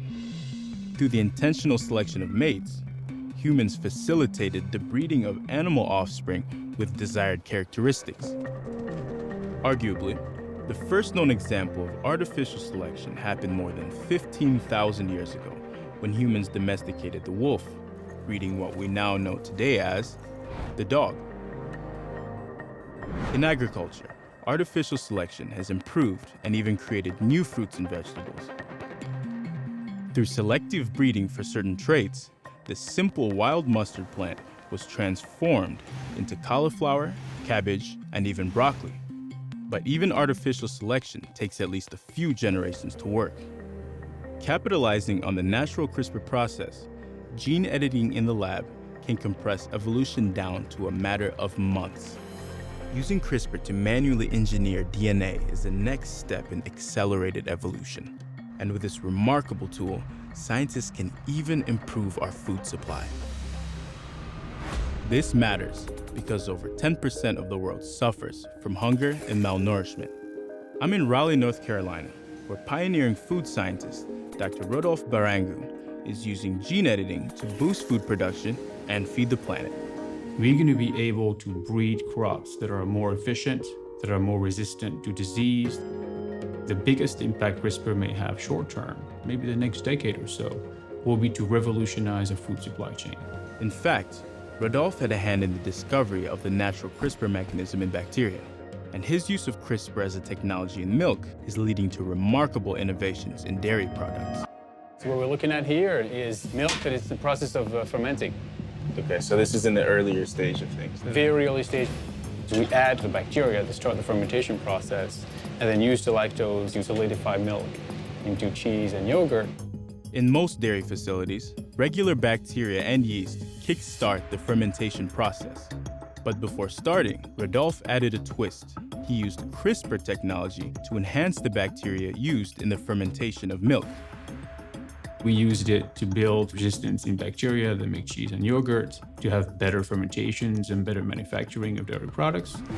By vaccinating the bacteria, his dairy cultures almost always succeed, which improves the process of making yogurt and cheese. Processes like these also make them healthier. CRISPR has been a life changer, and then also has opened tremendous avenues to provide a healthier and more sustainable food supply for humanity. But the true revolutionary potential of CRISPR technology is just now starting to be realized. Other people caught on to using these molecular machines to actually cut DNA to do genome editing, not just in bacteria, but in other organisms. By understanding what CRISPR is and how it works, scientists were able to develop technologies that enable us to now change the world. By 2050, the world population is expected to soar to 10 billion people. Food production will need to increase 70% to catch up. To feed our growing population with the same amount of farmland, the mass production of food must be hyper-efficient. At NC State's Plant and Microbial Biology Lab, Rodolphe's colleague, Mary Beth Dallas, is facing this daunting prospect. I manage this lab, and I also do research on cassava. Also known as the yucca plant, cassava is the primary food staple of nearly 1 billion people. Cassava plant is very close to my heart. This root vegetable is kind of like a potato and is widely grown across Africa and the Americas. They can actually harvest the tubers and make flour, and they can make breads out of that. They can also eat the greens. It's really a nice plant. Yeah, and me being a native Zambian, that's where I was born, I grew up eating cassava as well as cassava leaf, so it has a special, I know all about it, so it has a special place in my heart as well too. But there's a problem. A malady called cassava mosaic disease is ravaging this critical food source. In Africa alone, it's destroyed cassava crops, leading to numerous famines. You can see here the devastation of the plants. It gets really thin leaves, and a mosaic pattern occurs. When the leaves get destroyed like this, they cannot photosynthesize properly, and the tubers that are under the ground cannot get the right nutrients, and they get all shriveled, and then you can't use the tubers for the food. We want to combat and try to find a way to stop the devastation of these crops. To wage this war, Mary's lab must take an experimental approach. Using what's called a gene gun, CRISPR-altered DNA is injected into the cassava plant. We bombard the stems with the CRISPR construct, and what happens is the leaves grow up. In principle, as the leaves and tubers grow from the stem, the plants will become more resistant to the crippling mosaic disease. When could we see a possible usage in African countries that are afflicted? We're still trying to hone in that technique. So hopefully we'll get it soon. Imagine, gene editing could help end world hunger. This is also applicable beyond crops to things like trees. Forests may be the biggest farms that we have. But as the human population grows, so do our agricultural needs. This leads to deforestation, which is one of the primary causes of climate change, contributing to the record high temperatures we see today. To reverse this scary trend, one solution is to plant more trees to absorb greenhouse gases like carbon dioxide. Rudolph is collaborating with tree biologist Dr. Jack Wang to grow more trees, and fast. What do we have here? So these are transgenic trees. Jack's lab has created over 10,000 types of genetically modified trees. The goal is to optimize traits for different industries, like timber or paper, to reduce their environmental footprint. We deliver CRISPR into these cells. Once CRISPR has altered the tree DNA, the embryos then grow enhanced roots and shoots. So this has been engineered precisely for a specific genetic change using CRISPR. This helps Jack to select for specific traits more quickly and efficiently than traditional plant breeding. So this little bit of seedling is now a tiny little CRISPR-edited forestry species. This is at this stage just before it goes into the greenhouse. That's right, so it's now ready to be grown for 5 to 6 months. Fantastic, so cool. Jack's next step is taking these seedlings over to the greenhouse where they'll be fully grown and studied. Compared to 15, 20 years it takes to breed a tree in a natural population. In the greenhouse setting, we can analyze and produce new genetically improved trees in as little as 5 to 6 months. That is incredible, 6 months. Here they're quickly growing poplar trees, which is the most effective species at absorbing carbon dioxide from the air. They can capture a very large amount of carbon from the atmosphere, and we have to start solving the problem right here, right now. We can not afford to wait for another 20 or 30 years. This technique for breeding trees is giving reforestation efforts a major jumpstart. Our environmental clock is ticking and we want to create a better, healthier environment for future generations. It's something that has to be done now. What we're doing here is really the beginning of a true revolution, the next green revolution coming to a forest near you. Yes. I think it's going to revolutionize our world and solve the grand challenges that we have on the planet. A new CRISPR-fueled green revolution will forge a path to a more bountiful world. In the future, gene-edited plants are addressing world hunger and climate change. Enhanced food crops grow in harsh conditions, even in water-parched deserts. Thanks to these disease-resistant plants, famines across the world are a thing of the past. New fast-growing forests collectively take in the excess carbon dioxide from the atmosphere, cooling the climate and restoring balance to the world's ecosystem. As I see it, gene editing is both a faster and more precise method for artificial selection. While it works in microbes and plants, how feasible is gene editing in more biologically complex organisms, like animals? I'm in Davis, California, to meet geneticist Alison Van Eenenum. She's a pioneer in this field, and I'm getting acquainted with her work. Oh no. Scientists tend to be problem solvers and want to try and address problems using the best method they can. And my lab is trying to breed better cattle. There are about 1 billion cattle on Earth. That's a lot of animals to manage. But Alison is making cattle farms safer by eliminating one particular trait. I see some horns up here. Okay. Dairy cows have been bred to be very optimal for dairy production. And as it happens, dairy cows grow horns. And these horns are a problem because they injure other cattle and ranchers. You could imagine if this was a particularly aggressive bull that he could hurt his pen mates. Instead of manually sawing off these horns, Alison is breeding a dairy cow that doesn't grow them in the first place. Working with a type of cattle that has no horns, she had their hornless gene inserted into horned dairy bull cells. These cells were cloned to make the hornless animal. These hornless cows are descendants of a gene-edited hornless bull. These are proof of concept animals.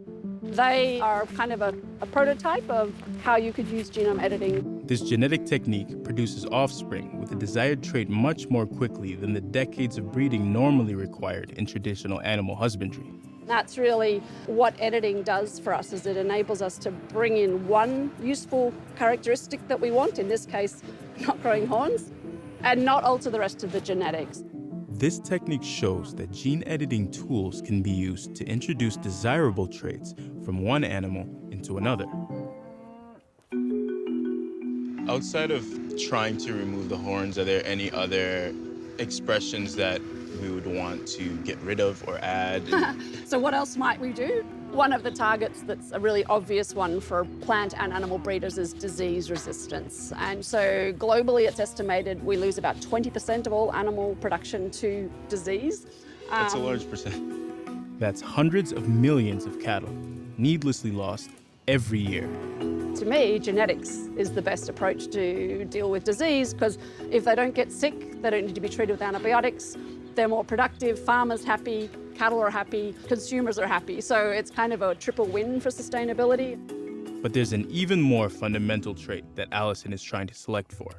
In the beef cattle industry, we would actually prefer males. That's because male beef cattle produce quantitatively more meat per pound of feed than females. So Allison is also using gene editing to breed cattle who only produce male offspring. To achieve this, she inserts a special gene into cow embryos in the lab. This makes selecting the male sex possible. This could save more animals from being slaughtered, and techniques like these could be used to insert disease resistance, potentially reducing the need for antibiotics. In fact, a gene-edited embryo was implanted into this cow just 3 months ago. And there's Princess. So in a few short moments, we're about to see an ultrasound of a cow here. Veterinarian Brett McNabb is going to perform an ultrasound on Princess to see if the gene-edited embryo has taken hold. We're just going to make sure that the pregnancy is still healthy and viable from what we can tell. So an ultrasound on a cow is not quite the same as an ultrasound. The principles are the same, but our approach is a little bit different. Allison's checkup may depend on the whims of this mama cow to get the ultrasound scanner up her, well, you know.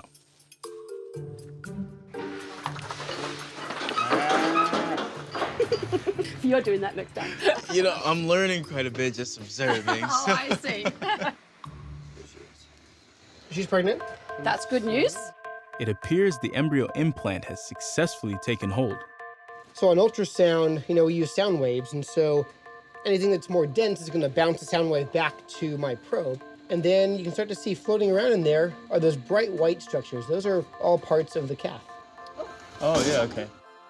Based on certain structures, we can sex the calf, and it looked like a male. For Allison's endeavor to breed male-only beef cattle, this is a significant milestone. While these techniques are still experimental and haven't yet been approved by the FDA, Allison believes that consuming products from gene-edited cattle poses no threat to human health. Artificially selecting for the male sex could make cattle production more humane and more efficient. There are some pretty compelling benefits that outweigh the risks. Seeing the genetic engineering of livestock up close and personal is absolutely mind-blowing. In the future, engineering the genes of farm animals speeds up their evolution as useful domestic species. A new variety of cow, gene-edited to dramatically reduce the emission of the climate-damaging gas methane, is vastly reducing global warming. Organs from genetically modified pigs are safely implanted into humans without fear of rejection from the immune system. No one dies from a lack of an organ donor anymore. Humans have selectively bred plants and animals, refining the traits for thousands of years. We've even created hybrids by mating creatures from two different species. For example, a donkey and a horse make a mule. But in the lab, mixing up genetics can result in anything and, well, everything. Jellyfish DNA spliced into a bunny results in a fluorescent bunny. When spider DNA is edited into goats, their milk can be spun into spider silk. Hybrids like these are often bioengineered for research purposes. But one scientist is using CRISPR's crossbreeding abilities to do something truly ambitious. He's bringing back the genes of extinct species. I'm in Cambridge, Massachusetts to meet Dr. George Church, a legend in the field of genetics. one of the originators of gene engineering. He's been working in Russian Siberia to find the remains of woolly mammoths, with the aim of resurrecting their DNA to fight climate change. There's unfortunately lots of melting ice in Siberia, and so there are millions of mammoths that are frozen that are becoming exposed. We had access to 6 really excellently frozen specimens that had never thawed in 40,000 years. When you were grabbing the samples from the woolly mammoth, anatomically, we're dissecting big chunks of mammoth legs with a drill bit, and we're kind of suited up because there's meat flying all over the place. Due to overhunting and environmental changes, woolly mammoths began going extinct around 10,000 years ago.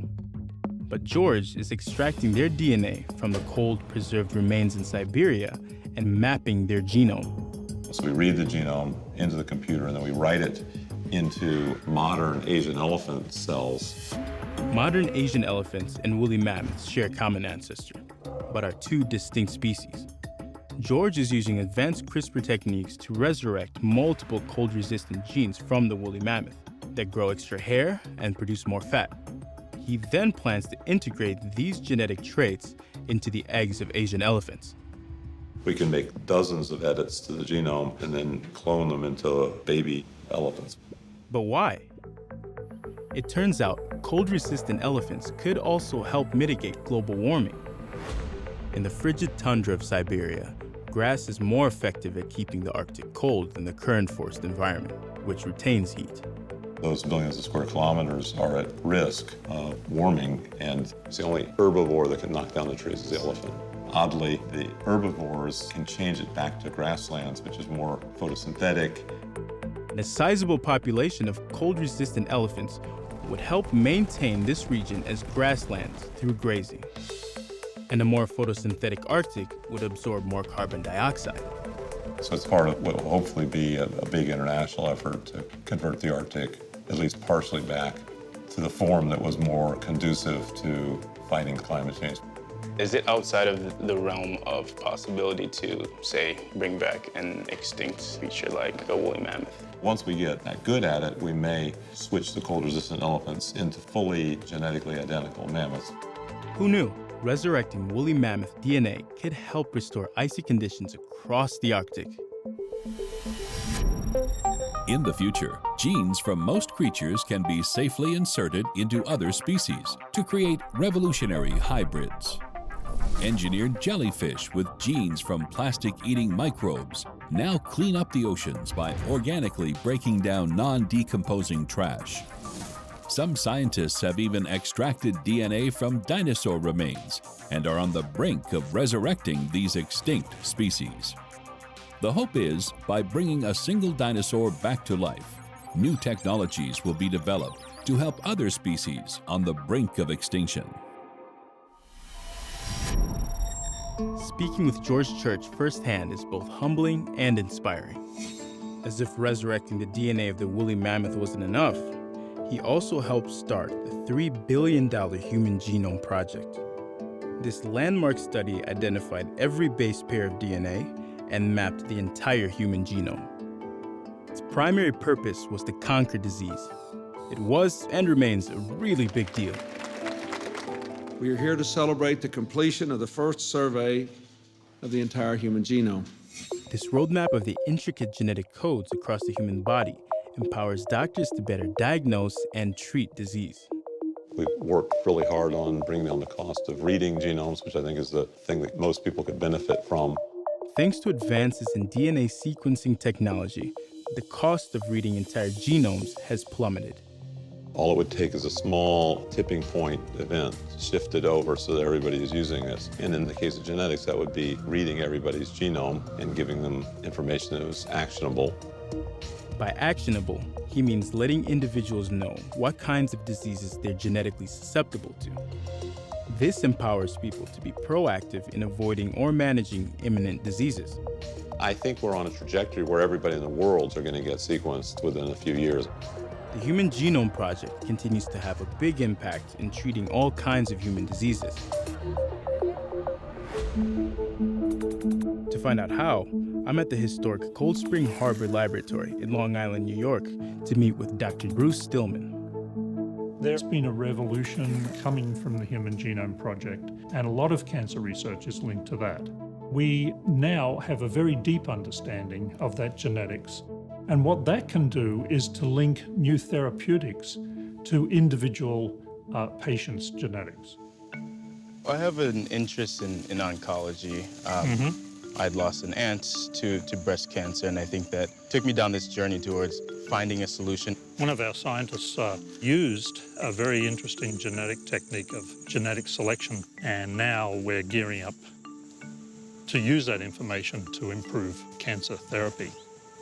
Founded in 1890, this lab is home to 8 Nobel Prize winners. So this was the first lab at Cold Spring Harbor, and it's still used. This is a cancer laboratory, so still used for cancer research. Scientists here are using gene editing techniques, including CRISPR, to develop new ways to fight cancer. These advances are leading to treatments tailored to work with an individual's unique genetics. So for instance, if you have a mutation in a particular gene that causes lung cancer, there is a therapeutic that is targeted to that lung cancer. But in the shadow of its long history of using genetics to improve human life, Cold Spring Harbor Labs do have an unfortunate and dark past. What happened in the 19-teens and the 1920s was that scientists began to believe that a lot of traits were inherited by individual genes when in fact they weren't. This led to an era of what's called eugenics. That is, the selective breeding of humans. Cold Spring Harbor Labs even opened a eugenics records office to gather biological information on the American population. At the time, people with certain traits that some believed to be desirable were deemed fit to reproduce, while minorities and those with disabilities were blocked from marrying and were even sterilized. That eugenics movement got way off track from science. Scientists pushed back against this eugenics movement, and by the 1930s, it was effectively shut down in the United States. Despite this skeleton in the closet, it's important to know our history so as not to repeat it. And from what I see at Cold Spring Harbor Labs today, I think there's plenty of room to be optimistic. When real science is conducted, true progress can be made. And the best place to start is with affected children. We have worked on a disease called spinal muscular atrophy, which is a mutation that children inherit. The child will eventually die, but the laboratory developed a drug which actually prevents these children from dying and actually gives them a fairly high quality of life. All this makes me think of young Annabelle Frost and her debilitating genetic disorder. And this kind of research fills me with hope. In fact, genetic engineering can even remedy genetic disorders like sickle cell anemia. Caused by mutation, this disease deforms blood cells into hook-like shapes, which can stick together and cause life-threatening blood clots. CRISPR is now being used to change genes in sickle cell anemia, where you then transplant back into those patients cells in the blood system that will essentially reverse the sickle cell disease. And so those types of trials are occurring now with CRISPR. Recently, scientists gene-edited a patient's own stem cells that produce bone marrow. They then re-injected these altered cells back into her body. Amazingly, this therapy cured the patient's sickle cell disease for the first time in history. Technologies like CRISPR are incredibly powerful and can change the world. They also have the potential for changing humanity as itself. But there are limitations. The CRISPR technology is not perfect. And sometimes it makes mistakes in the genetic reworking that could be catastrophic. This means CRISPR's implementation directly into humans remains a risky prospect. But one visionary scientist is aiming to give gene editing techniques an even higher level of precision. Dr. David Liu of the Broad Institute of Harvard and MIT is working on tools and techniques that may one day lead to the safe gene editing of humans. He's developing a new gene editing tool called prime editing. Can you tell me a little bit about your work in that regard? So the machines that nature provides us, like CRISPR-Cas9, often don't do what we want them to do. The result of breaking that double helix most frequently disrupts genes to cause the deletion or insertion of small numbers of DNA letters at the cut site. Both CRISPR and prime editing technologies work by cutting DNA. But in some sensitive situations, CRISPR technology can be too blunt of a tool. That's because it breaks both strands of the double helix. In rare instances, this can disrupt a gene in unintended ways. But prime editing is more like a pair of tweezers. It breaks only one strand of the double helix, allowing scientists to very precisely change a single base pair. This is like changing one note in a musical score. For most diseases with a genetic component, it's believed that in order to treat the disease, you need to precisely change that mutated gene back to the normal DNA sequence. This ultra-precise technique means David can replace an individual mutation on a single step of DNA and not an entire section of the latter. So you can make those kinds of changes using prime editors, the kinds of changes that we believe could directly correct genetic disease-causing mutations. In the lab, David has successfully corrected mutations for genetic diseases, including Tay-Sachs and cystic fibrosis. And he thinks this prime technology will soon be ready to help people with genetic disorders, like Annabelle. How far off would you say is a potential human application? We should have some of the first drugs ready by perhaps as early as within the next 5 or 10 years. It's an incredibly exciting time. If you had asked me 5 or 10 years ago, I would have said it still is in the realm of science fiction. Yeah, that's wonderful. This experimental technique will become science fact, giving affected individuals the prospect of a better life. But for now, reworking the genetic codes of people remains controversial. In 2018, a researcher stunned the world by using CRISPR to gene-edit HIV resistance into the embryos of a pair of twins. Called germline editing, this technique on humans was considered premature and was widely condemned in the scientific community. The first gene editing in humans was a profound misuse of science, with profound implications in society in general. The involved parties were punished for disregarding safety regulations. Fortunately or unfortunately, the Pandora's box of genetic engineering has been thrown wide open. In many ways, this is one of the costs of doing science. The technology itself is agnostic, it's neither good nor bad. The real question is, what do people do with that technology? And how careful and or mindful are they to the potential unintended consequences that we have? With the depth of control over evolution that gene editing enables, in breeding plants, animals, and eventually humans, we're entering uncharted waters as a species. It's difficult to draw a hard line between where progress should stop and where our morality or our ethics should come in. Some might argue that some lines have to be crossed to make progress. And there has been much progress, especially in agriculture. Today, more than 90% of corn and soybeans are genetically modified, or GMO. These crops require less pesticide, land, and water. Scientists are also using gene editing to develop crops that are more nutritious and even drought-resistant.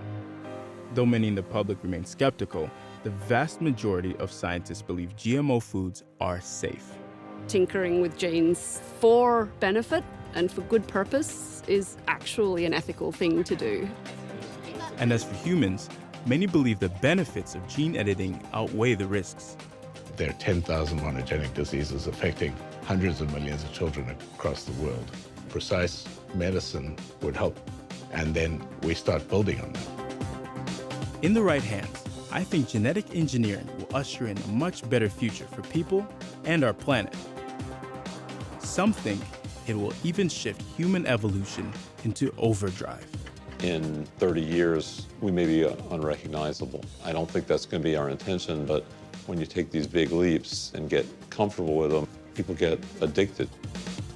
I'm hopeful that gene editing technology will ultimately help people like my aunt and Annabelle.